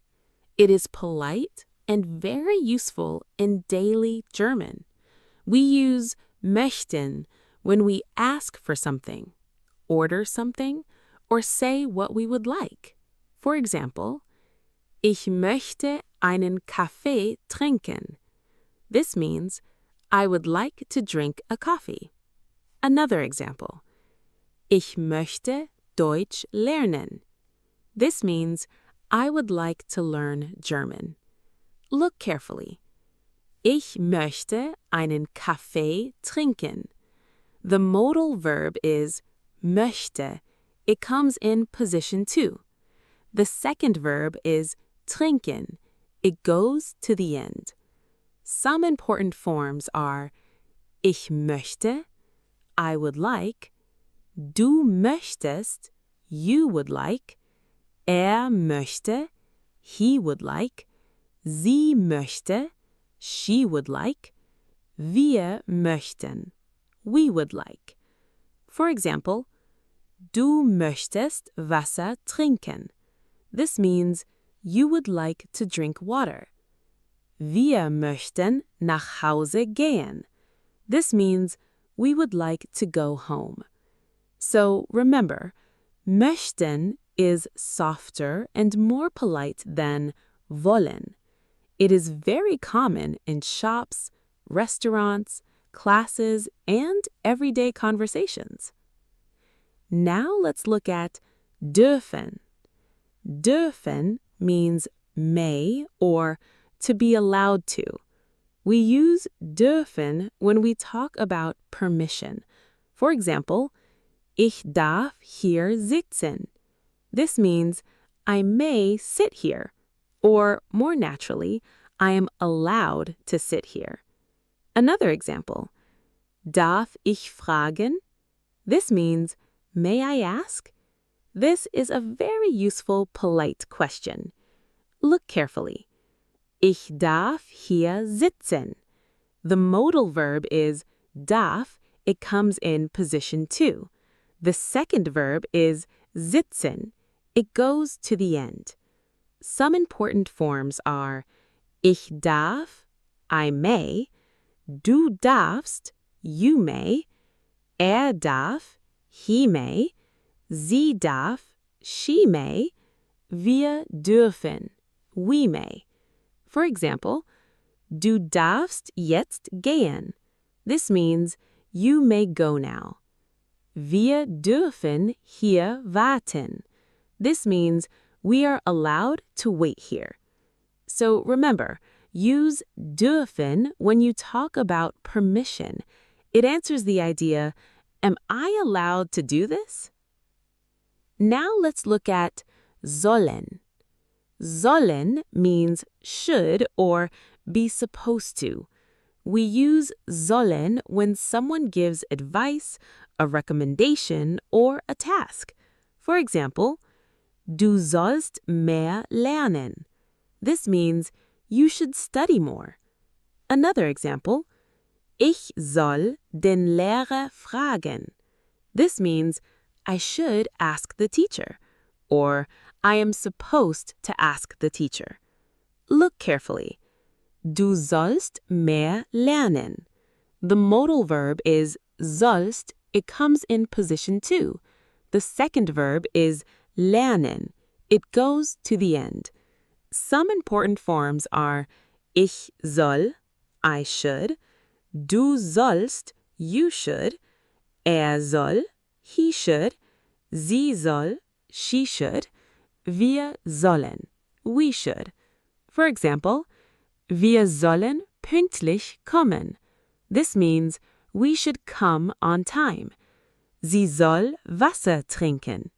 This means she should drink water.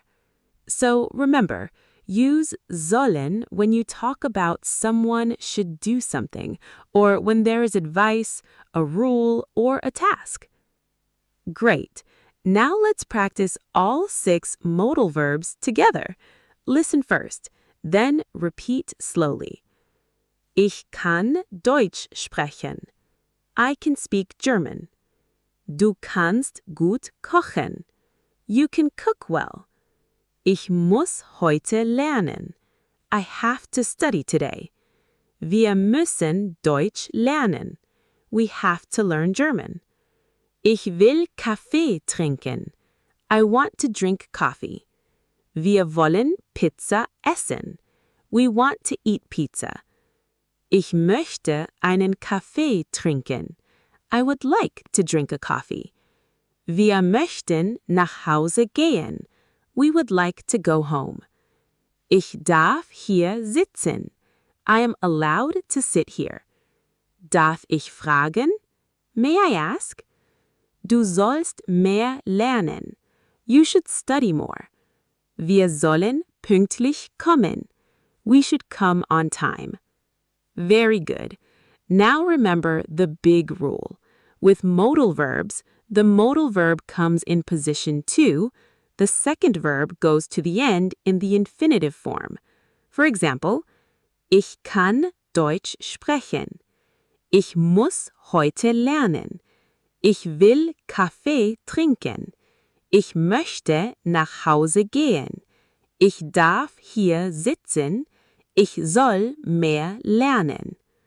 The modal verbs are können, müssen, wollen, möchten, dürfen, and sollen. These verbs help you talk about ability, necessity, wishes, polite wishes, permission, and advice. Next, we will continue with more useful German sentence patterns so you can speak more naturally, step by step.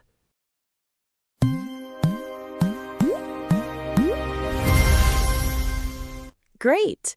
Now that we can use many German verbs in simple sentences, we can learn a very useful form for real daily communication. Today, we will learn the imperative.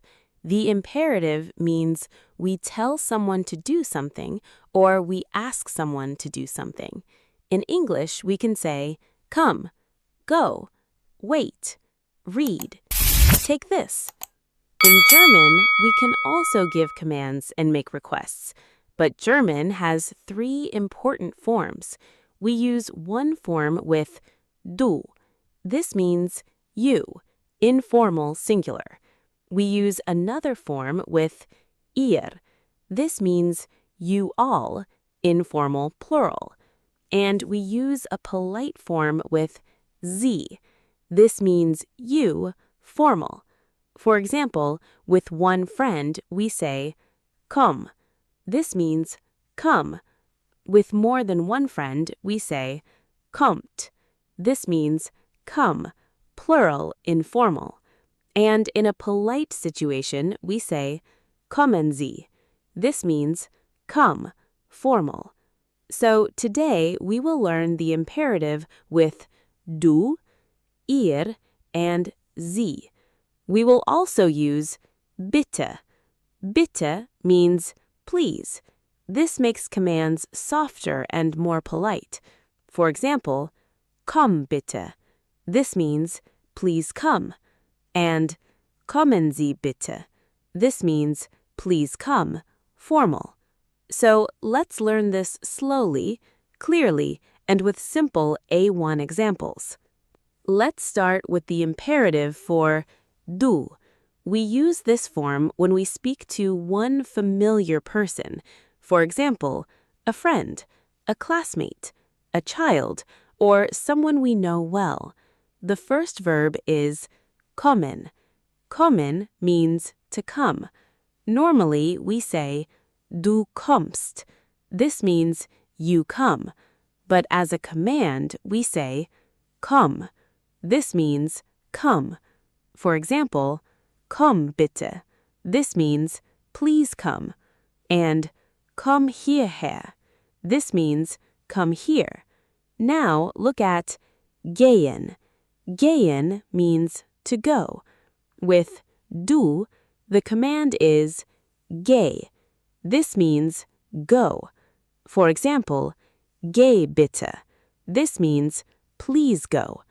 Now look at warten. Warten means to wait. The command is warte. This means wait. For example, warte bitte.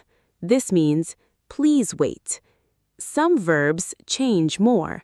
For example, nehmen means to take. With du, we say nimm. This means take. For example, nimm das bitte. This means please take that.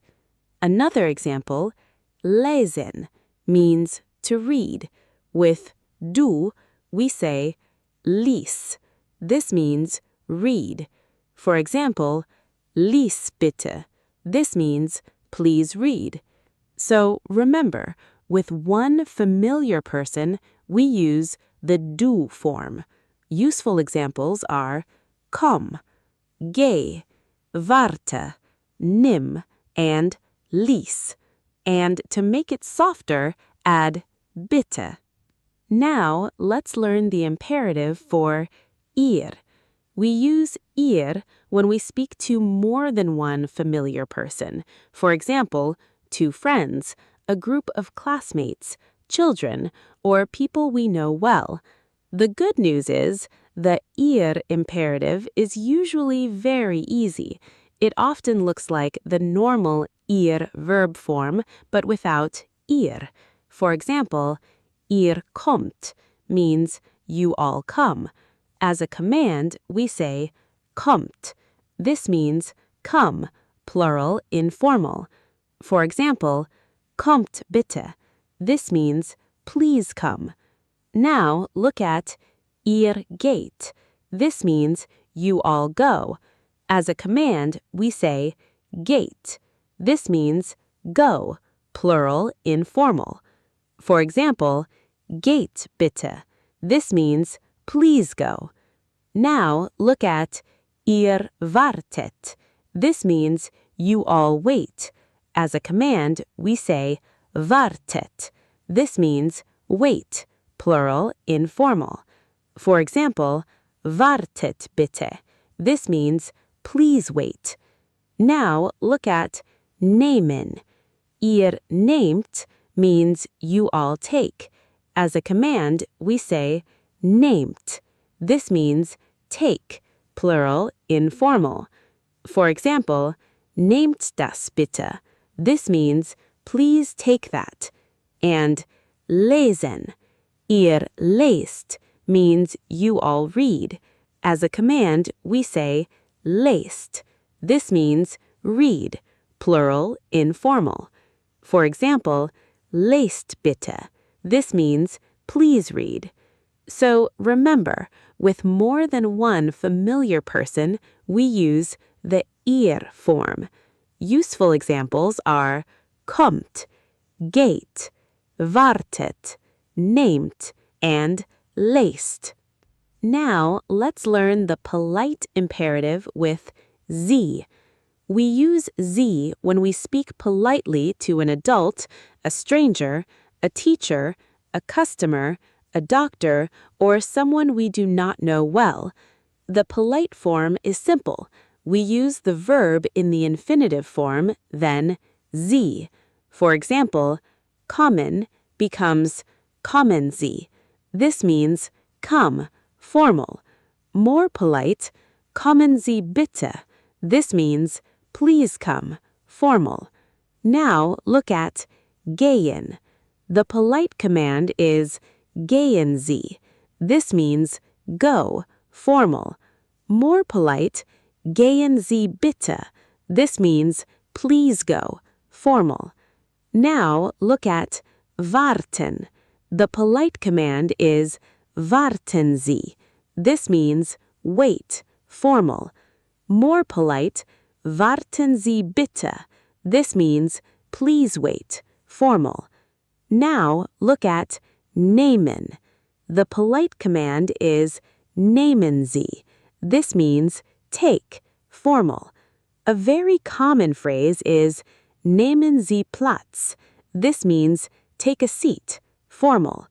More polite, nehmen Sie bitte Platz. This means please take a seat, formal. Another useful example, nehmen Sie das bitte. This means please take that, formal. Another useful example in classroom requests, lesen Sie bitte. This means please read, formal. Hören Sie zu bitte. This means please listen, formal. Schreiben Sie bitte. This means please write, formal.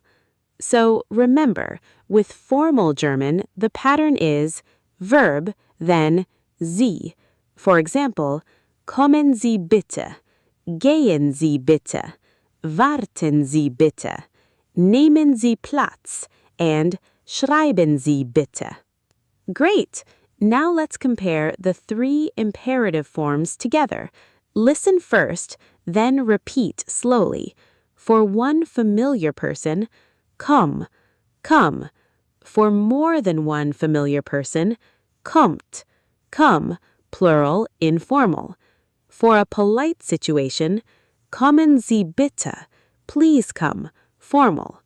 Now with gehen, geh, go, geht, go, plural, informal. Gehen Sie bitte, please go, formal. Now with warten, warte, wait, wartet, wait, plural, informal. Warten Sie bitte, please wait, formal. Now with nehmen, nimm, take, nehmt, take, plural, informal. Nehmen Sie bitte, please take, formal.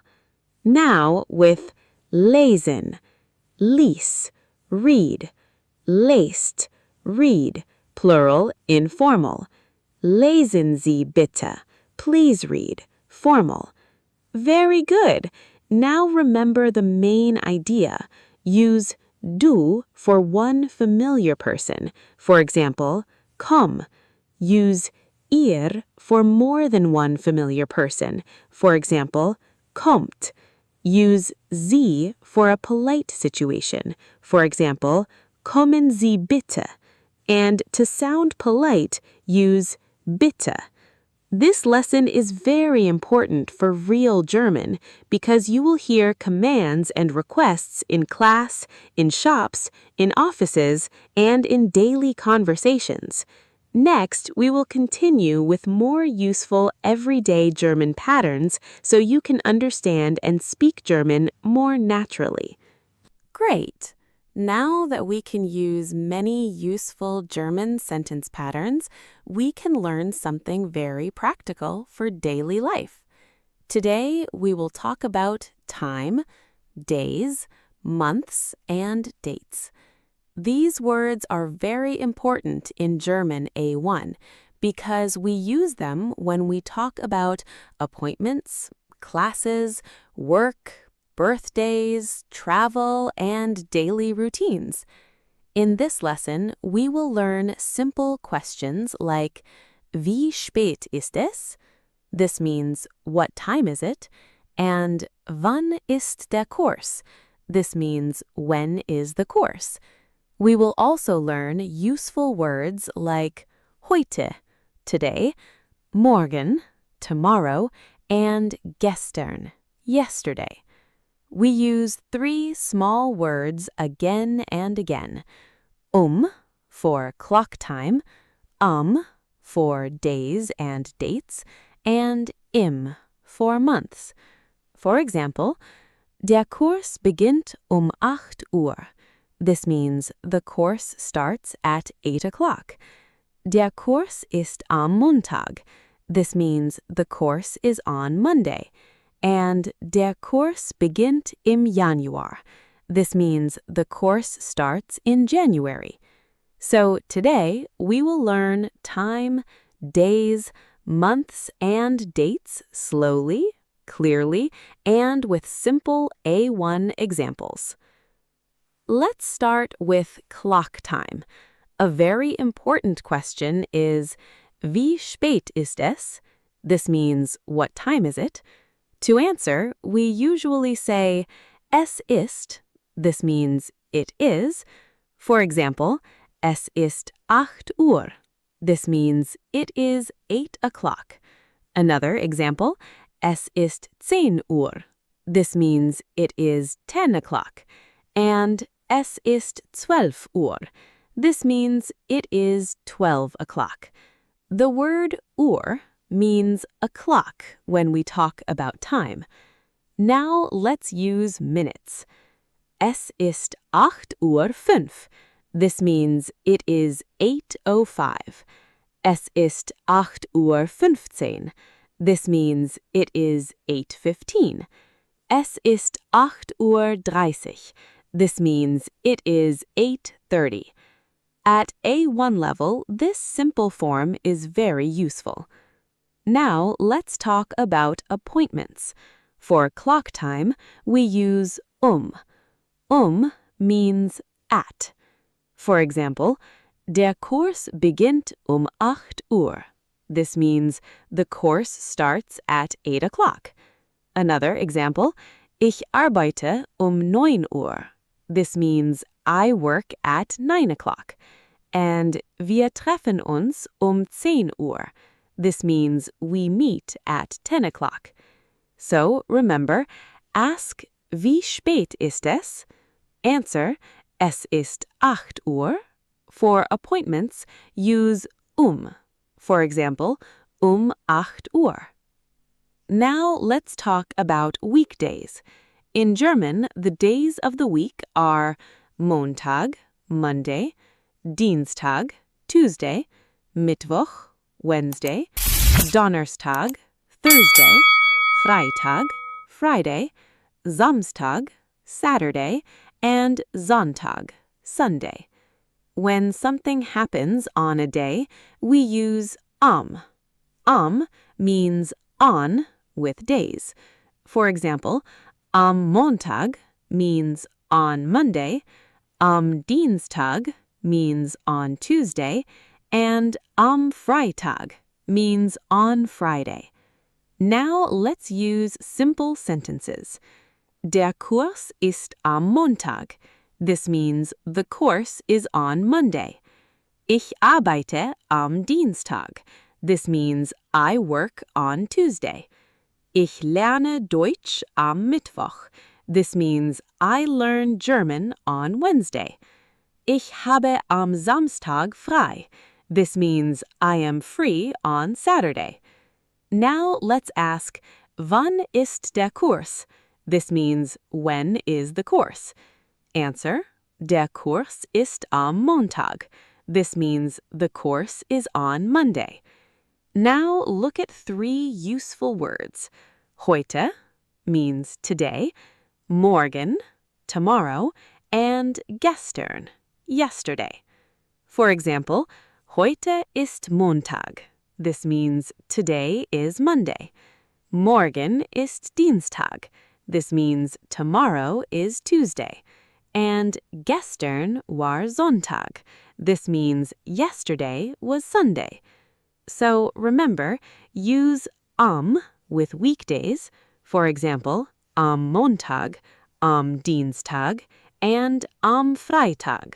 Now let's talk about months.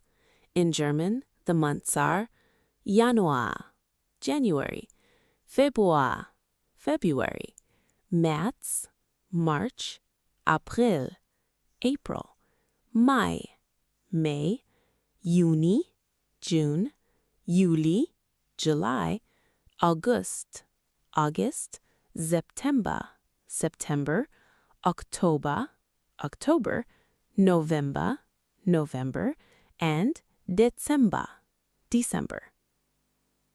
When something happens in a month, we use im. Im means in with months. For example, im Januar means in January. Im März means in March. And im August means in August. Now let's use simple sentences. Der Kurs beginnt im Januar.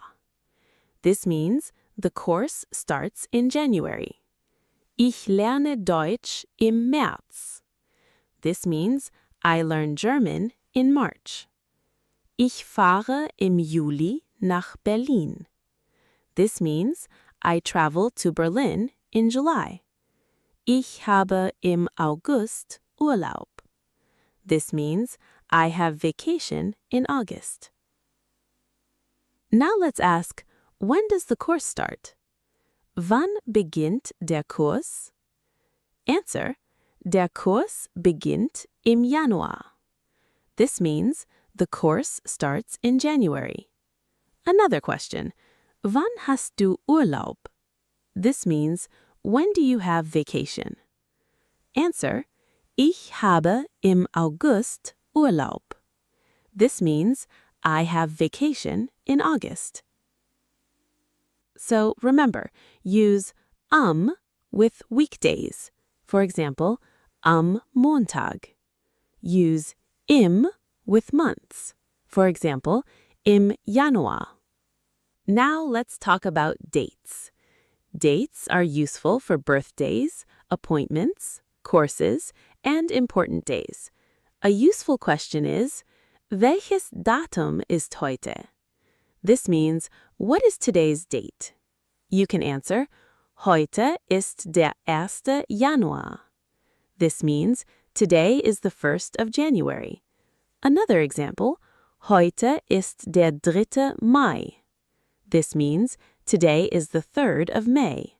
And heute ist der 10. Juni. This means, today is the 10th of June. When something happens on a date, we use am. For example, am 1. Januar means on the 1st of January.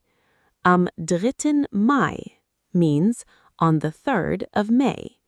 And am 10. Juni means on the 10th of June. Now let's use simple sentences. Der Termin ist am 3. Mai.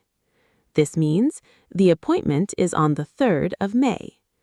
Der Kurs beginnt am 5. September. This means the course starts on the 5th of September. Mein Geburtstag ist am 10. Juni. This means my birthday is on the 10th of June. Now let's ask about birthdays. Wann hast du Geburtstag? This means, when is your birthday? Answer: Ich habe am 10. Juni Geburtstag. This means, my birthday is on the 10th of June. You can also say, Mein Geburtstag ist am 10. Juni. This means, my birthday is on the 10th of June. Do not worry if the endings feel new. At A1 level, learn the full phrase. For example, am 1. Januar, am 3. Mai, and am 10. Juni. So remember, for today's date, say, Heute ist der 3. Mai. For an appointment, say, Der Termin ist am 3. Mai. Great! Now let's practice time, days, months, and dates together. Listen first, then repeat slowly. Wie spät ist es? What time is it? Es ist 8 Uhr. It is 8 o'clock. Es ist 8:30 Uhr. It is 8:30. Der Kurs beginnt 8 Uhr. The course starts at 8 o'clock. Now with weekdays. Heute ist Montag. Today is Monday. Der Kurs ist am Montag. The course is on Monday. Ich arbeite am Dienstag. I work on Tuesday. Ich habe am Samstag frei. I am free on Saturday. Now with months. Der Kurs beginnt im Januar. The course starts in January. Ich lerne Deutsch im März. I learn German in March. Ich habe im August Urlaub. I have vacation in August. Now with dates. Welches Datum ist heute? What is today's date? Heute ist der 3. Mai. Today is the 3rd of May. Der Termin ist am 3. Mai. The appointment is on the 3rd of May. Mein Geburtstag ist am 10. Juni. This means my birthday is on the 10th of June. Very good. Now remember the main idea. Use with clock time. For example, 8 Uhr. Use with weekdays and dates. For example, am Montag and am 3. Mai. Use im with months. For example, im Januar.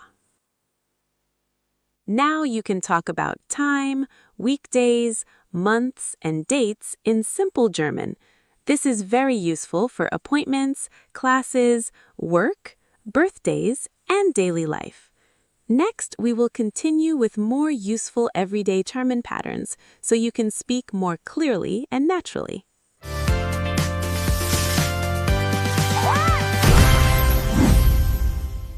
Great! Now that we can talk about time, days, months, and dates, we can learn something very useful for everyday German. Today, we will talk about daily routine. Daily routine means the things we do every day. For example, getting up, eating breakfast, working, learning, shopping, and sleeping. In German, we will learn these important verbs: aufstehen, frühstücken, arbeiten, lernen, einkaufen, and schlafen. Aufstehen means to get up. Frühstücken means to eat breakfast. Arbeiten means to work. Lernen means to learn or to study. Einkaufen means to shop or to buy groceries, and schlafen means to sleep. These verbs are very important because they help you describe a normal day in simple German. For example, ich stehe 7 Uhr auf. This means I get up at 7 o'clock. Ich frühstücke 8 Uhr. This means I eat breakfast at 8 o'clock. And ich schlafe 10 Uhr. This means I sleep at 10 o'clock. Today, we will learn these verbs slowly and clearly, and we will build a simple daily routine step by step. Let's start with the morning routine. The first important verb is aufstehen. Aufstehen means to get up. This verb is very important, but it's also a separable verb. That means in a simple sentence, one part goes near the front and the other part goes to the end. For example, ich stehe 7 Uhr auf. This means I get up at 7 o'clock. Look carefully. Stehe is the verb part and auf goes to the end. Another example. Du stehst 6 Uhr auf. This means you get up at 6 o'clock. And steht früh auf. This means he gets up early. A useful question is, wann stehst du auf? This means, when do you get up? A simple answer is, ich stehe 7 Uhr auf. This means, I get up at 7 o'clock. Now let's learn frühstücken. Frühstücken means to eat breakfast. For example, ich frühstücke 8 Uhr. This means I eat breakfast at 8 o'clock. Another example, wir frühstücken zusammen. This means we eat breakfast together. So remember, in the morning you can say, ich stehe 7 Uhr auf and ich frühstücke 8 Uhr.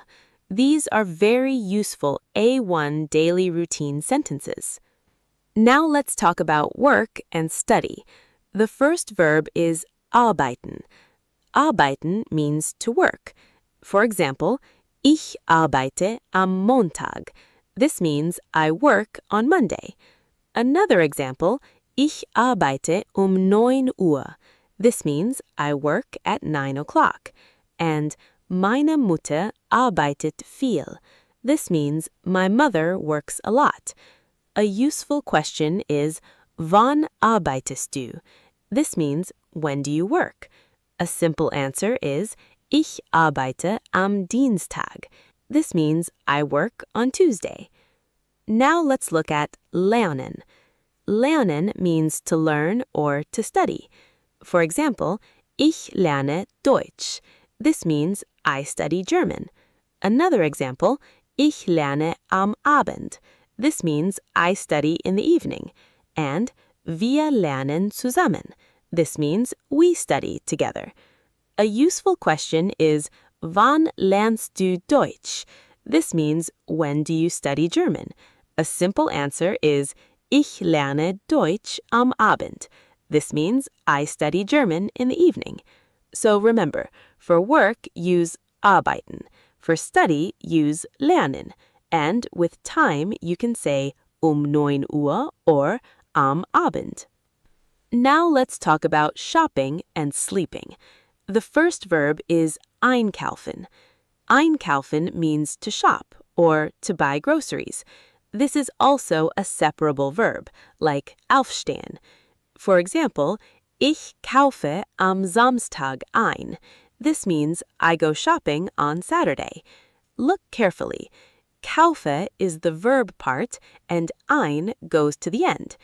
Another example, wir kaufen im Supermarkt ein. This means we shop at the supermarket. And sie kauft nach der Arbeit ein. This means she shops after work. A useful question is, wann kaufst du ein? This means, when do you go shopping? A simple answer is, ich kaufe am Samstag ein. This means I go shopping on Saturday. Now let's look at schlafen. Schlafen means to sleep. For example, ich schlafe 10 Uhr. This means I sleep at 10 o'clock. Another example, das Kind schläft früh.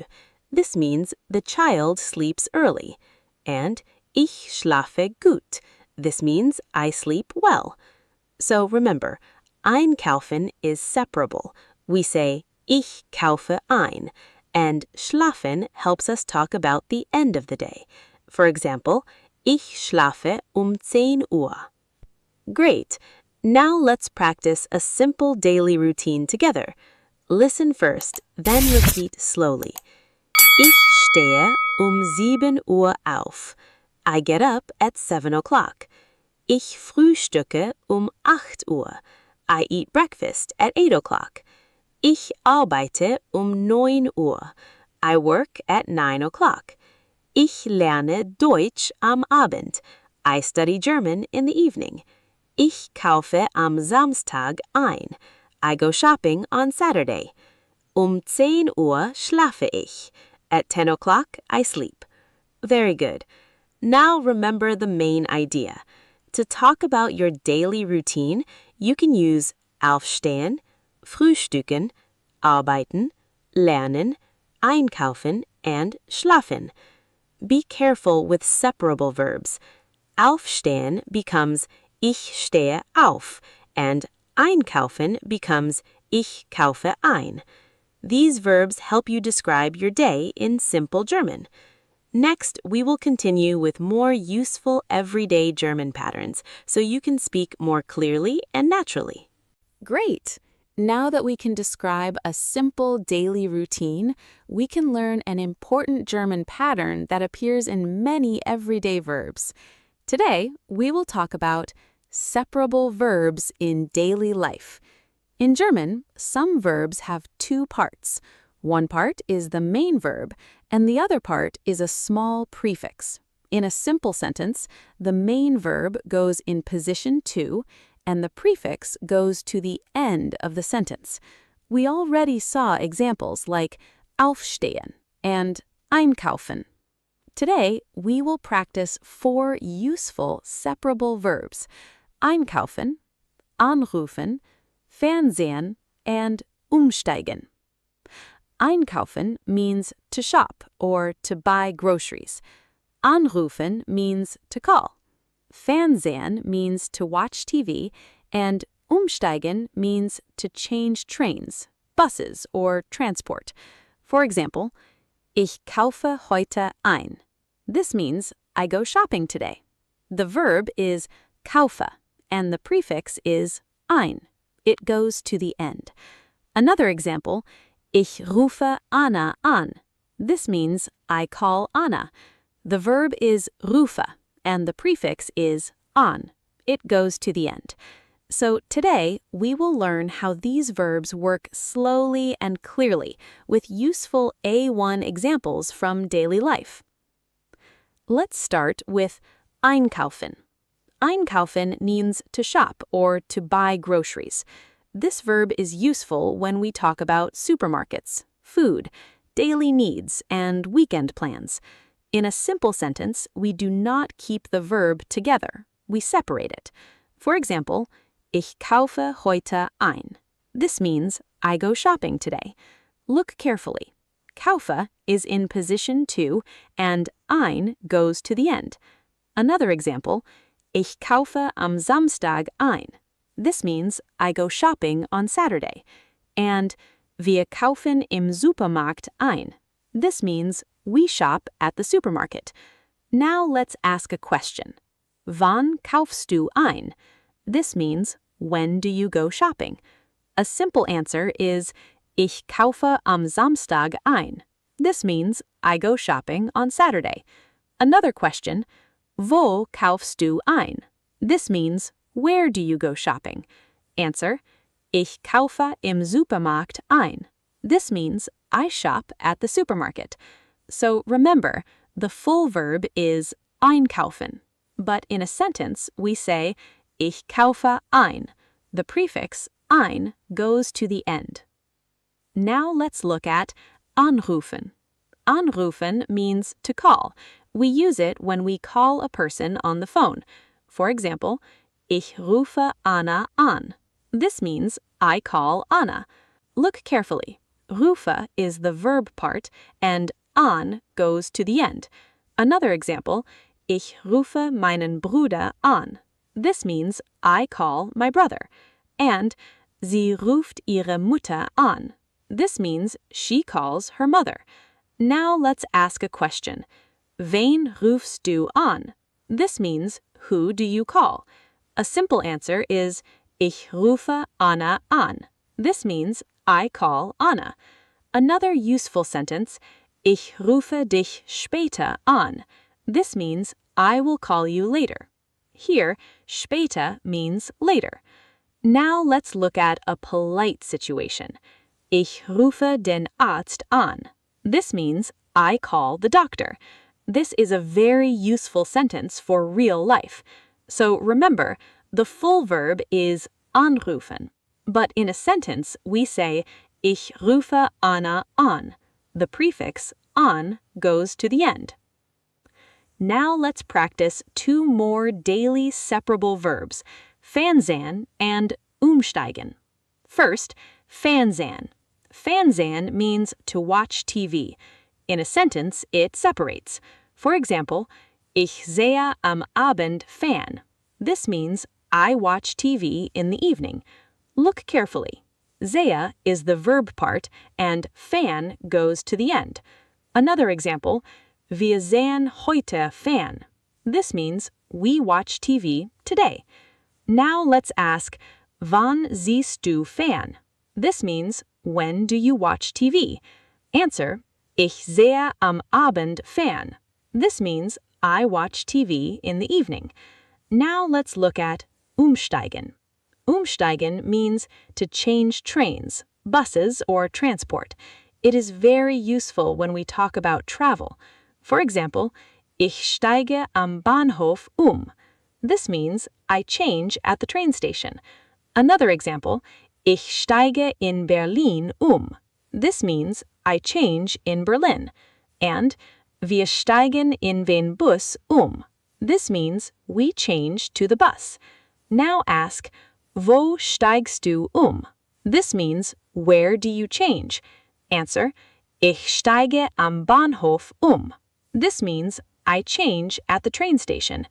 So remember, fanzan becomes ich sehe fern, and umsteigen becomes ich steige The prefix goes to the end. Great!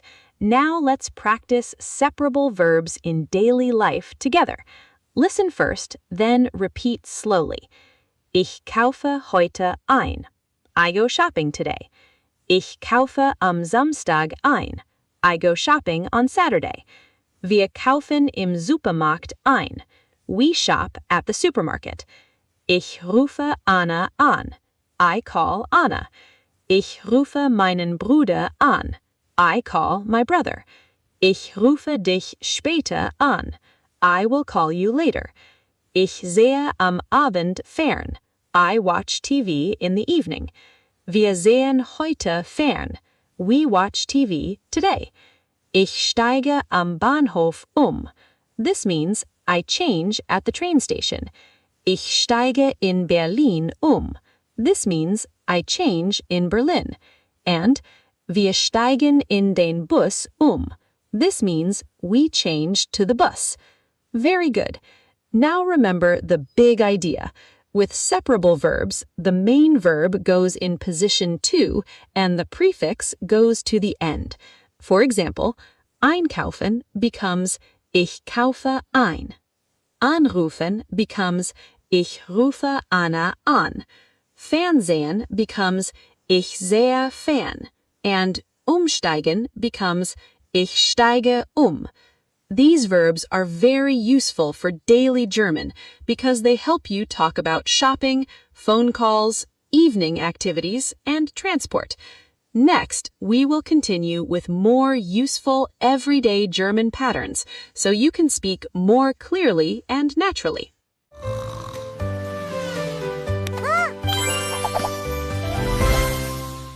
Great! Now that we can talk about daily life, simple actions, and useful German sentences, we can learn a very important topic for real conversations. Today, we will talk about family, people, and relationships. In German A1, this topic is very useful because we often talk about our family, our friends, age, and simple descriptions. We will learn words like die Familie. This means the family. Der Vater. This means the father. Die Mutter. This means the mother. Der Bruder. This means the brother. And die Schwester. This means the sister. We will also learn how to ask about age. For example, wie alt bist du? This means, how old are you? And we can answer, ich bin 20 Jahre alt. This means, I am 20 years old. We will also describe people with simple adjectives like groß, klein, jung, alt, nett, and freundlich. For example, mein Vater ist freundlich. This means, my father is friendly. So, today, we will learn how to talk about family members, age, people, and relationships slowly, clearly, and with simple A1 examples. Let's start with family members. The word die Familie means the family. For example, das ist meine Familie. This means, this is my family. Now, let's learn the most important family words. Der Vater means the father. Die Mutter means the mother. Der Bruder means the brother. And die Schwester means the sister. And die Eltern means the parents. Now, let's use simple sentences. Das ist mein Vater. This means, this is my father. Das ist meine Mutter. This means, this is my mother. Das ist mein Bruder. This means, this is my brother. Das ist meine Schwester. This means, this is my sister. Look carefully. With masculine nouns, we use mein. For example, mein Vater and mein Bruder. With feminine nouns, we use meine. For example, meine Mutter and meine Schwester. Now let's say, das sind meine Eltern. This means, these are my parents. So remember, to introduce family, you can say, das ist mein Vater, das ist meine Mutter, and das ist meine Familie. Now let's talk about age. A very useful question is, wie alt bist du? This means, how old are you? To answer, we say, ich bin 20 Jahre alt. This means, I am 20 years old. Another example, ich bin 25 Jahre alt. This means, I am 25 years old. Now let's ask about another person. Wie alt ist er? This means, how old is he? Answer, ist 30 Jahre alt. This means, he is 30 years old. Now, with a female person, wie alt ist sie? This means, how old is she? Answer, sie ist 28 Jahre alt. This means, she is 28 years old. Now, let's use family members. Mein Vater ist 40 Jahre alt. This means, my father is 40 years old. Meine Mutter ist 38 Jahre alt. This means, my mother is 38 years old. Mein Bruder ist 16 Jahre alt. This means, my brother is 16 years old. Meine Schwester ist 12 Jahre alt. This means, my sister is 12 years old. Now let's ask, wie alt ist dein Bruder? This means, how old is your brother? Answer, Mein Bruder ist 16 Jahre alt. This means my brother is 16 years old. So remember, ask wie alt bist du? Answer, ich bin 20 Jahre alt. For another person, ask wie alt ist er? Or wie alt ist sie? Now, let's describe people. To describe a person, we can use the verb sein. We already know ich bin, I am, du bist, you are, ist, he is, and sie ist, she is. Now, let's use simple adjectives. Groß means tall or big. Klein means small or short. Jung means young. Alt means old. Nett means nice. And freundlich means friendly. For example, mein Vater ist freundlich. This means my father is friendly. Meine Mutter ist nett. This means my mother is nice. Mein Bruder ist jung. This means my brother is young. Meine Schwester ist klein. This means my sister is small. Now, let's ask a simple question. Wie ist dein Vater? This means, what is your father like? Answer, mein Vater ist freundlich. This means, my father is friendly. Another question, wie ist deine Schwester? This means, what is your sister like? Answer, meine Schwester ist nett. This means, my sister is nice. So remember, to describe people, use sein plus an adjective. For example, mein Vater ist groß and meine Mutter ist freundlich. Great! Now let's practice family, people, age, and relationships together. Listen first, then repeat slowly. Das ist meine Familie.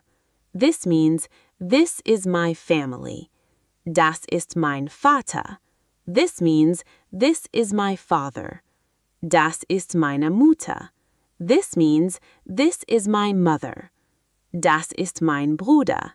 This means, this is my brother. Das ist meine Schwester.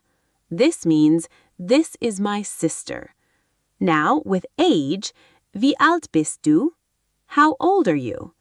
Ich bin 20 Jahre alt. I am 20 years old. Wie alt ist dein Bruder? How old is your brother? Mein Bruder ist 16 Jahre alt. My brother is 16 years old. Now, with descriptions, mein Vater ist freundlich. My father is friendly. Meine Mutter ist nett. My mother is nice. Mein Bruder ist jung. This means my brother is young. Meine Schwester ist klein. This means my sister is small. Now, let's talk about relationships. Wer ist das? This means, who is that? Answer, das ist mein Freund. This means, that is my male friend, or that is my boyfriend. Another answer, das ist meine Freundin. This means, that is my female friend, or that is my girlfriend. Very good. Now, remember the main idea. To talk about family, use der Vater, die Mutter, der Bruder, die Schwester, and die Eltern. To ask about age, use wie alt bist du and answer ich bin 20 Jahre alt. To describe people, use simple adjectives like groß, klein, jung, alt, nett, and freundlich. Now you can talk about your family, your age, your friends, and people around you in simple German. Next, we will continue with more useful everyday German patterns so you can speak more clearly and naturally. Great! Now that we can talk about family, people, daily routine, and simple everyday situations, we can learn another very useful topic for real German conversations. Today we will talk about home, rooms, and furniture. In German A1, this topic is very important because we often talk about where we live, our apartment, our house, our room, and the things inside the home. Today, we will learn words like das Haus. This means the house. Die Wohnung. This means the apartment. Das Zimmer. This means the room. And die Möbel. This means the furniture. We will also learn important room words like die Küche, das Bad, das Schlafzimmer, and das Wohnzimmer.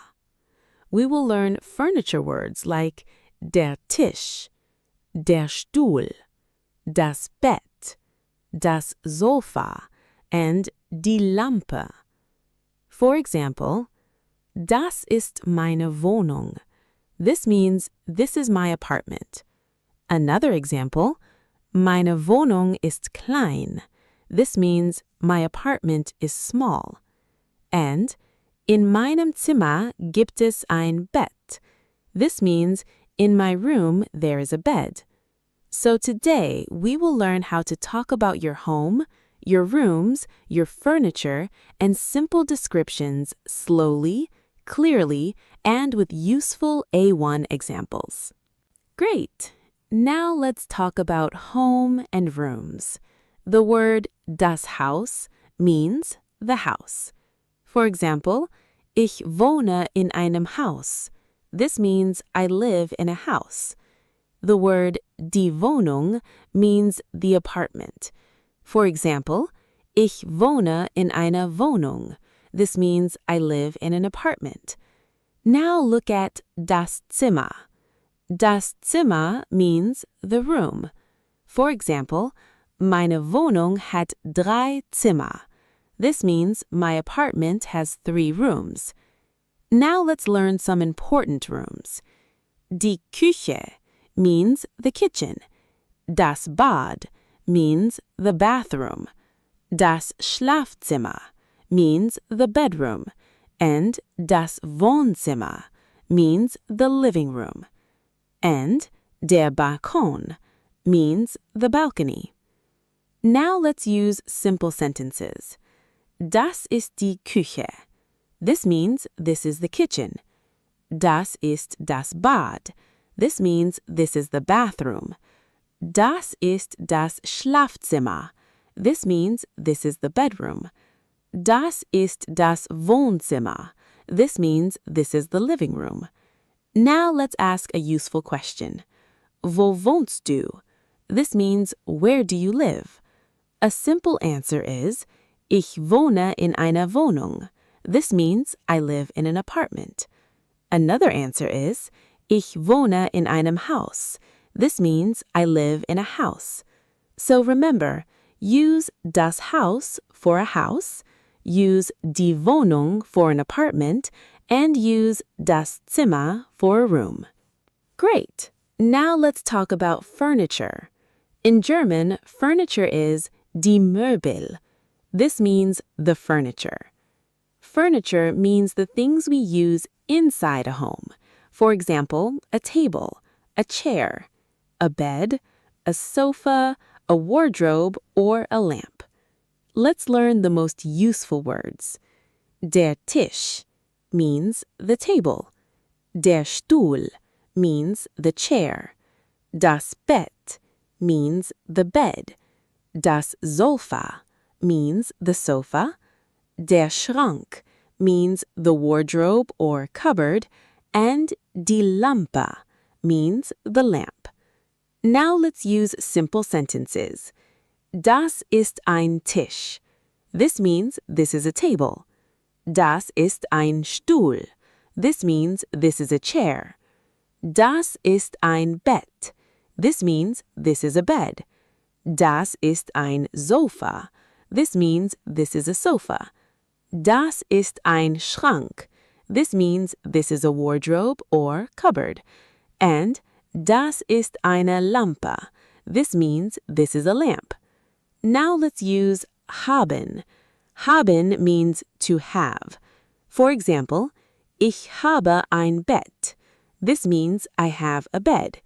Ich habe einen Tisch. This means I have a table. Ich habe einen Stuhl. This means I have a chair. And ich habe eine Lampe. This means I have a lamp. So remember, furniture words are very useful when you describe your room or your home. Great! Now let's describe a home or a room. To describe a place, we can use simple adjectives. For example, groß means big. Klein means small. Hell means bright. Dunkel means dark. Schön means beautiful. And gemütlich means comfortable or cozy. Now let's use simple sentences. Meine Wohnung ist klein. This means my apartment is small. Mein Haus ist groß. This means my house is big. Das Wohnzimmer ist hell. This means the living room is bright. Das Schlafzimmer ist gemütlich. This means the bedroom is cozy. Die Küche ist schön. This means the kitchen is beautiful. Das Bad ist modern. This means the bathroom is modern. Now let's ask, wie ist deine Wohnung? This means, what is your apartment like? A simple answer is, meine Wohnung ist klein, aber schön. This means my apartment is small but beautiful. Another question, wie ist dein Zimmer? This means, what is your room like? Answer, mein Zimmer ist hell und gemütlich. This means my room is bright and cozy. So remember, to describe a home, use ist plus an adjective. For example, meine Wohnung ist schön and mein Zimmer ist gemütlich. Great! Now let's practice home, rooms, and furniture together. Listen first, then repeat slowly. Das ist meine Wohnung. This is my apartment. Ich wohne in einer Wohnung. I live in an apartment. Meine Wohnung hat 3 Zimmer. My apartment has 3 rooms. Das ist die Küche. This is the kitchen. Das ist das Bad. This is the bathroom.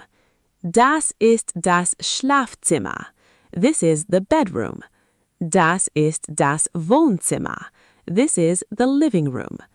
Now with furniture. Ich habe ein Bett. I have a bed. Ich habe einen Tisch. I have a table. Ich habe einen Stuhl. I have a chair. And ich habe eine Lampe. I have a lamp. Now let's describe a room. Mein Zimmer ist klein. My room is small. Mein Zimmer ist hell. My room is bright. Mein Zimmer ist gemütlich. My room is cozy. Now let's use es gibt. In meinem Zimmer gibt es ein Bett. In my room there is a bed. In meiner Wohnung gibt es eine Küche. In my apartment there is a kitchen.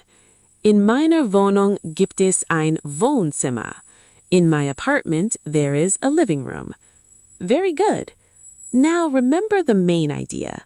To talk about home, use words like das Haus, die Wohnung, and das Zimmer. To talk about rooms, use die Küche, das Bad, das Schlafzimmer, and das Wohnzimmer.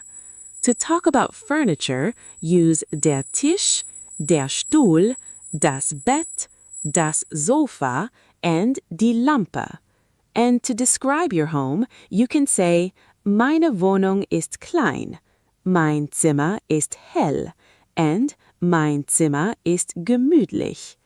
Now you can describe your home, your rooms, and your furniture in simple German. Next, we will continue with more useful everyday German patterns so you can speak more clearly and naturally.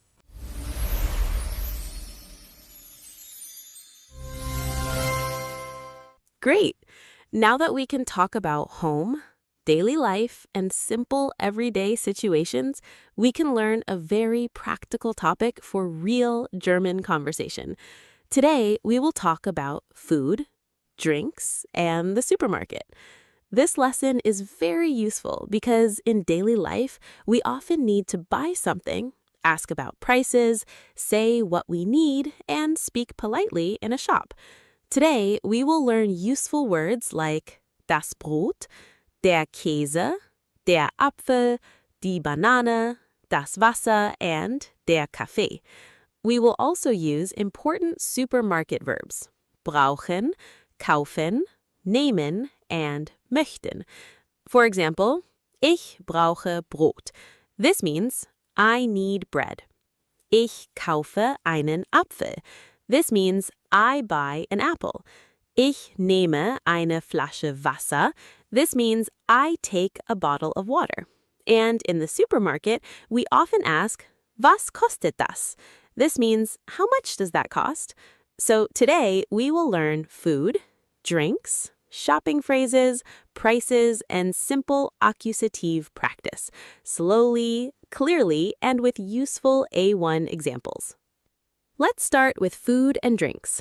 The word das Essen means food, and the word das Getränk means drink.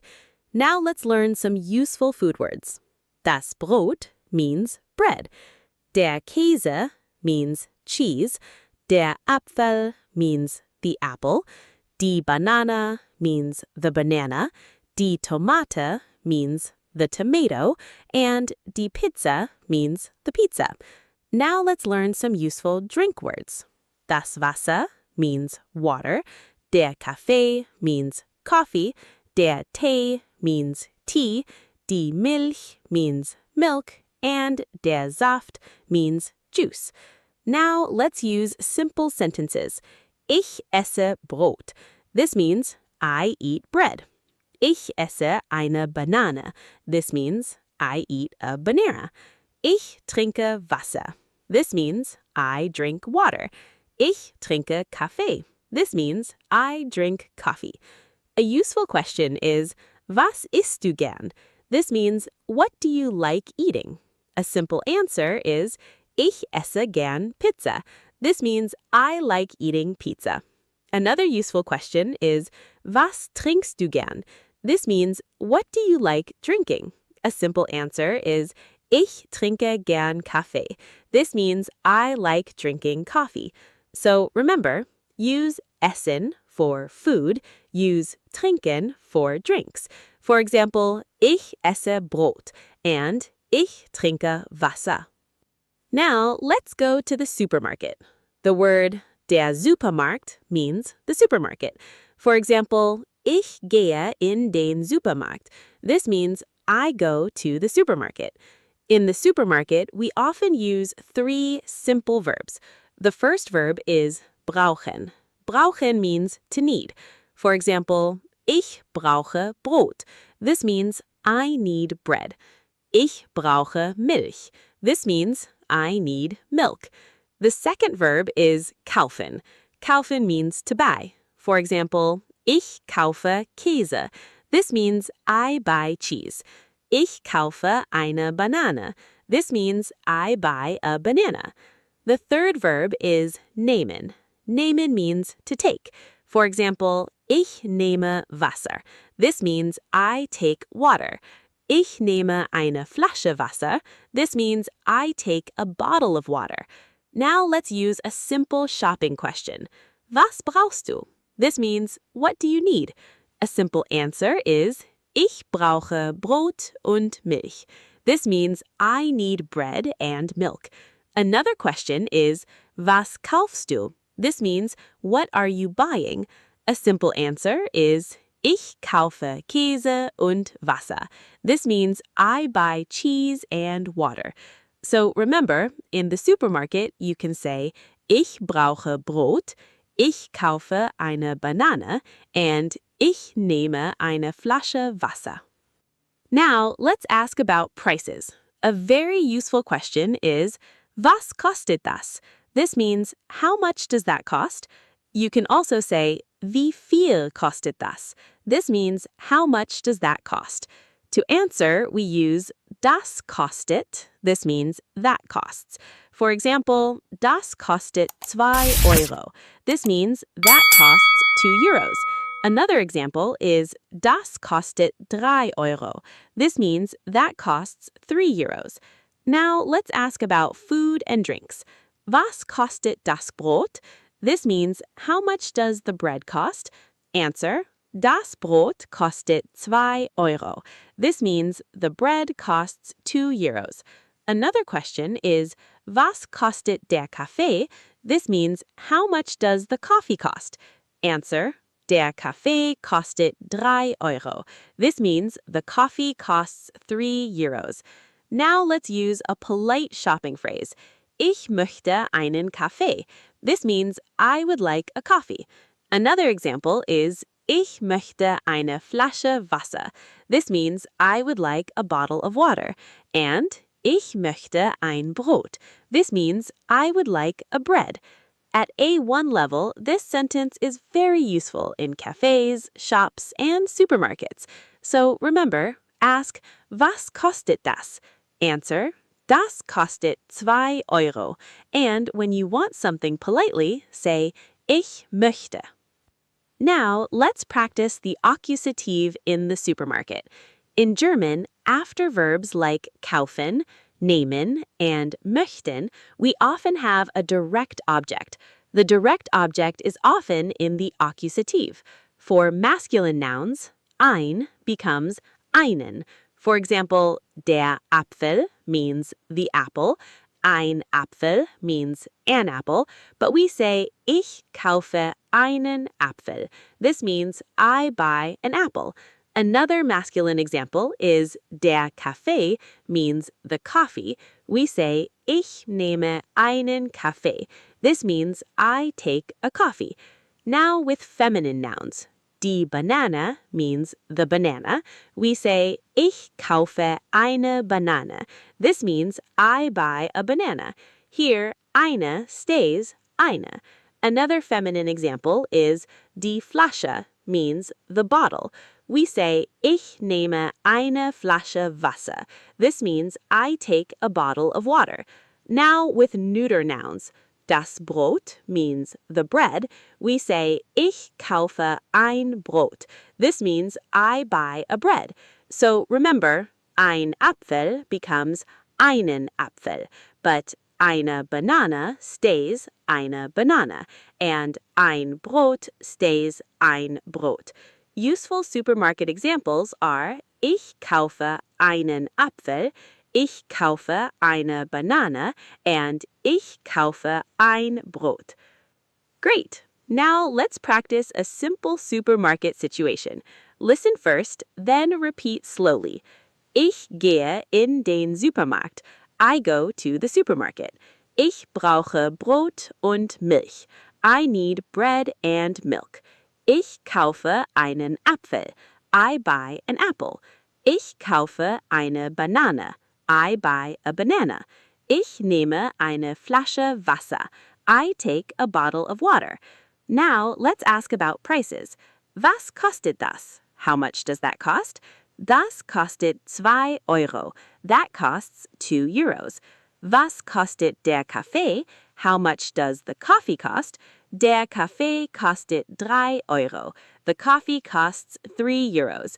Now let's use polite shopping phrases. Ich möchte einen Kaffee. I would like a coffee. Ich möchte eine Flasche Wasser. I would like a bottle of water. Ich möchte ein Brot. I would like a bread. Very good. Now remember the main idea. For food, use essen. For drinks, use trinken. In the supermarket, use brauchen, kaufen, nehmen, and möchten. To ask about prices, say, was kostet das? To answer, say, das kostet 2 Euro. And with accusative, remember, ein Apfel becomes einen Apfel. Now you can talk about food, drinks, shopping, prices, and simple supermarket situations in German. Next, we will continue with more useful everyday German patterns so you can speak more clearly and naturally. Great. Now that we can talk about food, drinks, prices, and supermarket situations, we can learn another very useful topic for real life. Today, we will talk about restaurants and cafes. This topic is very important in German A1 because we often need German when we order food, order drinks, ask for the menu, speak politely, and pay. Today we will learn useful words like das Restaurant. This means the restaurant. Das Café. This means the cafe. Die Speisekarte. This means the menu. Der Kellner. This means the waiter. And die Kellnerin. This means the waitress. We will also learn one very important polite phrase. Ich hätte gern. This means I would like. For example, Ich hätte gern einen Kaffee. This means I would like a coffee. Another example, Ich hätte gern ein Wasser. This means I would like a water. And Ich hätte gern, this means I would like. For example, Ich hätte gern einen Kaffee. This means I would like a coffee. Another example, Ich hätte gern die Speisekarte. This means I would like the menu. This phrase is very useful because it sounds polite and natural in restaurants and cafes. So today we will learn how to ask for the menu, order food and drinks, ask for the bill, and pay, slowly, clearly, and with useful A1 examples. Let's start with the menu. In German, the menu is die Speisekarte. For drinks, you may also see die Getränkekarte. This means the drinks menu. In a restaurant or cafe, you can ask politely, die Speisekarte bitte. This means the menu, please. Or more complete, ich hätte gern die Speisekarte. This means I would like the menu. Now let's learn some useful food words for a restaurant or cafe. Die Suppe. This means the soup. Der Salat means the salad. Die Pizza means the pizza. Der Kuchen means the cake. And das Frühstück means the breakfast. Now some useful drinks. Der Kaffee means the coffee. Der Tee means the tea. Das Wasser means the water. And der Saft means the juice. Now let's use simple sentences. Ich nehme eine Suppe. This means I take a soup. Ich nehme einen Salat. This means I take a salad. Ich nehme einen Kaffee. This means I take a coffee. And ich nehme ein Wasser. This means I take a water. A useful question is, was gibt es? This means, what is there? Another useful question is, haben Sie Kaffee? This means, do you have coffee? And haben Sie Kuchen? This means, do you have cake? So remember, for the menu, say, die Speisekarte hätte, or ich hätte gern die Speisekarte. Now let's learn how to order politely. The most important phrase today is, ich hätte gern. This means, I would like. This is very useful in a cafe, in a restaurant, or in a bakery. For example, ich hätte gern einen Kaffee. This means I would like a coffee. Another example, ich hätte gern einen Tee. This means I would like a tea. And ich hätte gern ein Wasser. This means I would like a water. Now with food, ich hätte gern eine Suppe. This means I would like a soup. Ich hätte gern einen Salat. This means I would like a salad. Ich hätte gern einen Stück Kuchen. This means I would like a piece of cake. You can also use ich nehme. This means I will take. For example, ich nehme einen Kaffee. This means I will take a coffee. And ich nehme eine Pizza. This means I will take a pizza. A waiter may ask, Was möchten Sie? This means, what would you like? You can answer, Ich hätte gern einen Kaffee. This means, I would like a coffee. Or, Ich nehme eine Suppe. This means, I will take a soup. So remember, Ich hätte gern sounds polite. Ich nehme is also common and simple. And add bitte to sound even more polite. Now let's talk about more restaurant phrases. After you order, the waiter may ask, Noch etwas? This means, anything else? You can answer, Nein, danke. This means, no thank you, or Das ist alles. This means, that is all. If you want something more, you can say, Ich hätte gern noch ein Wasser. This means, I would like another water. Or, Ich hätte gern noch einen Kaffee. This means, I would like another coffee. Now let's talk about small requests. If you need help, you can say, Entschuldigung. This means, excuse me. Then you can say, Ich hätte gern Zucker. This means, I would like sugar. Or, Ich hätte gern Milch. This means, I would like milk. Another useful phrase is, Kann ich bitte zahlen? This means, can I pay, please? You can also say, Die Rechnung bitte. This means, the bill, please. In a restaurant, this phrase is very important. Now let's use a simple, polite request. Entschuldigung, die Rechnung bitte. This means, excuse me, the bill, please. So remember, noch etwas means anything else, das ist alles means that is all, and die Rechnung bitte means the bill, please. Now let's learn how to pay. The word die Rechnung means the bill. To ask for the bill, you can say die Rechnung bitte. This means the bill, please. Or ich möchte zahlen. This means I would like to pay. A useful question from the waiter is bar oder mit Karte? This means cash or by card. Bar means cash and mit Karte means by card. You can answer bar bitte. This means cash, please, or mit Karte bitte. This means by card, please. Sometimes the waiter may ask zusammen oder getrennt. This means together or separately. Zusammen means together and getrennt means separately. You can answer zusammen bitte. This means together, please, or getrennt bitte. This means separately, please. Now let's learn one useful phrase for tipping. Stimmt so. This means keep the change. For example, if the bill is a little less and you do not need change, you can say stimmt so. So remember, to pay, say Ich möchte zahlen or die Rechnung bitte. Then answer bar bitte or mit Karte bitte. Great. Now let's practice a simple restaurant and cafe situation. Listen first, then repeat slowly. Guten Tag. Die Speisekarte bitte. Was möchten Sie? Ich hätte gern einen Kaffee. Ich hätte gern ein Wasser. Ich nehme eine Suppe. Ich nehme einen Salat. Noch etwas? Nein, danke. Das ist alles. Now let's pay. Die Rechnung bitte. Ich möchte zahlen.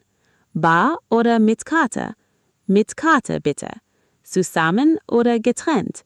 Zusammen bitte. Very good. Now remember the main idea. In a restaurant or cafe, you can use Ich hätte gern to order politely. For example, Ich hätte gern einen Kaffee. You can use Ich nehme to choose something. For example, Ich nehme eine Suppe. To ask for the bill, say Die Rechnung bitte or Ich möchte zahlen. And to pay, you can say bar bitte or mit Karte bitte. Now you can order, ask for the menu, pay, and speak politely in a German restaurant or cafe. Next, we will continue with more useful everyday German patterns so you can speak more clearly and naturally.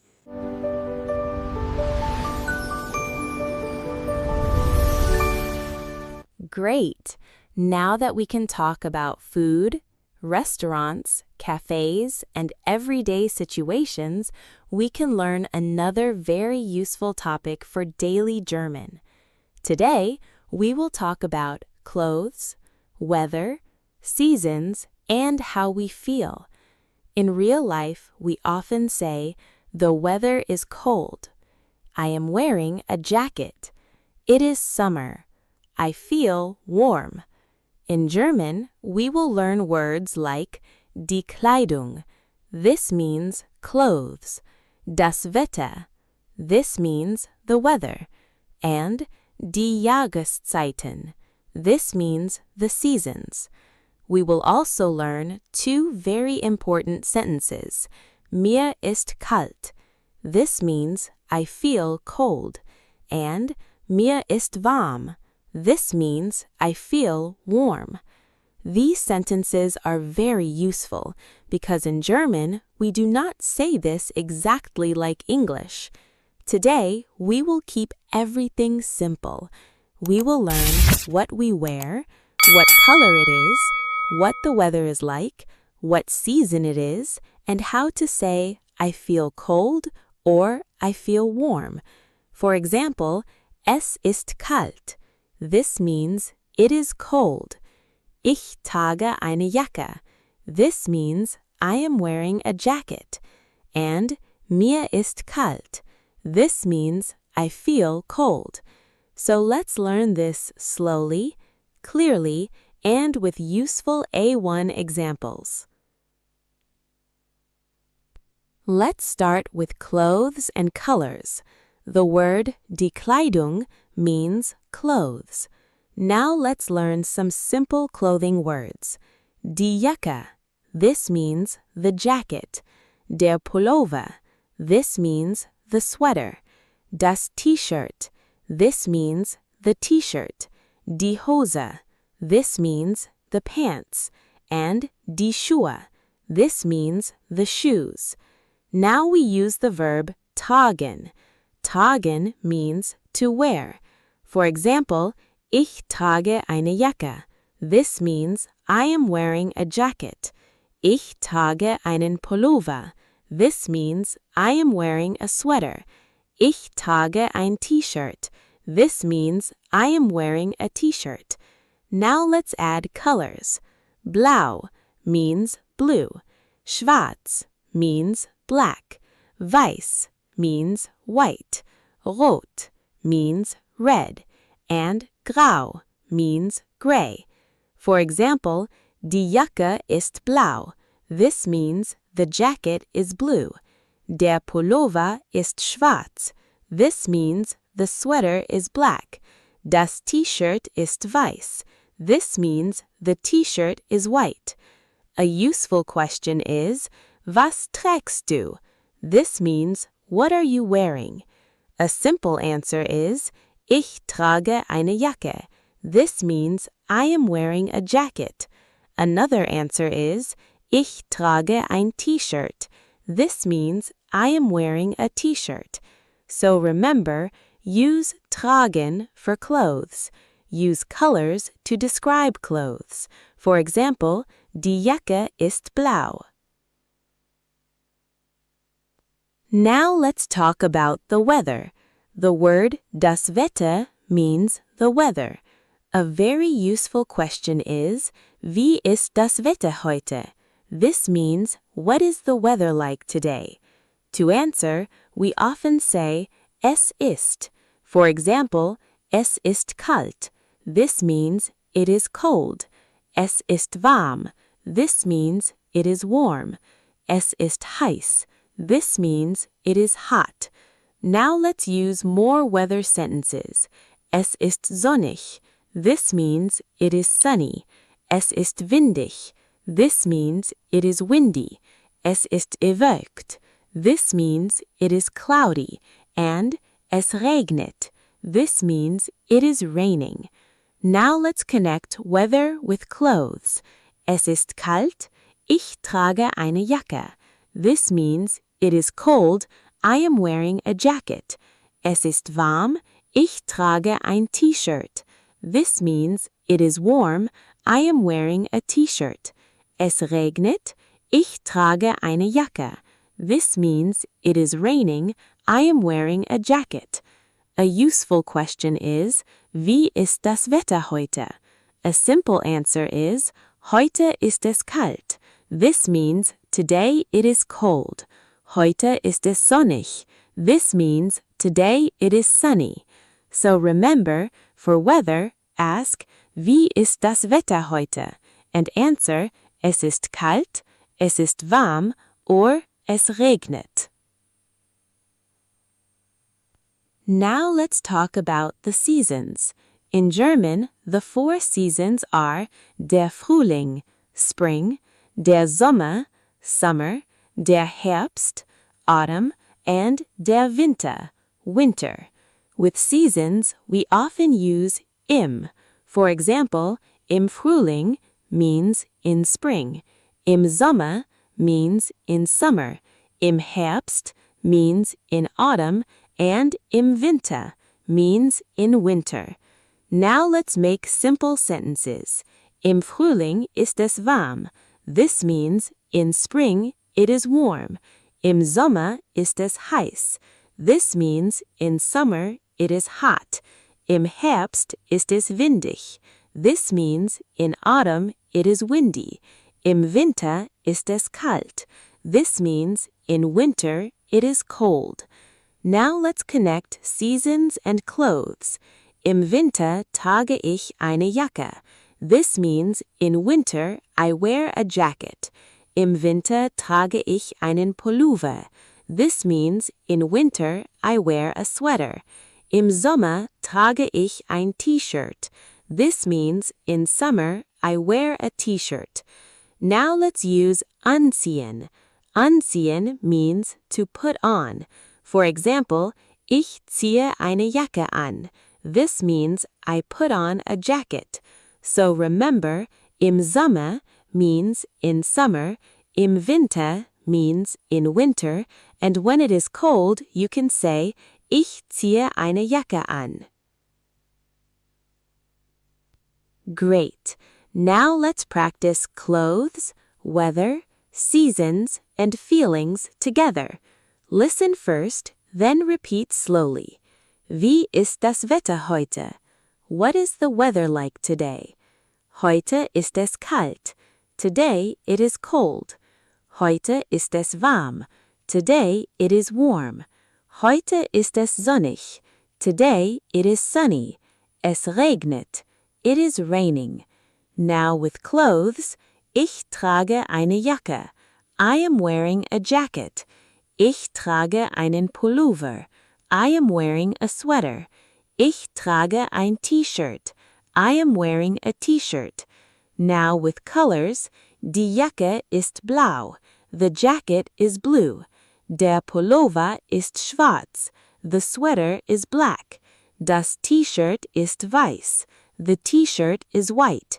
Now with seasons, im Sommer ist es heiß. In summer, it is hot. Im Winter ist es kalt. In winter, it is cold. Now the most important part, mir ist kalt. I feel cold. Mir ist warm.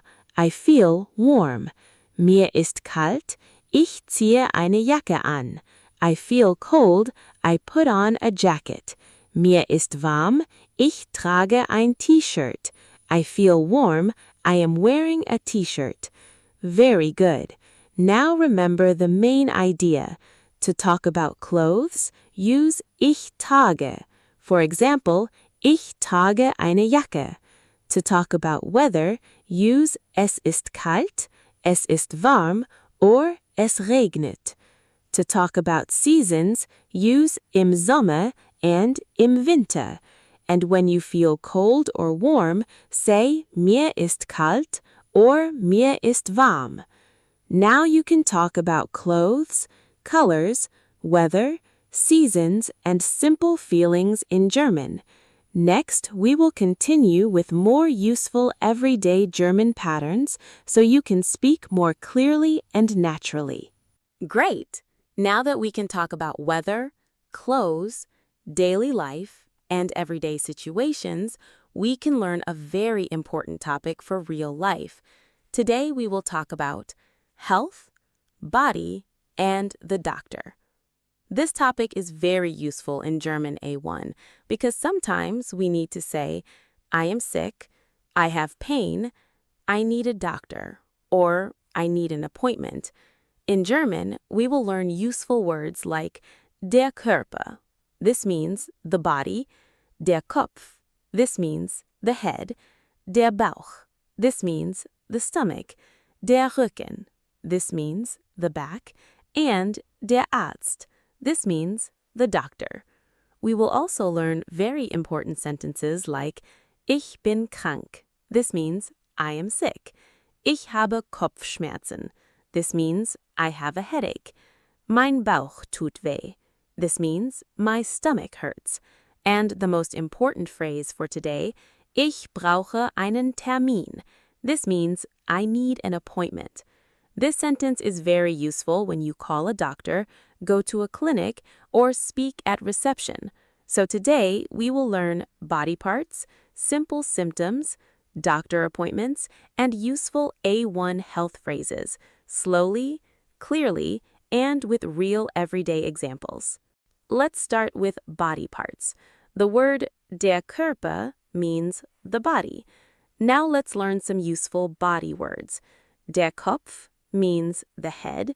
Der Hals means the throat or neck. Der Bauch means the stomach. Der Rücken means the back. Die Hand means the hand. And der Fuß means the foot. Now let's use simple sentences. Das ist mein Kopf. This means this is my head. Das ist mein Bauch. This means this is my stomach. Das ist mein Rücken. This means this is my back. A very useful phrase is tut weh. Tut weh means hurts. For example, mein Kopf tut weh. This means my head hurts. Mein Bauch tut weh. This means my stomach hurts. Mein Rücken tut weh. This means my back hurts. A useful question is was tut weh? This means what hurts. A simple answer is mein Kopf tut weh. This means my head hurts. Another answer is mein Bauch tut weh. This means my stomach hurts. So remember, use body part plus tut weh. For example, mein Rücken tut weh. Now let's talk about symptoms. Symptoms are the problems we feel in the body. A very simple sentence is Ich bin krank. This means I am sick. Now let's learn some useful symptoms. Ich habe Kopfschmerzen. This means I have a headache. Ich habe Bauchschmerzen. This means I have stomach pain. Ich habe Halsschmerzen. This means I have a sore throat. Ich habe Fieber. This means I have a fever. Ich habe Husten. This means I have a cough. And ich habe Schnupfen. This means I have a runny nose. Now let's learn one more useful phrase. Mir ist schlecht. This means I feel sick or I feel nauseous. For example, mir ist schlecht. This means I feel sick. Another useful sentence is Ich fühle mich nicht gut.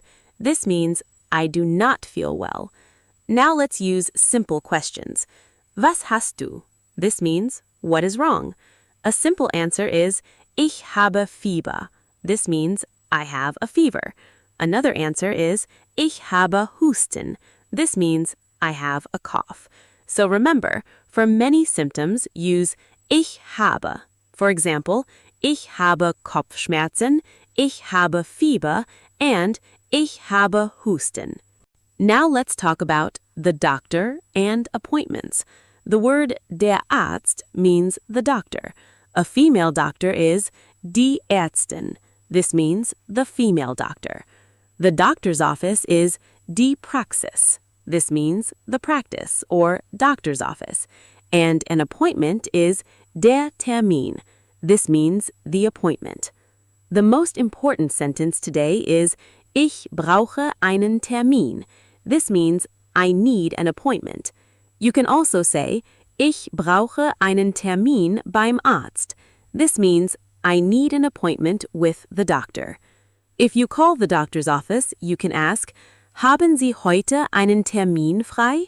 This means, do you have an appointment available today? Another useful question is, wann ist der Termin? This means, when is the appointment? A simple answer is, der Termin ist 10 Uhr. This means, the appointment is at 10 o'clock. Another answer is, der Termin ist am Montag. This means, the appointment is on Monday. Now let's use a simple, polite sentence. Ich möchte einen Termin machen. This means, I would like to make an appointment. And ich kann heute kommen. This means, I can come today. So remember, to ask for an appointment, say, ich brauche einen Termin or ich möchte einen Termin machen. Great! Now let's practice health, body, symptoms, and doctor appointments together. Listen first, then repeat slowly. Ich bin krank. I am sick. Ich fühle mich nicht gut. I do not feel well. Mein Kopf tut weh. My head hurts. Mein Bauch tut weh. My stomach hurts. Mein Rücken tut weh. My back hurts. Now with symptoms. Ich habe Kopfschmerzen. I have a headache. Ich habe Bauchschmerzen. I have stomach pain. Ich habe Halsschmerzen. I have a sore throat. Ich habe Fieber. This means I have a fever. Ich habe Husten.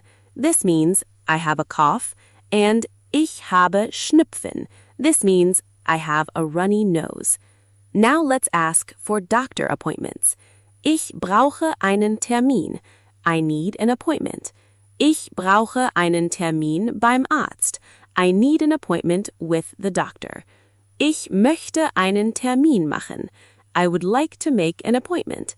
Haben Sie heute einen Termin frei? Do you have an appointment available today? Wann ist der Termin? When is the appointment? Der Termin ist 10 Uhr. The appointment is at 10 o'clock. Very good. Now remember the main idea. To talk about body parts, use words like der Kopf, der Bauch, and der Rücken. To say something hurts, use tut weh. For example, mein Kopf tut weh. To talk about symptoms, use ich habe. For example, ich habe Fieber. And to ask for a doctor appointment, say ich brauche einen Termin.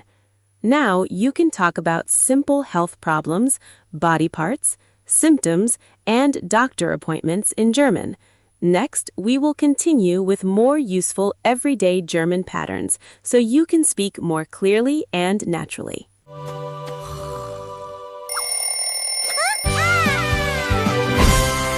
Great! Now that we can talk about health, appointments, and everyday situations, we can learn another very useful topic for real German life. Today we will talk about the city, directions, transport, and tickets. This lesson is very important in German A1 because we often need German when we are in a city, when we look for a place, when we take a bus or a train, or when we buy a ticket. In this lesson, we will learn useful city words like die Stadt, which means the city, der Bahnhof, which means the train station, die Bushaltestelle, which means the bus stop, die Apotheke, which means the pharmacy, and der Supermarkt, which means the supermarket. We will also learn simple direction phrases like links, which means left, rechts, which means right, geradeaus, which means straight ahead, and in der Nähe, which means nearby. For example, gehen Sie geradeaus, which means go straight ahead. Another example, biegen Sie links ab, which means turn left.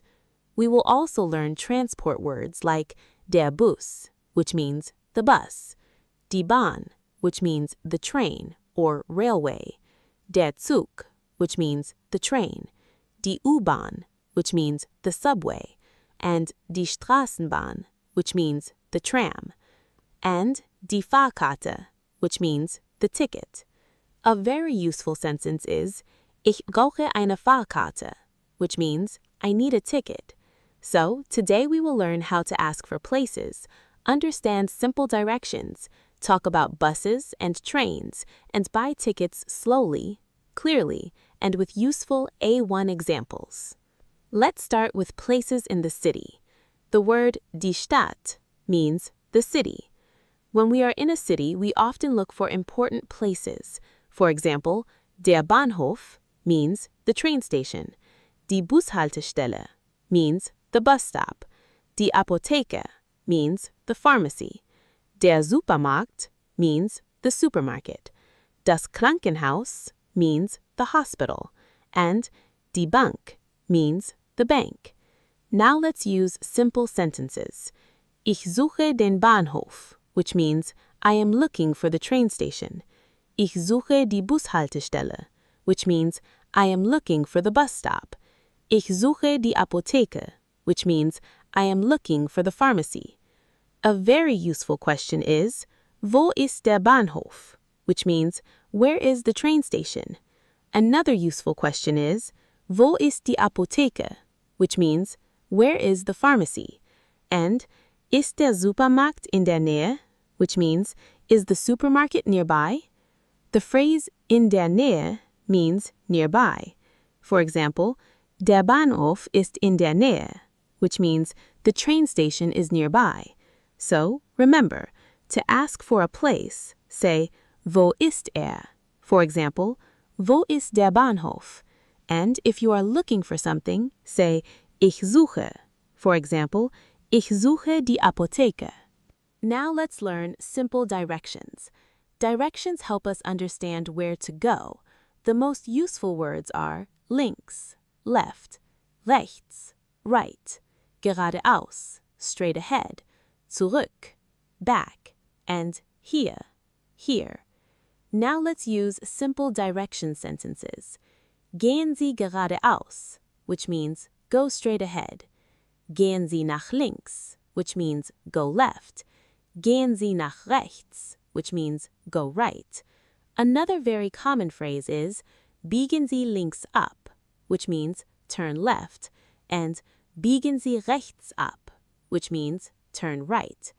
Now let's connect directions with places. Der Bahnhof ist links, which means the train station is on the left. Die Apotheke ist rechts, which means the pharmacy is on the right. Der Supermarkt ist geradeaus, which means the supermarket is straight ahead. A useful question is, Wie komme ich zum Bahnhof? Which means, how do I get to the train station? A simple answer is, Gehen Sie geradeaus, which means go straight ahead. Another answer is, Biegen Sie rechts ab, which means turn right. So, remember, ask, Wie komme ich zum Bahnhof? And listen for geradeaus, links, and rechts. Now let's talk about transport in the city. The word der Bus means the bus. Die Bahn means the train or railway. Der Zug means the train. Die U-Bahn means the subway. And die Straßenbahn means the tram. Now let's use simple transport sentences. Ich fahre mit dem Bus, which means I go by bus. Ich fahre mit der Bahn, which means I go by train. Ich fahre mit dem Zug, which means I go by train. Ich fahre mit der U-Bahn, which means I go by subway. A useful question is, Welcher Bus fährt zum Bahnhof? Which means, which bus goes to the train station? Another useful question is, Wann fährt der Bus? Which means, when does the bus leave? A simple answer is, Der Bus fährt 8 Uhr, which means, the bus leaves at 8 o'clock. Now let's talk about changing transport. The verb umsteigen means to change transport.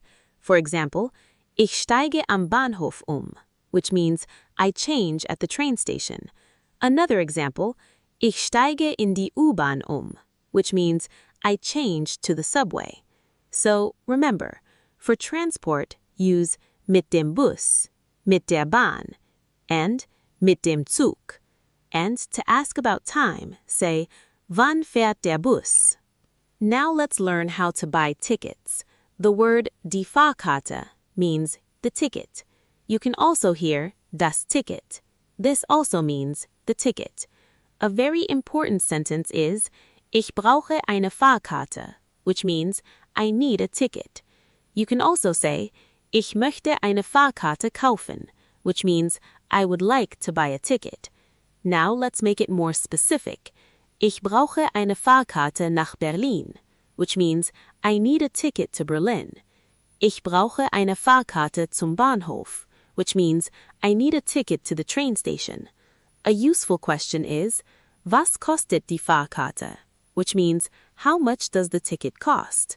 A simple answer is, die Fahrkarte kostet 3 Euro, which means the ticket costs 3 euros. Now let's ask about platform or track. The word der Bahnsteig means the platform. For example, wo ist der Bahnsteig? Which means, where is the platform? Another useful question is, von welchem Bahnsteig fährt der Zug? Which means, from which platform does the train leave? At A1 level, you can keep it simple. Wo fährt der Zug? Which means, where does the train leave? So, remember, to buy a ticket, say, ich brauche eine Fahrkarte, or ich möchte eine Fahrkarte kaufen. To ask the price, say, was kostet die Fahrkarte? Great! Now let's practice city, directions, transport, and tickets together. Listen first, then repeat slowly. Wo ist der Bahnhof? Where is the train station? Ich suche die Bushaltestelle. I am looking for the bus stop. Ist der Supermarkt in der Nähe? Is the supermarket nearby? Der Bahnhof ist in der Nähe. The train station is nearby. Now with directions. Gehen Sie geradeaus. Go straight ahead. Biegen Sie links ab. Turn left. Biegen Sie rechts ab. Turn right. Der Supermarkt ist rechts. The supermarket is on the right. Now with transport. Ich fahre mit dem Bus. I go by bus. Ich fahre mit der Bahn. I go by train. Wann fährt der Bus? When does the bus leave? Der Bus fährt 8 Uhr. The bus leaves at 8 o'clock. Now with tickets. Ich brauche eine Fahrkarte. I need a ticket. Ich möchte eine Fahrkarte kaufen. I would like to buy a ticket. Was kostet die Fahrkarte? How much does the ticket cost? Die Fahrkarte kostet 3 Euro, which means the ticket costs 3 euros. Very good. Now remember the main idea. To ask for a place, say, wo ist er? For example, wo ist der Bahnhof? To ask for directions, say, wie komme ich zum Bahnhof? And to understand directions, listen for links, rechts, and geradeaus. For transport, use mit dem Bus or mit der Bahn. And to buy a ticket, say, ich brauche eine Fahrkarte. Now you can ask for places, understand simple directions, use transport, and buy tickets in simple German. Next, we will continue with more useful everyday German patterns so you can speak more clearly and naturally. Great! Now that we can ask for places, use transport, buy tickets, and speak in everyday situations, we can learn another very useful topic for real German life. Today, we will talk about phone calls, short messages, simple emails, invitations, and appointments. This lesson is very important in German A1 because in daily life, we often need to call someone, send a message, write a short email, invite someone, or make an appointment. In German, we will learn useful words like das Telefon, the phone, der Anruf, the call, die Nachricht, the message, die E-Mail, the email, die Einladung, the invitation, and der Termin, the appointment. We will also use useful verbs like anrufen, schreiben, antworten, einladen, and vereinbaren. For example, ich rufe dich an, I call you. Ich schreibe dir eine Nachricht, I write you a message. Ich schreibe eine E-Mail, I write an email. And ich habe einen Termin, I have an appointment. So today, we will learn how to communicate on the phone, in messages, in emails, and when we talk about appointments, slowly, clearly, and with useful A1 examples. Let's start with phone calls. The word das Telefon means the phone. The word der Anruf means the call. And the verb anrufen means to call. This verb is separable. That means in a simple sentence, the main verb goes near the front and the small part goes to the end. For example, ich rufe dich an. This means I call you. Look carefully. Rufe is the verb part and an goes to the end. Another example, ich rufe Anna an. This means I call Anna. And ich rufe meinen Bruder an. This means I call my brother. Now, let's use simple phone phrases. Kannst du mich anrufen? Can you call me? Ich kann gerade nicht telefonieren. I cannot talk on the phone right now. Ich rufe später zurück. I will call back later. A useful question is, wann rufst du mich an? When will you call me? A simple answer is, ich rufe dich später an. I will call you later. So remember, the full verb is anrufen, but in a sentence we say, ich rufe dich an. The small part, an, goes to the end. Now, let's talk about short messages. The word die Nachricht means the message, and the verb schreiben means to write. In daily life, we often send short messages to friends, family, or classmates. For example, ich schreibe dir eine Nachricht. I write you a message. Another example, schreib mir bitte. Please write to me. And ich antworte später. I will answer later. The verb antworten means to answer or to reply. Now, let's learn some very useful short messages. Hallo Anna. Hello Anna. Wie geht es dir? How are you? Hast du heute Zeit? Do you have time today? Ich habe heute keine Zeit. I do not have time today. Ich komme später. I will come later. And bis später. See you later. Now, let's make a simple message. Hallo Anna. Hast du heute Zeit? Hello, Anna. Do you have time today? A simple answer is, ja, ich habe Zeit. Yes, I have time. Another answer is, nein, ich habe keine Zeit. No, I do not have time. So remember, for short messages, use simple sentences. For example, schreib mir bitte, ich antworte später, and hast du heute Zeit? Now, let's talk about simple emails. The word die email means the email. The verb schreiben means to write. For example, ich schreibe eine E-Mail. I write an email. Another example, ich schreibe eine E-Mail an Frau Müller. I write an email to Miss Miller. In a simple email, we need 3 parts. First, a greeting. For example, Hallo Anna, hello Anna, or more formal, sehr geehrte Frau Miller, dear Miss Miller.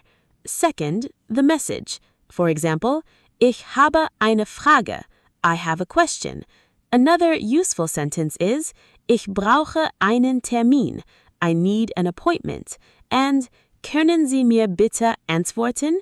Can you please reply to me? Third, the ending. For example, Viele Grüße, best regards. Now, let's look at a very simple email. Hallo Anna, ich habe heute keine Zeit. I do not have time today. Viele Grüße, best regards. Now, a formal example. Sehr geehrte Frau Miller, dear Miss Miller, ich brauche einen Termin. I need an appointment. Viele Grüße. Best regards. So remember, a simple email can be short. Greeting, message, ending. For example, Hallo Anna, ich habe eine Frage. Viele Grüße. Now let's talk about invitations and appointments. The word die Einladung means the invitation. The verb einladen means to invite. For example, ich lade dich ein. I invite you. Another useful sentence is, kommst du mit? Are you coming with me? We can also ask, hast du am Samstag Zeit? Do you have time on Saturday? A simple answer is, ja, ich habe Zeit. Yes, I have time. Another answer is, nein, leider nicht. No, unfortunately not. Now, let's talk about appointments. The word der Termin means the appointment. For example, ich habe einen Termin. I have an appointment. Ich brauche einen Termin. I need an appointment. Der Termin ist am Montag. The appointment is on Monday. Der Termin ist 10 Uhr. The appointment is at 10 o'clock. A useful question is, wann ist der Termin? When is the appointment? Another useful question is, passt dir Montag? Does Monday work for you? A simple answer is, ja, Montag passt. Yes, Monday works. Another answer is, nein, Montag passt nicht. No, Monday does not work. So remember, for invitations, ask, hast du am Samstag Zeit? For appointments, say, ich brauche einen Termin, or ich habe einen Termin. Great! Now let's practice phone calls, messages, emails, invitations, and appointments together. Listen first, then repeat slowly. Ich rufe dich an. I call you. Kannst du mich anrufen? Can you call me? Ich rufe später zurück. I will call back later. Now with messages. Ich schreibe dir eine Nachricht. I write you a message. Schreib mir bitte. Please write to me. Ich antworte später. I will answer later. Hast du heute Zeit? Do you have time today? Ich habe heute keine Zeit. I do not have time today. Now with emails. Ich schreibe eine E-Mail. I write an email. Ich habe eine Frage. I have a question. Können Sie mir bitte antworten? Can you please reply to me? Now with invitations. Ich lade dich ein. I invite you. Kommst du mit? Are you coming with me? Hast du am Samstag Zeit? Do you have time on Saturday? A simple answer is, ja, ich habe Zeit. Yes, I have time. Another answer is, nein, leider nicht. No, unfortunately not. Now with appointments. Ich brauche einen Termin. I need an appointment. Ich habe einen Termin. I have an appointment. Wann ist der Termin? When is the appointment? Der Termin ist am Montag. The appointment is on Monday. Der Termin ist 10 Uhr. The appointment is at 10 o'clock. Very good. Now remember the main idea. For phone calls, use anrufen. For example, ich rufe dich an. For messages, use schreiben and antworten. For example, schreib mir bitte. For emails, keep it simple. Greeting, message, ending. For invitations, ask, hast du am Samstag Zeit? And for appointments, say, ich brauche einen Termin. Or, ich habe einen Termin. Now you can call, write messages, send simple emails, invite someone, and talk about appointments in German. Next, we will continue with more useful everyday German patterns so you can speak more clearly and naturally. And now, we have reached the end of this German A1 journey. Great job. Really, great job. You started step by step with simple words, simple sentences, and very easy examples. And now, you can understand many important German topics for daily life. This final lesson is not a new grammar lesson. It is a simple review of everything we learned together. Just the main titles, just the big picture, so you can look back and see your progress. You learned how German sentences work. You learned how to ask questions. You learned how to talk about yourself, your family, your home, your daily routine, food, travel, health, and real everyday situations. That is a big step. So take a moment. Be proud of yourself. You did something important. You stayed with the lessons, you listened, you repeated, you practiced. And that is exactly how languages are learned. Slowly, clearly, and step by step. Let's remember the first big topics we learned together. We started with German basics. We learned greetings, introductions, the alphabet, numbers, simple pronunciation, and useful first words. Then we learned important grammar basics. We talked about nouns, articles, der, die, das, ein, and eine. We learned personal pronouns like ich, du, sie, and wir. We learned important verbs like sein, haben, and many regular verbs. We learned how to build a simple German sentence. We learned verb position, simple questions, yes and no answers, and negative sentences. We also learned important small words because in German, small words are very powerful. So this first part gave us the foundation, the base, the beginning. And without this foundation, German would feel difficult. But with it, everything becomes clearer. Then we learned more useful German patterns. We talked about daily actions, modal verbs, imperatives, polite requests, time, days, months, and dates. We learned how to say what we can do, what we must do, what we want, and what we would like. We learned modal verbs like können, müssen, wollen, möchten, dürfen, and sollen. We learned how to give simple instructions with du, ihr, and sie. We also learned how to talk about time. We practiced clock time, weekdays, months, dates, appointments, and daily plans. Then we learned separable verbs in daily life, like aufstehen, einkaufen, anrufen, Fernsehen, and umsteigen. These topics help you speak more naturally because they appear again and again in real German conversations. After that, we moved into real everyday life.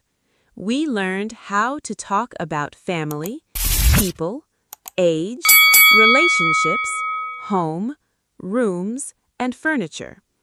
We learned how to describe a person, a room, a house, or an apartment. Then we practiced food, drinks, the supermarket, prices, and simple shopping phrases. We also learned restaurant and cafe German.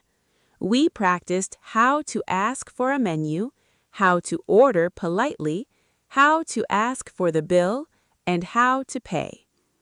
Then we talked about clothes, colors, weather, seasons, and feelings. We learned useful phrases like mir ist kalt and mir ist warm. Then we learned health German. We talked about body parts, symptoms, the doctor, and appointments. We practiced Ich brauche einen Termin, which means I need an appointment. Then we learned city German, places, directions, transport, tickets, buses, trains, and how to ask where something is. Finally, we learned communication German, phone calls, short messages, simple emails, invitations, and appointments. These topics are practical. They are not just grammar, they are real life. So now, what should you do next? Do not try to memorize everything in one day. That is not the goal.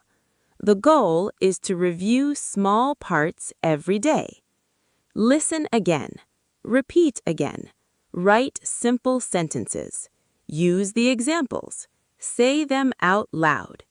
Even 5 minutes a day can make a big difference. You can go back to any lesson you need. If you forgot articles, review the article lessons. If you forgot verbs, review the verb lessons. If you want daily German, review the supermarket, restaurant, city, doctor, and appointment lessons.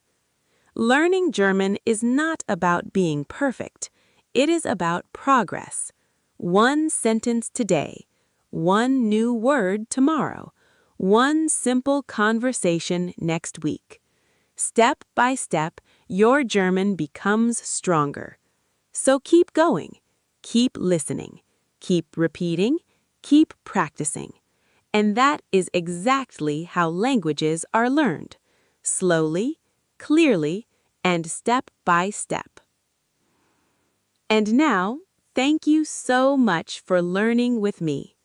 I hope this German A1 series helped you understand the language more clearly. If this series helped you, please support the channel.